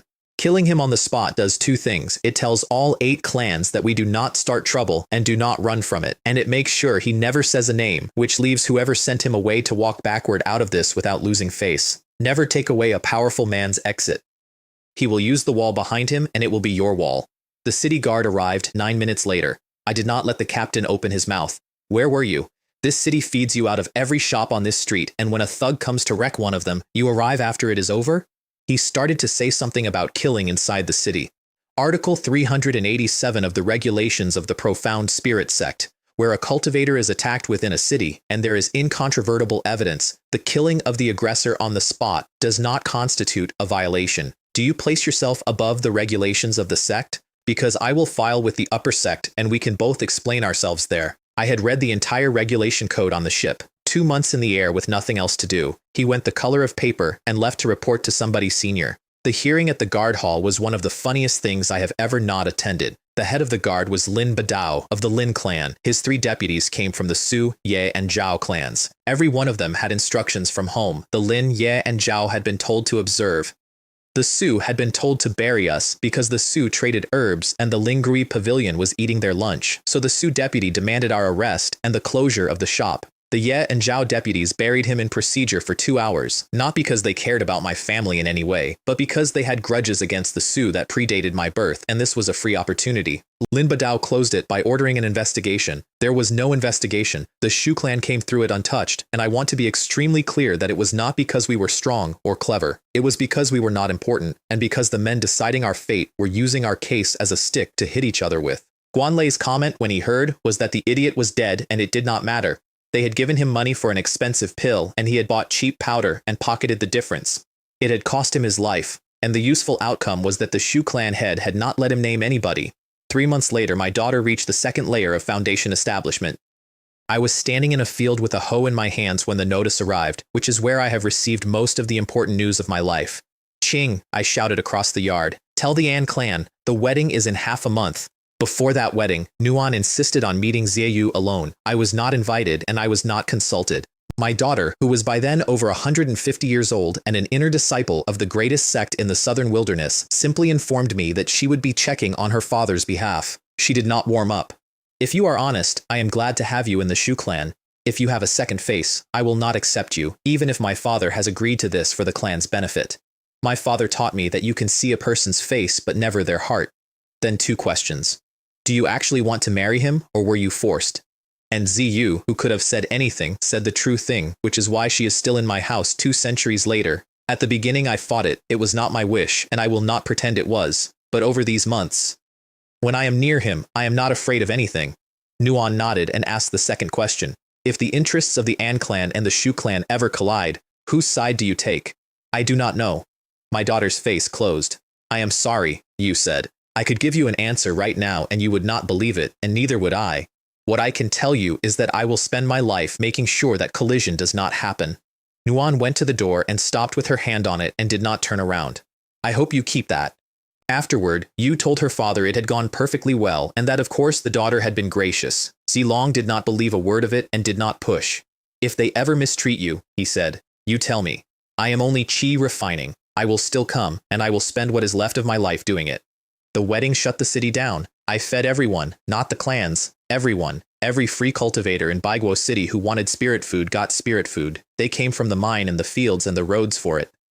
I rode to the on estate for the bride myself, and then I came back through the gate of my own house with Xie Yu on my left hand and Jiang Qing on my right. Bow to heaven and earth. Bow to the parents, which we performed to a high empty chair because Zilong refused to sit in it and could not be made to. Bow to each other, and in the middle of it my son came to find me with news. We had sent invitations to all 8 Foundation establishment clans. Every single one of them had responded.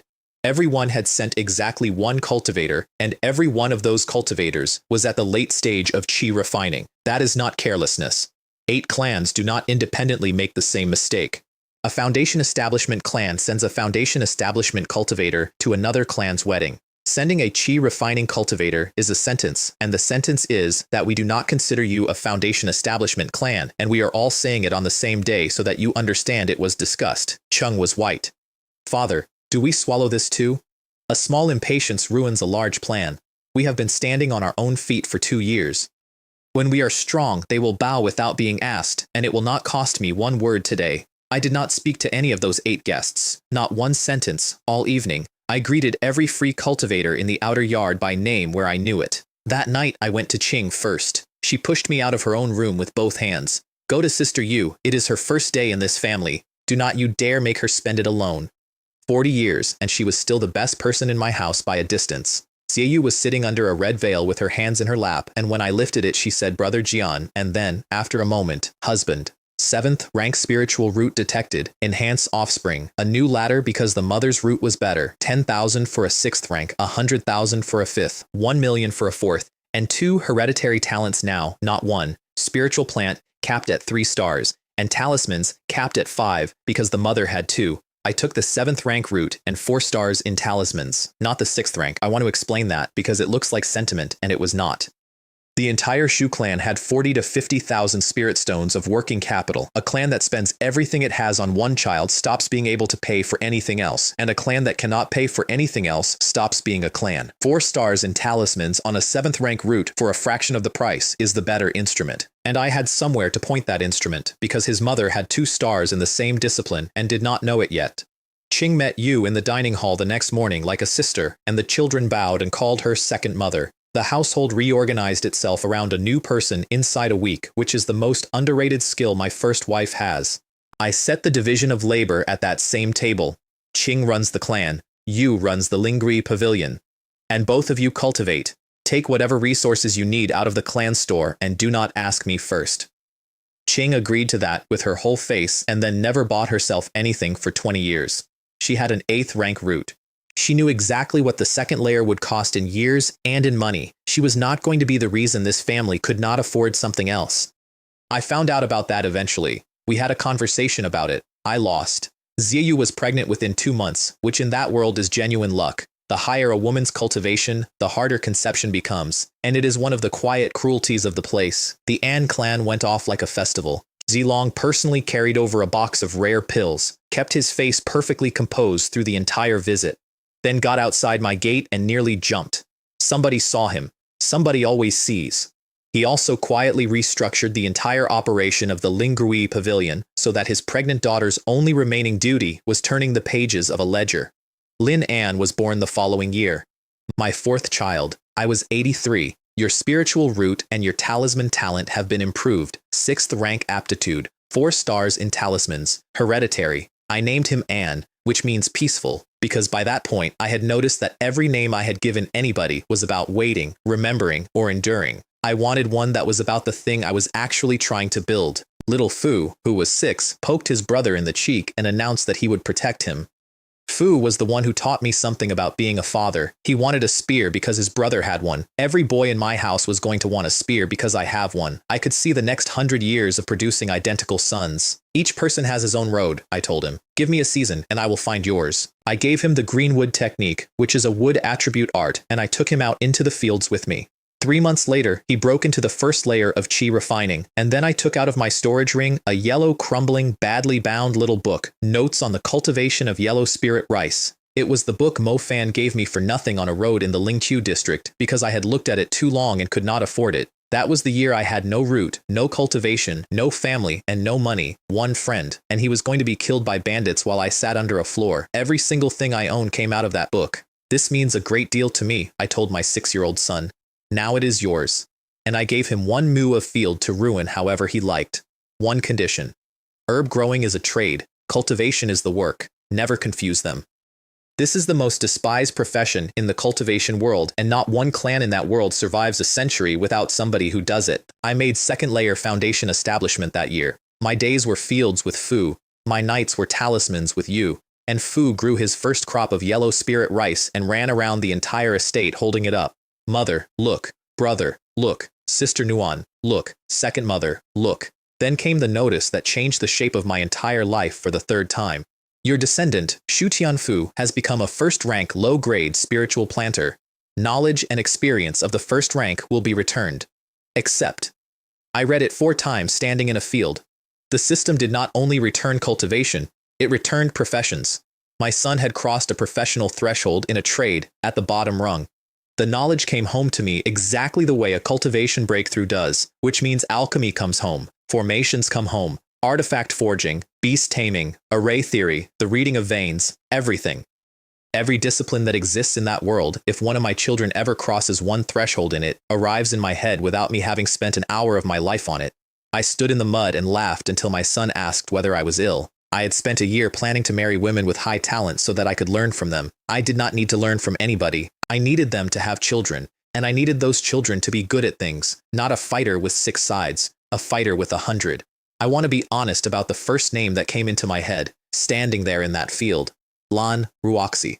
6 stars in alchemy, 4 in formations, 2 in artifacts, 2 in spiritual essence, a royal body, and a divine sense that had put me on my knees in a public street with 1 glance. And I laughed at myself, because at that moment I was not worth the second look she had declined to give me. But I noted the year. 200 years is not a long time in that world, and I have never once been in a hurry. The next 3 years I spent in a locked room with the walls covered in talisman diagrams. I reached first rank mid-grade. Yu fell behind me because she was pregnant and then had an infant, which she did not resent, and which I did. The materials are absurd. Paper made from the fiber of 10-year spirit bamboo, cinnabar out of the deep part of a mine, a brush made from the pelt of a second-rank silver moon wolf king, and here is the economics, which reorganized my priorities again. Talismans made me about 10,000 spirit stones a year. Clear. 50 mu of gathering spirit grass, worked by a second-rank spiritual planter, made about the same. I was second rank at herbs and only first rank mid-grade at talismans, and they paid identically. The reason is stamina. An ordinary first-rank talisman maker is finished after 10 talismans in a day, because drawing one costs spiritual power, and a chi refining cultivator does not have very much of it. I had a foundation establishment reservoir. I could draw 20 a day and go to dinner. I did the arithmetic and made a decision that would have astonished the man who fell into that world with 2 spirit stones and half a python. When I reach high grade, I stop farming. Let the tenants have it. The most despised profession in the cultivation world had carried me for 60 years. It had also once saved my life on the 88th market when a clan ancestor decided I was not worth locking up. I do not romanticize it. It is a ladder you kick away when you are on the roof. Ching suggested we sell the talismans in the Lingri Pavilion. I said no, and this is the reasoning, because it is the reasoning that kept my family alive. We had already taken business from the Sioux clan who trade in herbs. The Sioux had swallowed it because we were poor newcomers and we had not hurt them badly enough to justify the cost of a war. Talismans in Baiguo City are the Lin clan, the first clan of the city, a family that has been first for so long that being first has become their personality. And there is a second effect. The moment the Shu clan visibly enters a second industry, every other clan in that city looks at the industry they own and gets frightened. Then they all back the Lin, and it is not the Lin clan against us anymore. It is Baiguo City against us. So I sold my talismans in other cities, smaller margin, longer road, and nobody in Baiguo ever saw a single one. What this clan needs, I told my wife, is not money. It is time. Give us 30 quiet years and we will not be afraid of the Lin or the Su or anybody else. Lin Yue was born the year after that. A daughter. I was 86. By then, my own aptitude had climbed to 5th rank, and I was at the 2nd layer of foundation establishment with 5 children. Her panel read 6th rank root, 4 stars and talismans. She was going to grow up beautiful, and she is also the most frightening person in my family, but that is much later. A year after that, I finally taught Ziyu talismans properly. I stood behind her and moved her hand. That is the only way it can be taught. Exactly this much cinnabar and no more, because too much and the talisman detonates in your fingers, and too little and it does nothing at all and you have wasted a week's materials. She reached 1st rank mid-grade and turned around and put her arms around my neck in the workshop, and I made a decision I never discussed with her, which is that we would not have a 3rd child immediately.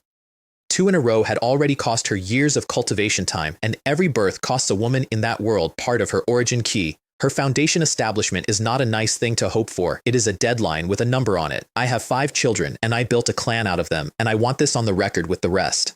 Chung turned 30 that year at the 7th layer of Qi refining.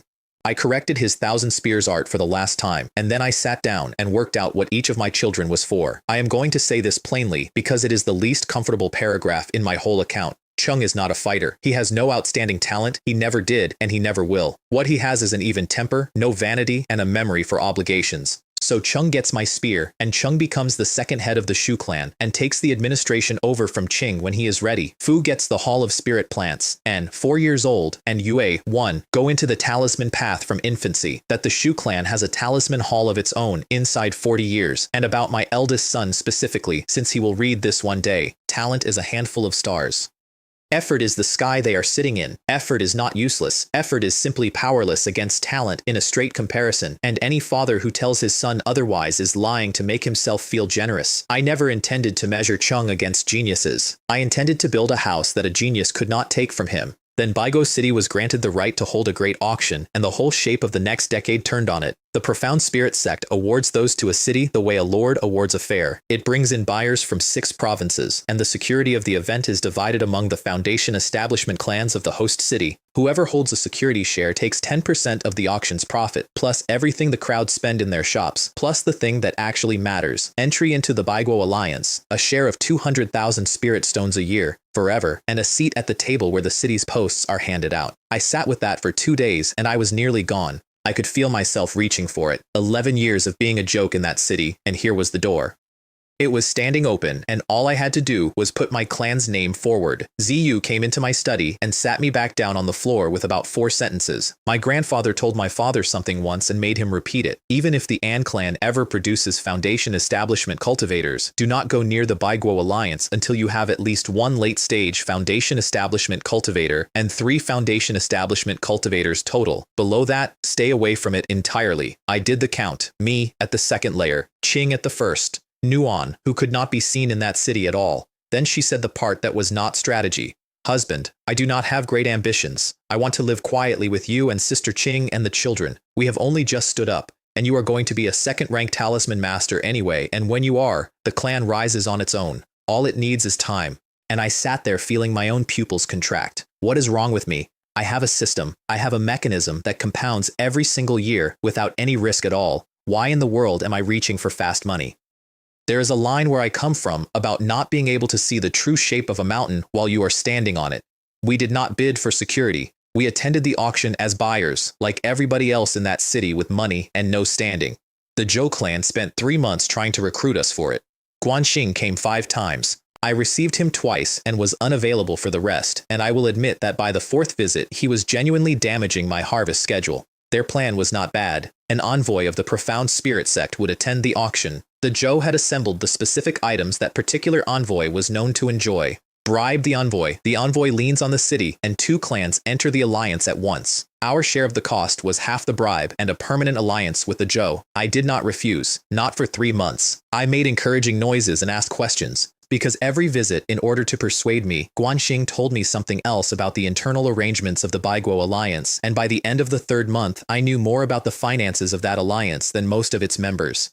Eventually, he offered to pay the entire bribe himself and asked only for our friendship. I said no. He came up out of his chair. Are you not afraid of making an enemy of the Zhou clan? We want to live quietly, but if the Zhou clan pushes, the Shu clan will not step back. The arithmetic was never difficult. If the scheme worked, the Zhou would take the credit. If it failed, there would need to be a party at fault. It would not be the clan whose mother was born into the Jiang of Yanyang. The Zhou went ahead alone, all in. When we sit in the alliance, Guanlei said, the Shu will look up at us from the dirt where they belong. The city filled up. The Lingri Pavilion took a normal month's revenue in 4 days. I did not enjoy it. Where there is a crowd, there are knives, I told my family. And the city guard is not going to extend itself for us this week of all weeks. Qing stayed to hold the estate since we had 2 foundation establishment cultivators and both were early stage. Yu stayed with the small children. Fu stayed with the fields. Chung came with me because he asked to and because he was 32 and had never seen anything. Look at everything, I told him. Touch nothing.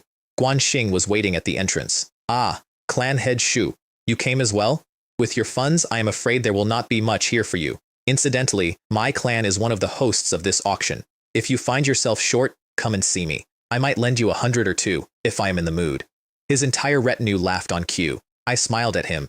Thank you, Brother Zhou. I will certainly come to you if I need it. He could not do anything with that. You cannot land a punch on a man who agrees with you. He walked off looking as though he had swung at a curtain. I found out later why he was so angry. The Sect envoy had duly pushed the Zhou into the security roster, and then the 7 clans had gone to work. Disturbances broke out exclusively on the sections the Zhou were guarding. Provocateurs appeared exclusively in Zhou territory. Their share was cut from 8% to 5%, and the envoy could not help them because shares are apportioned by contribution, and their contribution was visibly a disaster. That is why they had spent 3 months on my doorstep. They did not want an ally. They wanted somebody else's clan standing in front of theirs. Do not answer him, I told my son on the stairs. A quarrel about pride costs money and buys nothing. What the Zhou clan owes us is written down. We will collect it when we are strong enough that collecting it is cheap. The clan heads came up onto the platform before the bidding and released their foundation establishment auras together, which is a thing they do. The hall pressed itself back into its seats, and then the doors opened and the Zhang clan of Yanyang City walked in. What kind of auction is it? Their head said pleasantly from the doorway. Without the Zhang clan.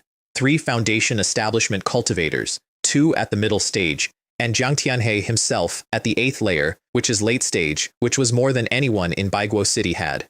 He humiliated Xiao Han in front of the whole room, at length.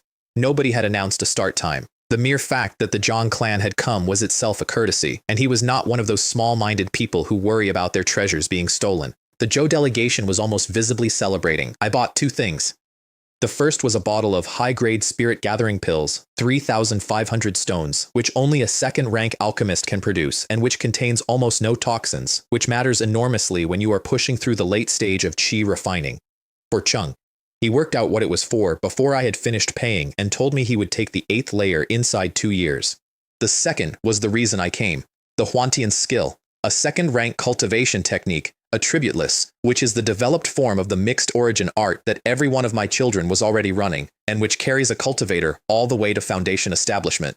Opening bid 15,000. I sat still and let the small money fall away, and then I hit 31,000, and then 35, and when a box on the other side of the hall would not stop, I said 40. The room turned around, because for 40,000 you can buy 2 ordinary second-rank techniques and have change. In the Lin clan box, somebody reported that the bidder was the Shu clan. The dirt farmer? Xiao Han did not even look up. A clan that reaches the 2nd rank and buys an attributeless technique is not a clan worth the Lin family's time. Attributeless techniques are bought by ants who dream of becoming a foundation establishment clan. His nephew had wanted to run the price up out of spite. That contempt is the only reason I got it, because he was right about one thing. Attributeless techniques are for ants. They are worse than a match technique in every single respect except one, which is that they fit anybody. They fit every child I will ever have. He was looking at a man overpaying for a compromise. He was actually looking at a man buying the operating manual for 4 generations. The foundation establishment pill came up later and went from 20,000 to 46. I let it go. My wife needed one. My wife was going to need one for another 20 years, and I could get a pill later. There is only one Huantian skill in a decade. After that purchase, the Shu clan had about 40,000 liquid spirit stones, which was less than several qi refining families in that city. The closing lots were not for us. An ethereal chalcedony that feeds divine sense went to the Lin clan for 120,000, and the last item was a 2nd rank peak grade diamond armor, which absorbs half the damage from a late stage foundation establishment attack. Opening at 100,000, the Lin took it to 250, and a voice from the Zhang box said 260. Xiao Han came out of his seat with his aura up. Who dares? The Zhang clan is not afraid of you. 280. 300. The Lin clan sat down. I watched two clans burn 300,000 spirit stones on a piece of armor to avoid losing an argument in public. I made a note, which was that there was something between those two families that was much older than this auction. After every auction in that world, there is a killing on the roads outside. That is not a failure of policing, it is the arrangement. A host city cannot rob its own guests, so the clans allow the bandits to work the roads, and afterward, the clans hunt the bandits and take the goods, and end up with both the loot and a reputation for maintaining order. That night was not that. That night, the Lin, the Su, and the Zhao put 9 hidden foundation establishment cultivators on the road, led by Xiaoyang at the 7th layer. They were not there for the guests in general. They were there for the Zhang clan, for the diamond armor, and for what had been said in the hall. I want to explain the phrase hidden foundation establishment because until that night, I had not properly understood it. Every clan in that world has foundation establishment cultivators that everyone knows about, and every clan has some that nobody knows about. They are the family's actual weapon. They are accumulated over decades at ruinous cost, and they are never used for anything except the night the clan decides that a problem must not exist by morning. They took the Jiang convoy on the road with everything at once, and the young members of the Jiang clan were cut down almost to the last. Jiang Tianhe held 5 of them by himself. "Give up the armor," Xiaoyang told him, "and we will leave you a whole corpse." They put 5 finishing techniques into him at the same moment, and in the instant before that landed, Xiaoyang noticed that Jiang Tianhe was smiling. He had a 3rd rank turtle shell talisman, and it held, and then he used a 3rd rank 10,000 swords talisman, which is not something a foundation establishment cultivator is supposed to be carrying, and 2 of the middle stage men died on the spot, and 2 more were finished for the night. Somebody called it dishonorable. 5 against 1 was honorable. Jiang Tianhe was still standing. In the cultivation world there is a winner and a loser. There is nothing else on the list. Then he said, "Come out." And the elders of the Jiang clan arrived from 3 directions. Xiaoyang understood in 1 second that the ambush he had planned was the smaller half of somebody else's. He ran, and they knocked him out of the air. "Tell me who sent you, and perhaps I let you go." "What Lin clan? I do not know what you are talking about." "Take him alive. We have people who will make the conversation easier." And then something came out of the dark that nobody had accounted for. A man in a black robe at foundation establishment perfection who hit 3 Jiang elders off their feet in 1 movement. The Lin clan had a 9th layer cultivator that nobody in 6 provinces knew about. The old ancestor of the Jiang clan came down out of the sky on a flying sword to meet him, white-haired and equal. While those 2 were occupied, Xiaoyang worked out that he was going to be taken alive and destroyed himself. The blast crippled everyone still standing nearby and blew the 2 old men apart from each other. The man in the black robe screamed a name. He took a sword through the shoulder for it, and then he went out as black smoke, and the last thing he said was that he would remember the debt. Every surviving man in a black robe was found dead by morning, which is what happens to assassins whose employers have finished with them. There was no evidence against the Lin clan anywhere. Here is what that night actually was, and it took me a week to assemble it, and it frightened me more than anything else that happened in my first 30 years in Baiguo City. The Jiang clan of Yanyang wants Baiguo City. They have wanted it for a generation. They cannot simply take it, because Baiguo has 9 foundation establishment clans, and while each of them is weaker than the Jiang, together they are numerous and varied, and Yanyang itself is hollow, because the Jiang killed everyone in it who disagreed with them and now have a city of yes, and they cannot take it without a reason, because unprovoked annexation brings other powers, and eventually the profound spirit sect. So Jiang Tianhe humiliated Xiaohan in public in front of 6 provinces, then rode out on a dark road with a treasure in his ring and 1 late-stage cultivator as escort. He offered himself as bait, on the theory that Baiguo's clans would take the shot, and that when they did, he would have his reason. They took it. He got most of what he came for. The only thing he did not anticipate was that the Lin clan had a perfection stage cultivator in reserve, which cost him his clean capture and cost him elders. Baiguo City lost 9 foundation establishment cultivators in 1 night, including 1 at the late stage. Enough to prepare the ground, as he put it. The losers had their own meeting. The Lin, the Su, and the Zhao spent an entire night screaming at each other because each of them had lost 3 hidden foundation establishment cultivators, not ordinary ones, the card in the sleeve. Decades of a clan's savings, gone in an hour, on somebody else's plan. The Su and the Zhao demanded that the Lin honor the terms they had promised or face war. Xiaohan offered 40%. They demanded 80. He offered 45. They demanded 70. They settled on 50, and only then, with their teeth together, did the 3 of them agree to an alliance against the Jiang clan. I got the news at home, and I sat down and did an arithmetic problem that put sweat on my back. The Su clan can lose 3 hidden foundation establishment cultivators in a single ambush. Therefore, the Su clan has at least 6. Therefore, the Su clan, a middle-ranking family in a provincial city, holds more than 10 foundation establishment cultivators. The same is true of the Zhao. The Lin have a perfection stage man they had been hiding for who knows how long, and the Zhang clan swallowed an entire city, and the Shu clan had 2, and one of them was my wife at the first layer. I called everybody into the hall. Whatever those clans are about to do to each other, the Shu clan is not in it. Not on any side, not for any price, not as a favor. If anyone approaches you, you refer them to me, and I will be extremely sorry and extremely useless. For 30 years, I had been the joke of Baigo City. For 30 years, nobody had come for us. I finally understood that those were the same sentence. The city split into blocks, but nobody went to extremes, because everyone knew there was a tiger sitting in the next city waiting for exactly that. So instead, they took the easy thing. The Zhou clan. I know what happened in that house because 2 of the men who did it were later employed by somebody I owned, and because Baigo City is a small place, if you own the shop, everybody buys their powder in. The Zhou brothers were celebrating everyone else's losses. They had reason to. Their mother came out of the main Jiang clan, and they had been the eyes and ears of the Jiang inside Baigo for a decade. Their orders were to keep the city divided and wait. Silver needles came through the doorway and killed the messenger in the middle of a word. Men in black came in behind them. The guard has not come, somebody said. It has been half an incense stick, and Guanlei understood exactly why the guard had not come, which is the last useful thought he had that night. Guanxing, I will destroy my Dantian and hold them. You run, and you report to the sect, and to the main clan. His brother was crying when he went.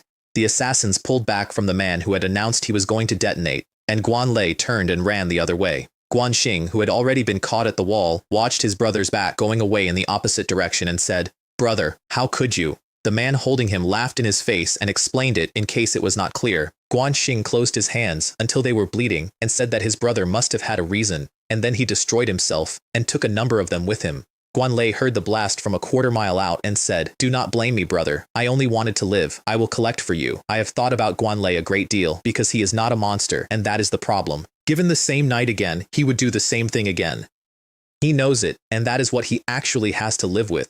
They caught him at the edge of the estate, and he screamed for his father, and Guanzhong came out of a sealed room under the house. The assassins scattered. One of them said the thing out loud, which is how anyone knows. "Guanzhong, you are 4th layer. That is the peak of the 6th. He had been hiding 2 full layers for decades. They left.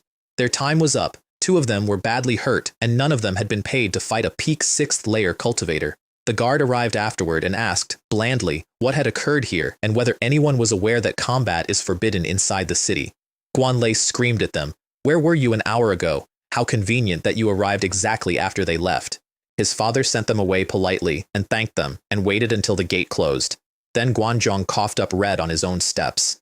He had been 3 days into a breakthrough to the late stage when his son started screaming. He had broken it off at the peak of it, taken the backlash through every channel in his body, and walked out to stand in his own courtyard and radiate a strength he no longer had. The entire thing was a bluff, held together for about 90 seconds by a man who could barely stand. "If I had kept the guard here any longer," he told his son, "they would have seen it, and then it would have been worse." The rumor that went around Baigo City was that bandits had wiped out the Zhou clan. What actually happened is that 8 clans put money together, the Lin, the Su, and the Zhao, and 5 more who each sent 1 hidden foundation establishment cultivator, 6 in total including 1 at the 6th layer, against 2 brothers. The purpose was the Zhou clan's 5% of the Baigo alliance and, incidentally, the removal of a Zhang clan splinter from under the city's skin. It failed for exactly one reason, which is that an old man had spent 30 years pretending to be weaker than he was. I did not lift a finger for the Zhou clan. They had spent a decade trying to make my family into a shield and had spread the rumors that made my children flinch in the street, and when the night came I stayed in my house with my gate shut and my formation lit, and I have never once regretted it. Jieyu said the sensible thing at breakfast. 6 foundation establishment cultivators do not enter a compound and leave again without losses. Somebody organized that. I did not say the rest of it out loud in front of my children. The men in black were the clans. They were always the clans. There are no bandits in a city like that.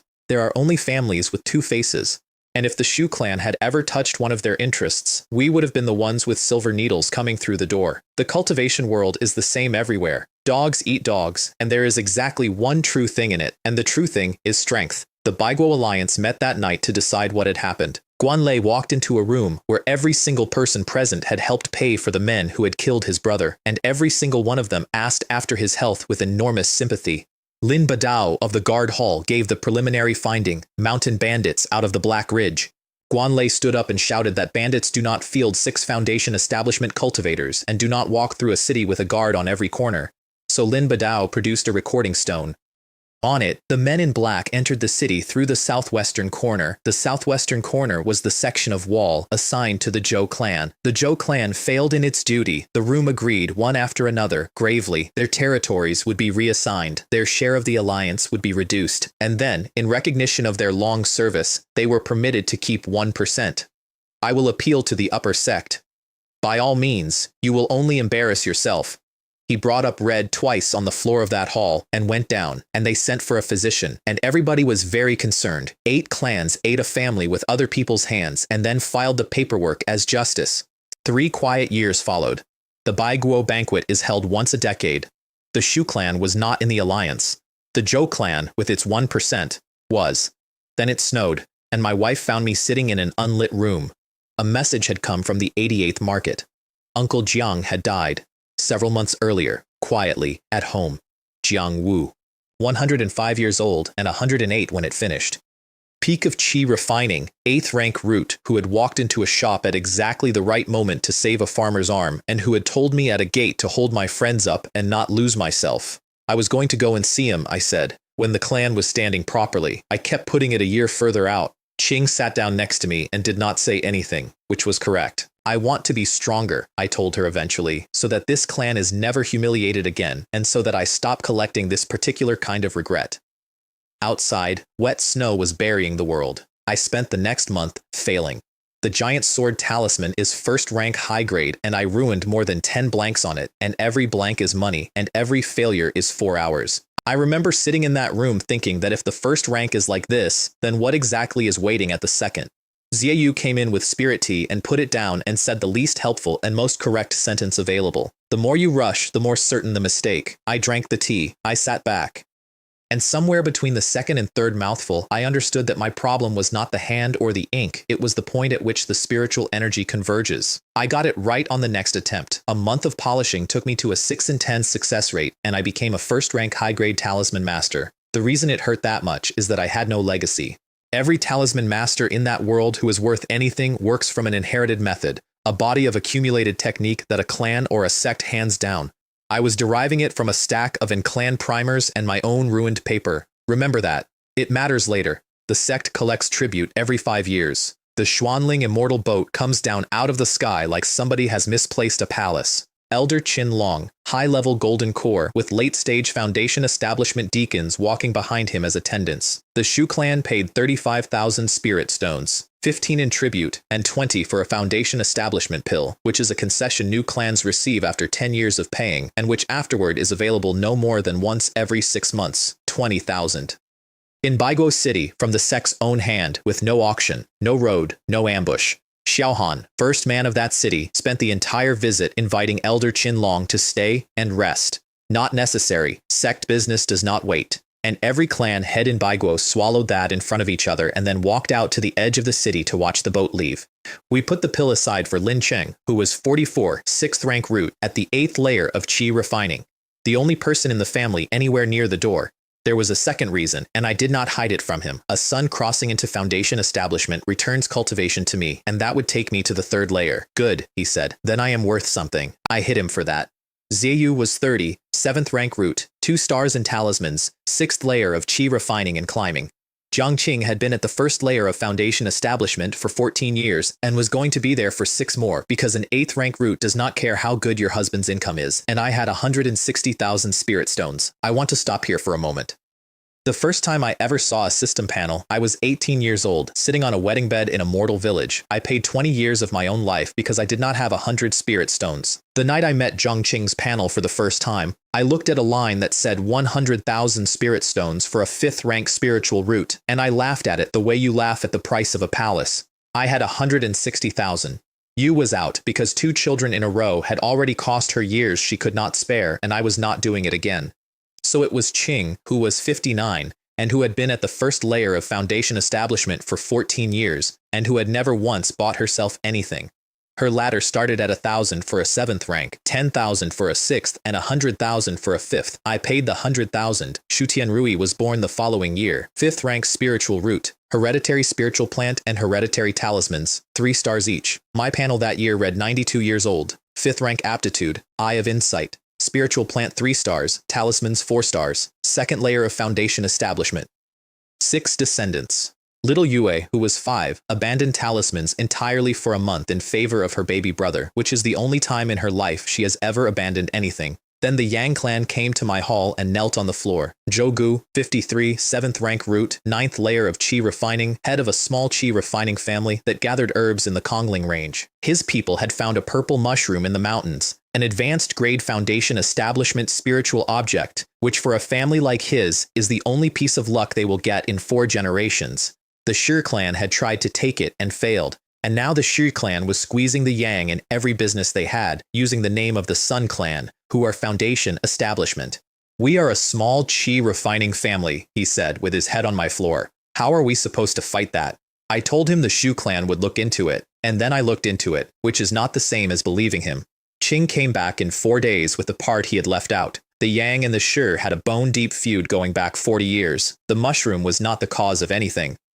It was the excuse both families had been waiting for, and the Sun clan had almost nothing to do with it. The pressure was coming from Tianbo, a spoiled son of that family, qi refining, not even a core disciple, whose new concubine was a daughter of the Shi clan. His father, Tian Kai, was a genuine foundation establishment cultivator standing at the edge of the middle stage. I called Zhou back and let him stand for a while. Get up, and understand me. If you ever conceal anything from the Shu clan again, the Shu clan will be extremely thorough about it. Then I gave him a plan in 2 parts. First, your clan is going to get visibly weaker, slower, more frightened, withdraw from 2 of the contested businesses and lose an argument in public. If you want to ruin a man, first let him lose his mind, and nothing does that faster than watching his enemy fold. Second, and this is the one that matters, you are going to transfer a share of your businesses to the Shu clan on paper, properly registered, properly witnessed. Because at the moment, if I walk into that room, I am a foundation establishment clan head, bullying a qi refining family on behalf of another qi refining family, and every clan in Baiguo City will have an opinion about it. After the transfer, I am a man whose property is being damaged. The negotiation was held 6 weeks later, and it was an ambush. Everyone in the room knew it except the man it was aimed at. Ren Guang came in, enjoying himself enormously. I say the mushroom was found by my people. What are you going to do about it? Facts? In the cultivation world, the truth is whichever side is stronger. And he drew a finger across his own throat, in a room, in front of witnesses, which is the kind of thing that happens when a man has never been told no by anybody who mattered. He demanded the mushroom and 100,000 spirit stones in compensation. Zhou stepped between him and the door. Those businesses your clan has been damaging, they do not belong only to us. And I came in. I am not going to explain who I am, I said. Your clan does not merit the sentence. Zhou gave my title. Ren Guang went the color of a wall and then reached for the only card he had.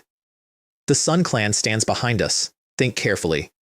Your daughter went into the household of a spoiled sun boy, I said. That is what stands behind you.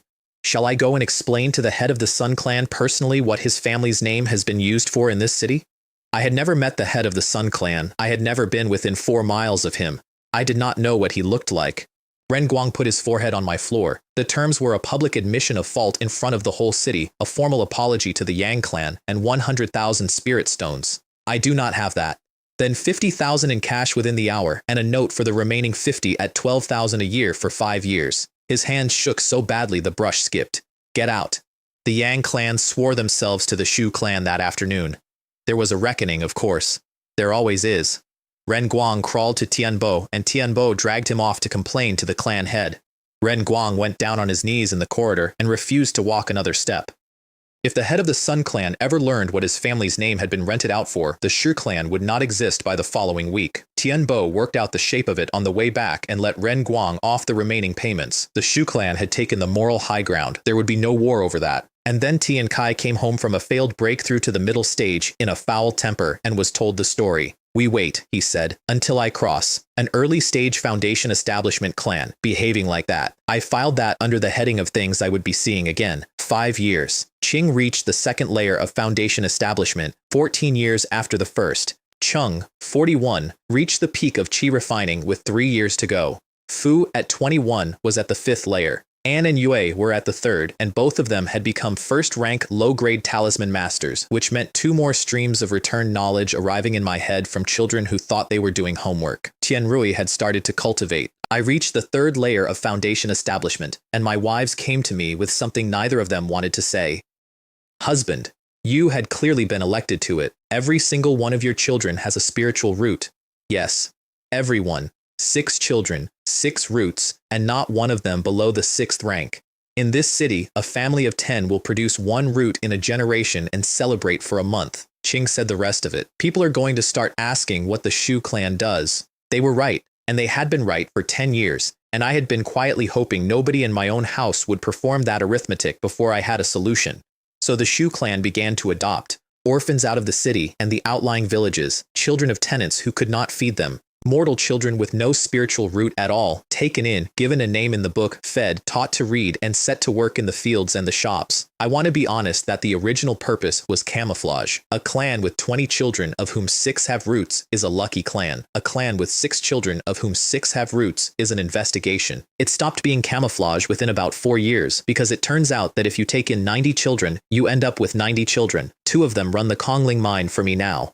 One of them is the finest formation drafter my family has ever produced. She had no spiritual root at all, and she does it entirely on paper and arithmetic, and she is one of the 4 people I trust with the clan's accounts. I did not plan a single part of that. I have taken credit for it anyway, at parties, repeatedly. We began assembling the resources for Cheng's foundation establishment. 7 or 8 middle-grade spiritual objects, and exactly 1 of the advanced class, which was the purple mushroom the Yang clan insisted on giving us, and which I tried to refuse twice.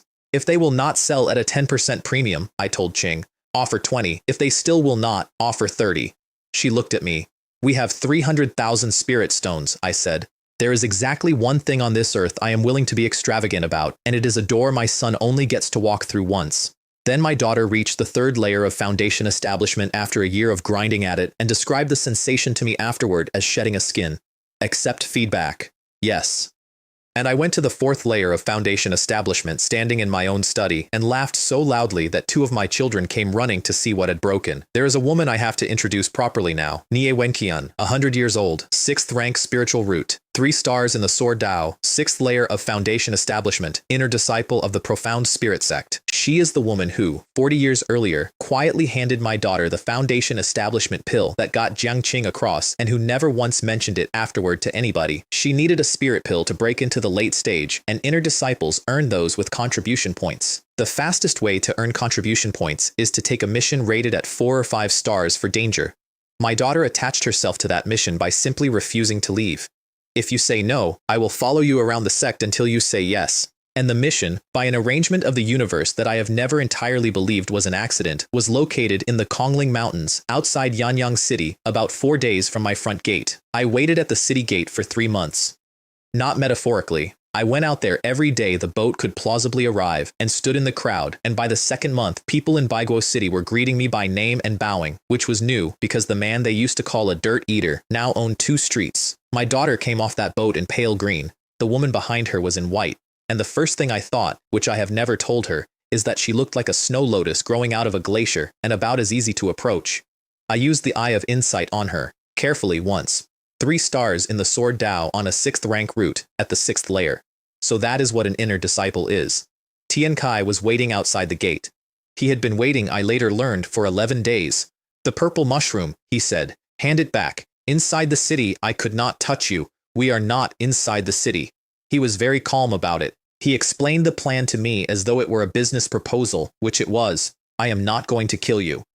I am going to make the head of a foundation establishment clan run from me in the open road in front of 100 witnesses, and then the reputation you have spent 30 years building will be worth precisely nothing. Tian Kai, 113 years old, 7th rank root, 1 star as a blade master, 4th layer of foundation establishment. He had every reason to be confident. Everyone in Baiguo City knew that Lin Jian was at the early stage. Then my daughter said something to him. I do not remember what. I remember that she said it, and that he turned his head toward her, and that a very old and extremely simple thing happened inside me. I have a weak point. Everybody does. Mine is about 5 feet tall and calls me father. I took out Lei Jun with the lightning already running down the shaft. He set himself for a probing exchange, because that is what you do at the start of a fight with an equal, and because it had not occurred to him that anything else was possible. I opened with my strongest technique. Thunder Dragon pierces the sun. First movement.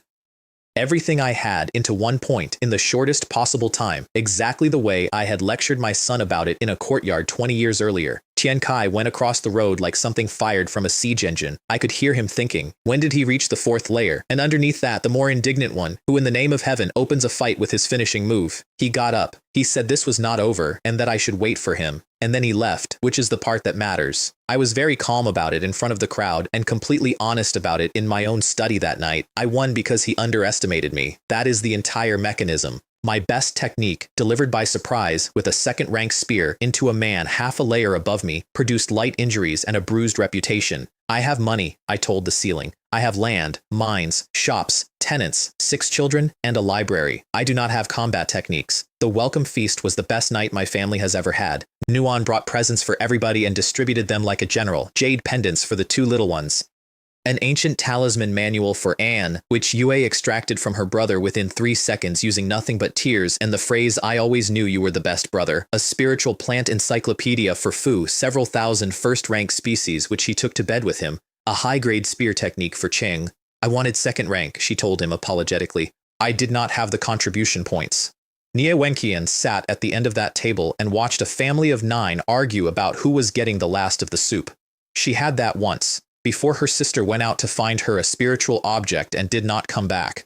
I got the truth about the mission out of my daughter that night in my study. Then I lost my temper, which I do about once a decade.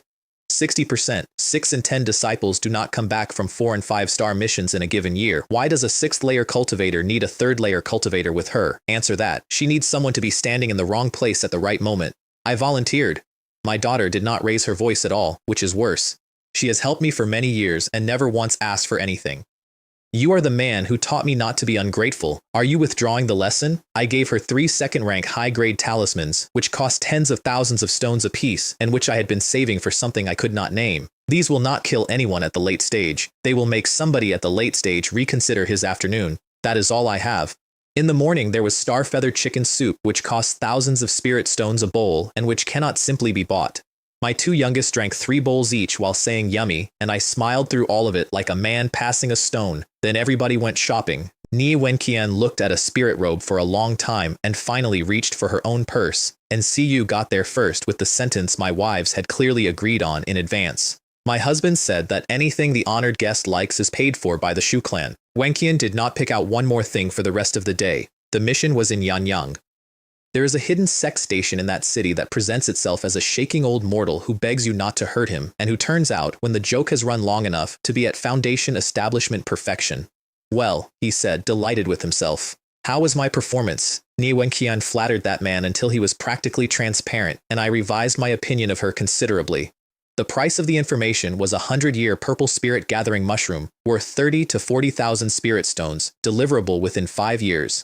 The information was this. The man they were hunting was called Feng Hua, a rogue cultivator of the Dao Sha line, wanted for a list of things I am not going to read out. He had one predictable habit in his entire life.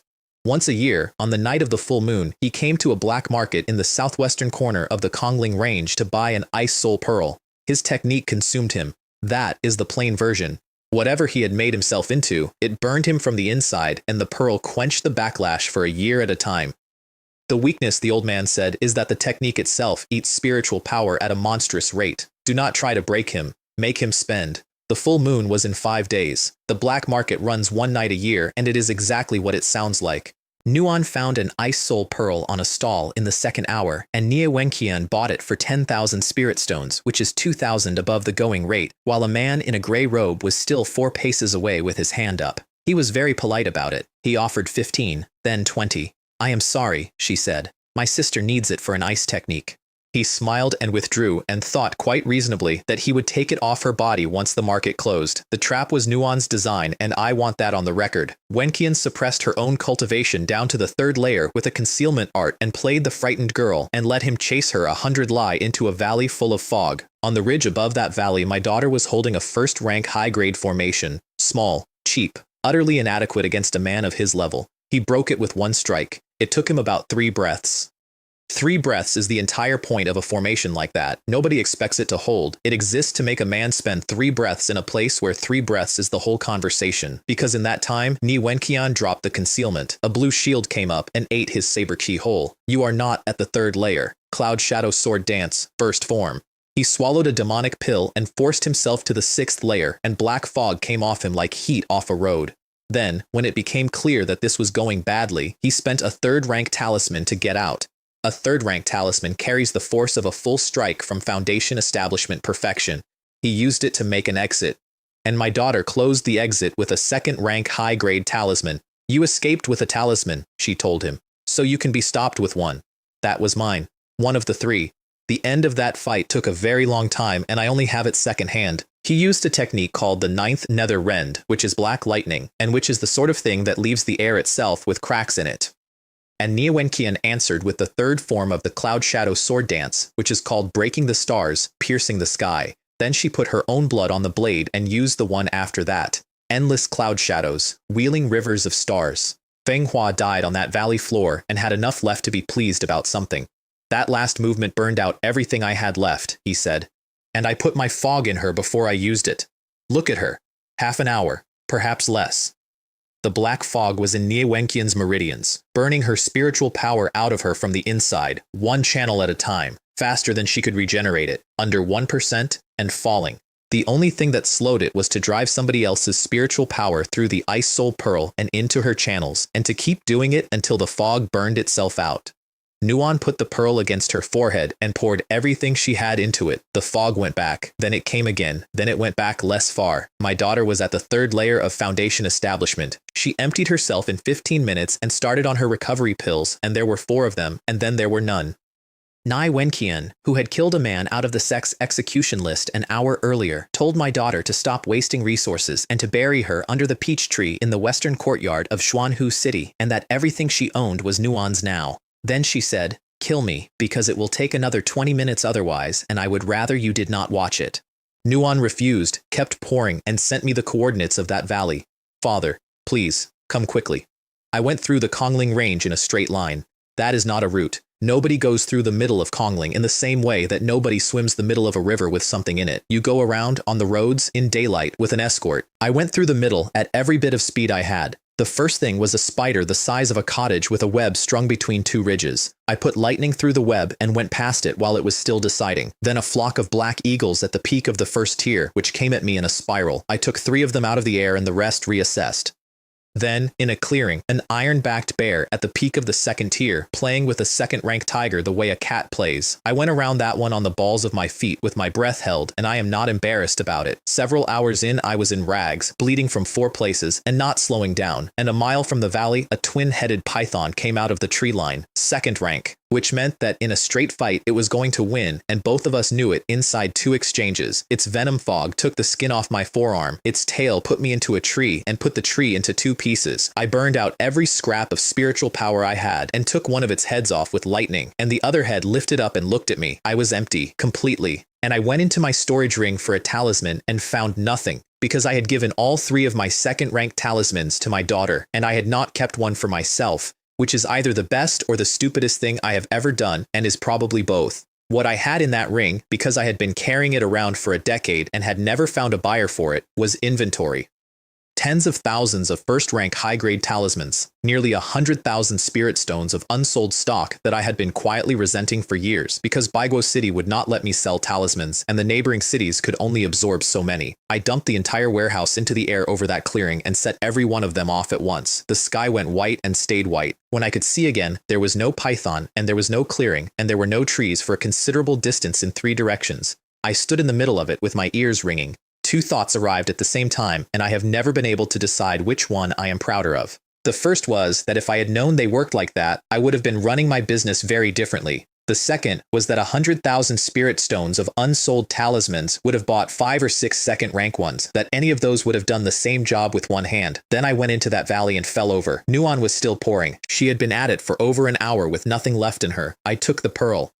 I had spent 40 years learning to move spiritual power through paper and cinnabar with an accuracy that most cultivators do not need and never develop. It turns out that pushing another person's channels open through a frozen pearl while something in them fights you is exactly the same skill. I burned the fog out of Ni Wenqian's meridians and I kept going after it was out, because you do not stop at the moment it looks finished. And somewhere in there, I went down. 3 days. My daughter sat between the two of us for 3 days in a valley full of things that eat people and did not sleep and did not move and was still sitting there when I opened my eyes. Ni Wenqian, when she took stock of herself, discovered something neither of us expected. The fog had gone through her channels like a fire through scrub, and what was left behind was wider. The late stage of foundation establishment, which she had been told would take her another 10 or 15 years, was going to take 3. She fixed my ki, which was badly out of balance, by pouring her own into me for an afternoon. Then she went out beyond the Kongling range on her own for a full day and came back with a second-rank jade fluid pill and made me take it. There followed a conversation that my daughter eventually had to physically end. Thank you for coming for us. No, thank you for what you did afterward. No, thank you for the pill. No, thank you for the pearl.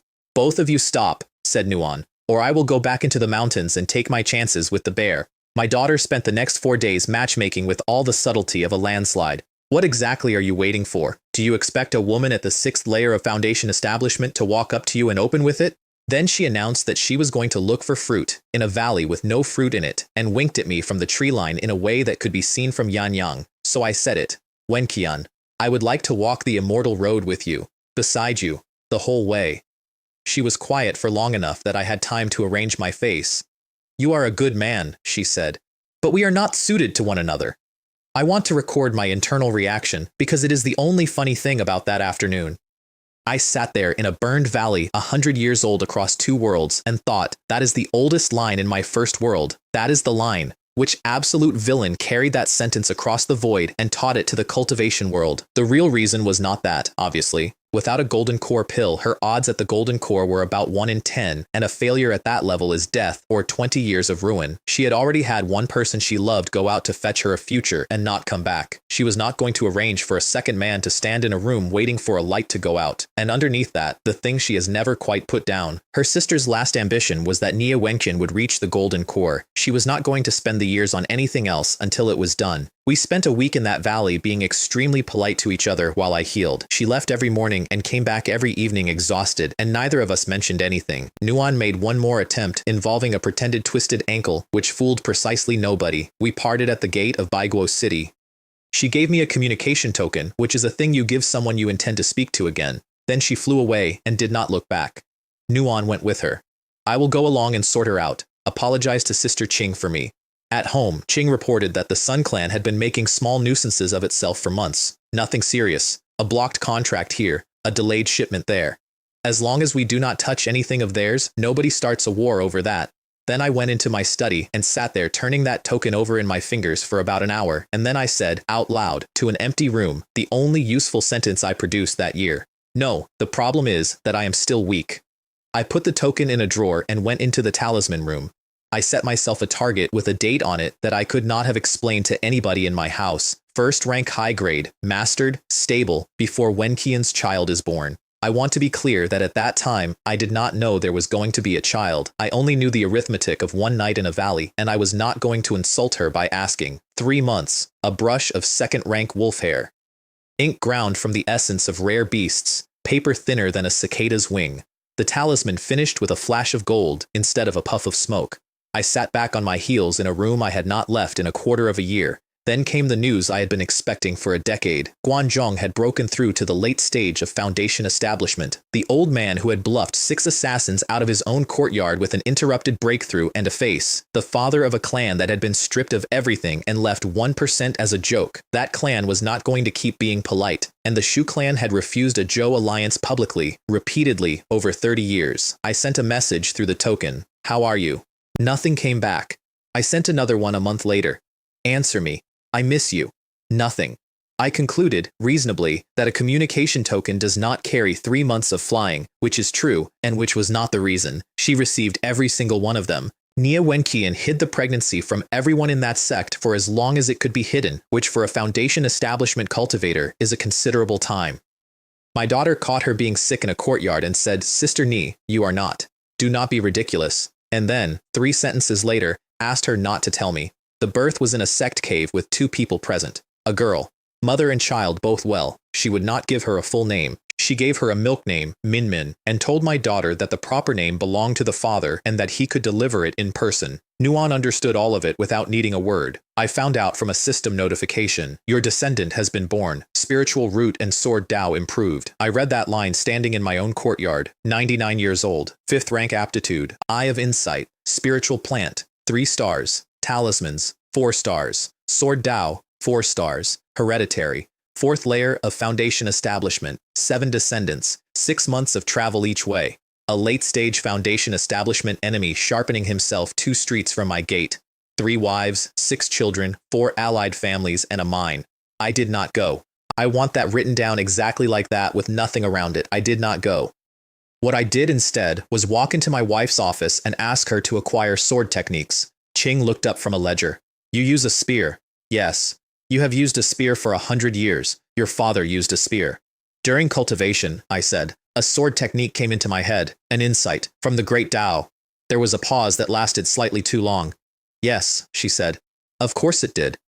She bought the techniques. She has never once asked me about it since, and I know exactly what she thinks. She is right.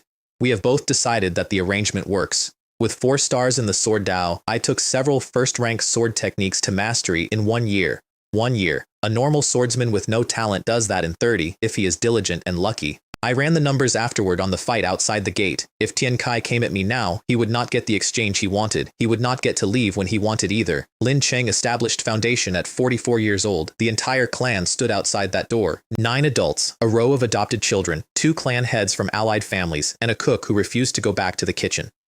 The vortex of spiritual energy over the roof slowed and stopped, and the door opened. I gave him Lei Jun, my spear, the one that had cost me 20,000 stones and gone through a man on a road outside the 76 market, and the Thunder Dragon technique with it. I am a swordsman now, I told him, which he did not believe for 1 second, and which he accepted like the gentleman he is. We held the feast for the allied Qi refining clans only, not the city, the An, the Yang, and 4 others who had come in over the previous decade. I settled an old account at that table too. 40 years earlier, the An clan had handed a stranger their entire library on a promise, and the promise was 3 techniques at the foundation establishment level once the Shu clan rose. I put all 3 in front of Ji Long between the 2nd and 3rd course, and the old man read the titles and had to leave the room for a while. Zhou got up and said that everything his family had, it had because of the Shu clan, and 2 families that had been sitting on the fence sent their heads to my study the following morning. Qing bought me 3 swords from the Qian clan for several tens of thousands.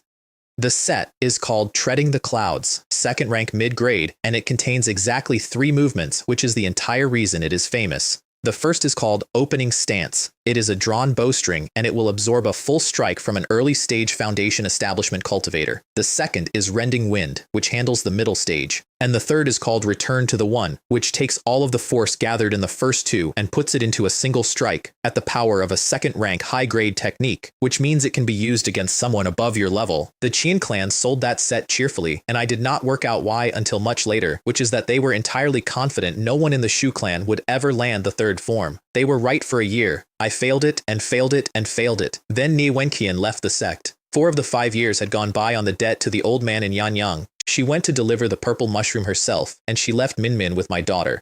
And a woman in black stood outside the gate of the Shu estate in Baigo City and asked whether the clan head was at home. He was not. He was 3 days away buying ore contracts. She did not leave a name. She turned around and left. Qing worked it out in about 4 seconds, which is why she runs my clan, and sent a message after me at the highest priority the token allowed. I got to the eastern gate of Yanyang City and hid behind a fruit stall like a man half my age. She came through that gate in the middle of a crowd, and I said her name. Then I put my arms around her in the open street in front of the entire eastern quarter of Yanyang City and kissed her. She did not push me away, and a lot of people stopped walking. The guard captain arrived at a run. Broad daylight. City gate. Public thoroughfare. Break it up, both of you. I let out my foundation establishment aura. 11 guards went down onto the cobbles at once, and 2 spears hit the ground with a noise like a dropped tray. My wife and I said, have been apart for a considerable time, and you are spoiling our mood. The deputy commander of that gate came out at a jog before it could get worse. Wu Sheng, 94 years old, 6th rank root, 4th layer of foundation establishment, and an extremely sensible man. He put the guards back on their feet, apologized to nobody in particular, and invited me for tea. I declined politely and gave my name as Wei Jiang because Yanyang City belongs to the Jiang clan, and the Jiang clan wants Baiguo City, and there is no version of the sentence "I am Lin Jian of the Shu clan of Baiguo" that improves my life inside those walls. Wen Qian raised an eyebrow at me once we were clear. You understand where we are? Perfectly. And if I had backed down from a qi refining gate guard because of it, that would not have been caution. That would have been cowardice, and my children would have heard about it inside a month. At the inn, she told me about Min Min. She had been rehearsing it, I could tell. She got about 4 words into it, and then said the whole thing at once, which is that our daughter had been born 3 years earlier. Well, I said, that is certainly strange. She went white. So here is your punishment. For the rest of your life, you do not hide anything from me, and when something goes wrong, I am the first person you come to, not the last. She was still recovering when I added the second one. And you will stop calling me by my name in public. You will call me husband. In the morning she gave the mushroom to the old man, who was still pretending to be immortal and was still enormously pleased with the performance, and we went home. My wives met her outside the gate, Qing in violet and Yu in yellow, both of them out past the gate before the beast had properly landed, one on each arm, walking her in like a woman they had known for a century. Excuse me, I said. I brought her. You always interrupt, said Yu, when sisters are talking. The whole clan bowed and called her Aunt Ni, and I explained that there was another sister in the sect, and Yue, who was 16, made a noise that frightened the birds off the roof. I have a little sister? Father? When are we bringing her home? 3 months later, we were on a sky ship to Xuanling. The cabins on that class of ship have spirit crystals in the walls and a jade bed, and Wenqian spent the entire journey cultivating in one. I spent the entire journey drawing talismans in the other, and this is the marriage we have, and both of us are extremely happy with it. Xuanling Immortal City had not changed. The inner city for disciples, the outer city for everybody else. A foundation establishment pill costs 50,000 there instead of 20 because it is the first city of the territory, and it can. I waited outside the gate. I have waited outside that gate before. I stood there for 9 years once, a landless farmer with a daughter on the other side of it. Nuan came out with a 3-year-old on her hip. The child looked at me for a while with an expression I recognized from a mirror. Papa, up. We had lunch at the Lingyun Pavilion, and Min Min pointed at every single dish on the board in sequence, and I ordered all of them. Mojin had gotten old, in the way that people do in that world, which is not in the face. 5th layer of foundation establishment, 2nd rank alchemist, head of the Li clan. He had married Han Wanqing, 96, 6th rank root, 4th layer of foundation establishment. The Han clan had given her to him specifically because he was a 2nd rank alchemist, and everybody involved knew that and nobody minded. They had no children. We drank for 4 hours, and somewhere in the middle of it he put his cup down. Do you know what I envy about you? Not the clan, not the mine. I waited. A full house. Then he asked what I needed, and I gave him 3 things. Foundation, establishment pills, as many as could be got. A 2nd rank high-grade sword, and a 2nd rank talisman method. He stared at me over the table. 20 years ago, he said, you did not know what a talisman was. I remember explaining it to you. You were holding a hoe. There was a 4th thing, and I put it to him last, when we were both drunk enough to be honest. The Lingqiu district, 50-odd years ago. Cultivator bandits came in when the Wu clan ancestor was wounded and took it apart over about a week. Mojin put his cup down. I know the incident. Half of them are still working. There was a rice buyer called Mo Fan. He lent 300 spirit stones to a man he had known for 2 years, without asking what for, and he gave that man a book on black rice because the man had looked at it too long and could not afford it. I found him in a road afterward. How many of them do you want? All of them. He put it out through the brokers that week. 11 of that crew were still alive and working the same roads under different names. By the end of that year, none of them were.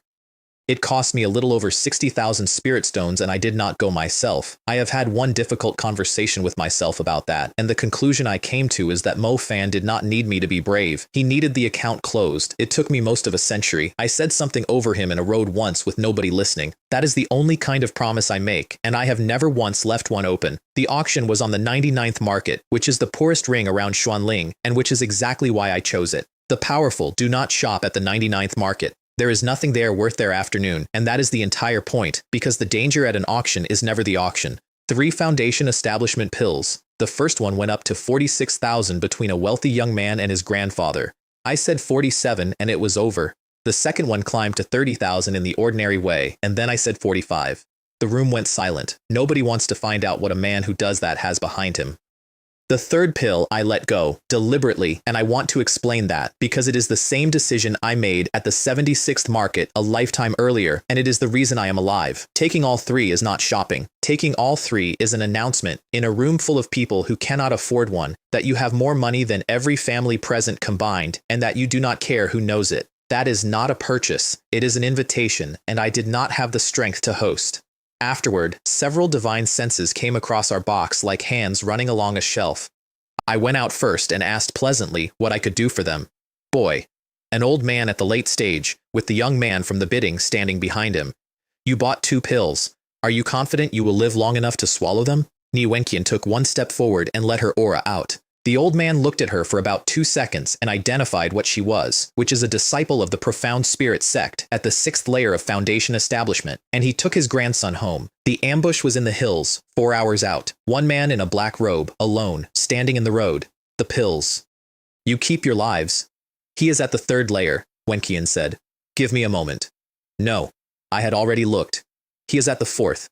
He was running a concealment art called Hiding the Primordial Shadow, which nothing below a golden core can see through, and which the Eye of Insight goes through like a window, because the Eye of Insight is not a technique and does not obey the rules techniques obey. I told her to stay where she was, and I fought him myself. I had spent years buying swords and reading manuals, and I had never once tested any of it against a person who was trying to kill me, and a man who does not know what his own equipment does is carrying decoration. Opening stance took his first strike hole. It is a beautiful movement. It is a drawn bowstring, and it does not so much block as decline. Rending wind cut him across the ribs, and he was genuinely surprised about it. He answered with something called cold moon and frost, and I went into the 3rd form. Return to the 1. Every scrap of force gathered in the first 2 movements, folded into one strike, at the power of a 2nd rank high-grade technique. It came apart halfway. I felt it go.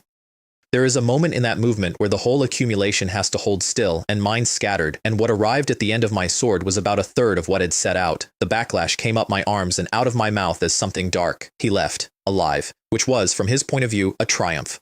Wenqian took him out of the air about 200 paces down the slope with a movement called Clouds Brush the Robe. She did it the way you close a door on your way out of a room.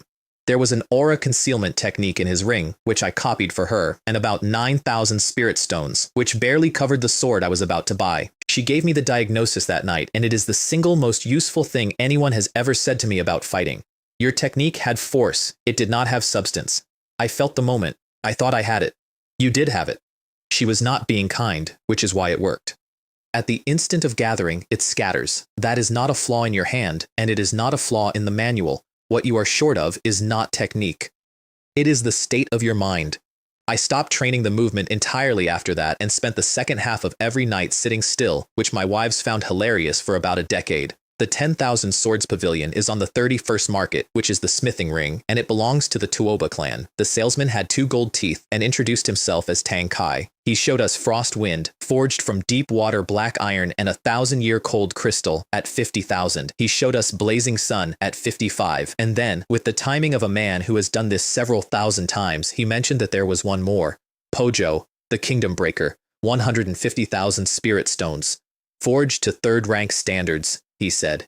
Every step of it, and at the final tempering something went wrong, so it is formally a 2nd rank high-grade weapon. Then he turned the blade over. There were characters cut along the spine of it, very fine, in a script I did not recognize, and neither did anyone else. They had been put there by a swordsman out of a secret realm, and nobody had read them in more than 100 years.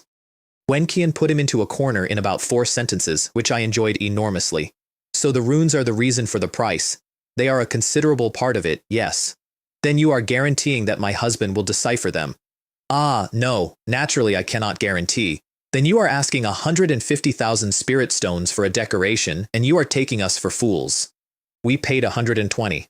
Outside, she said plainly, that the sword was not worth it. The sword is not, I agreed.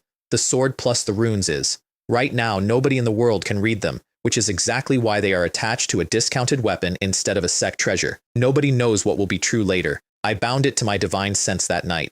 Magical artifacts only develop a spirit of their own at the 3rd rank and above, so there was nobody in there to talk to. It was a heavy, cold, extremely well-made object with graffiti on it. I threw myself at those runes for several days and got precisely nothing. Then I put them away, because time is worth more than curiosity, and started working through the free heavy sword primer that the salesman had pressed on us as a gift. That primer, incidentally, was excellent, and I have wondered ever since whether Tong Kai knew exactly what he was doing when he threw it in. The last thing on my list was the one I did not get. Mo Jin went to everybody. Every alchemist, every artificer, every broker, every clan he had married into or drunk with in 80 years. I am sorry, brother, he said.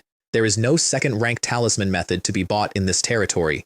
There are 4 ways to acquire a professional legacy in that world, and he listed them for me over the last cup. Inherit it from a clan or a sect, which requires having been born into one that has it. Find one by extraordinary luck, which he described accurately as the sort of thing that happens to sons of destiny in stories. Buy one, which is nearly impossible, because the only legacies that ever come onto a market are the ones being sold by families that are finished, or kill somebody who has one and take it. Without a legacy, I was looking at roughly 20 years to reach the second rank as a talisman master, with 10 years of my life sitting on a shelf in somebody else's building. Then it was time to leave Minmin. That was the argument.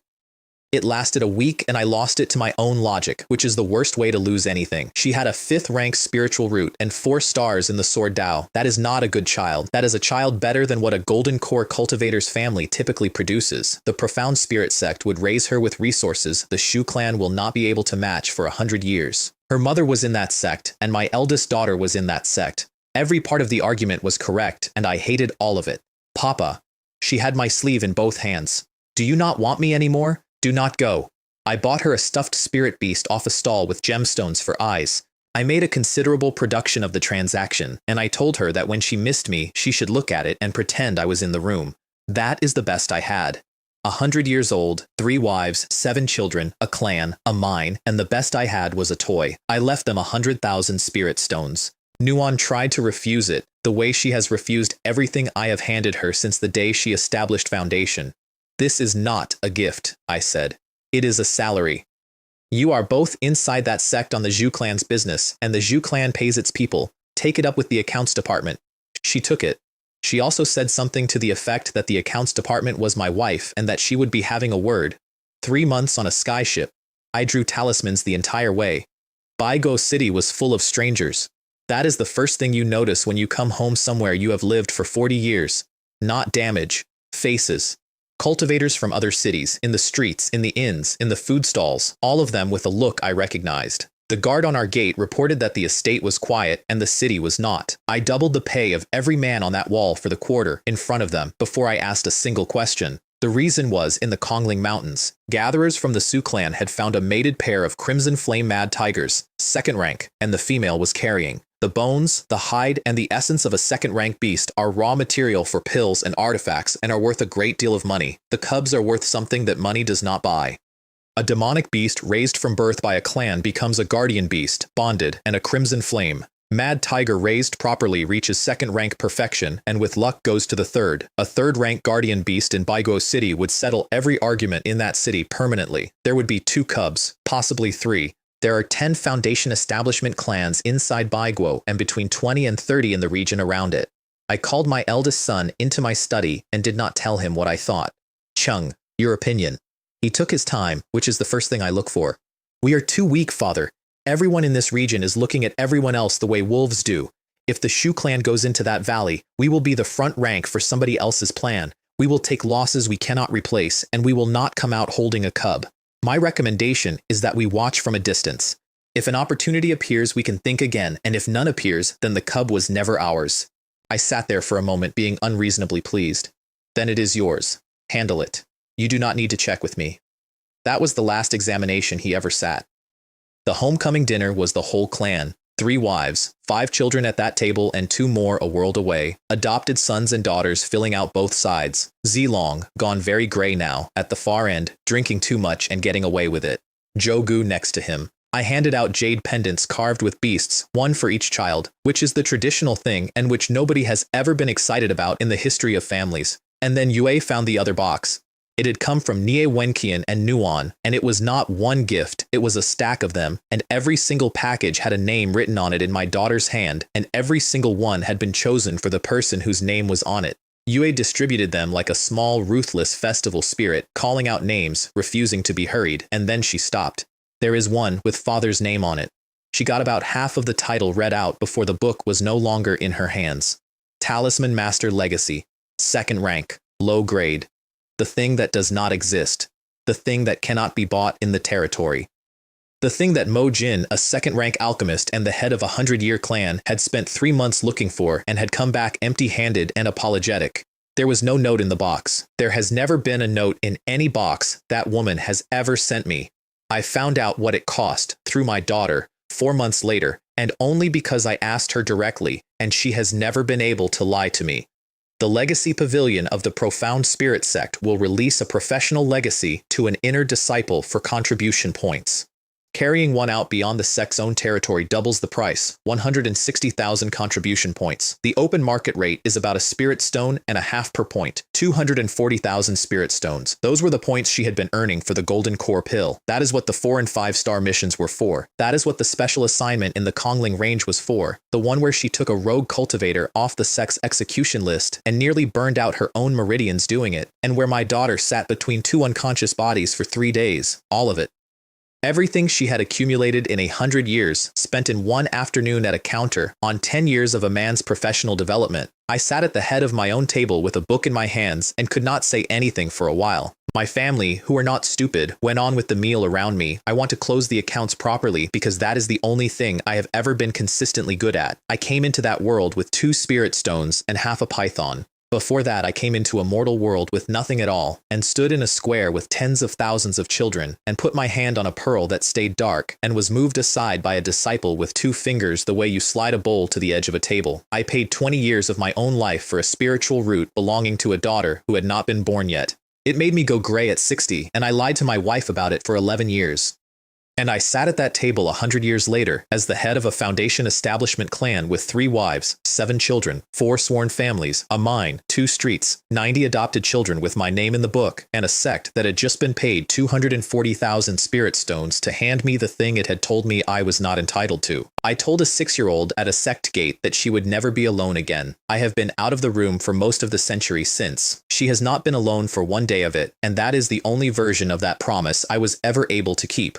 So the ledger is closed, except for the parts that are not. Tian Kai is waiting to reach the middle stage of foundation establishment.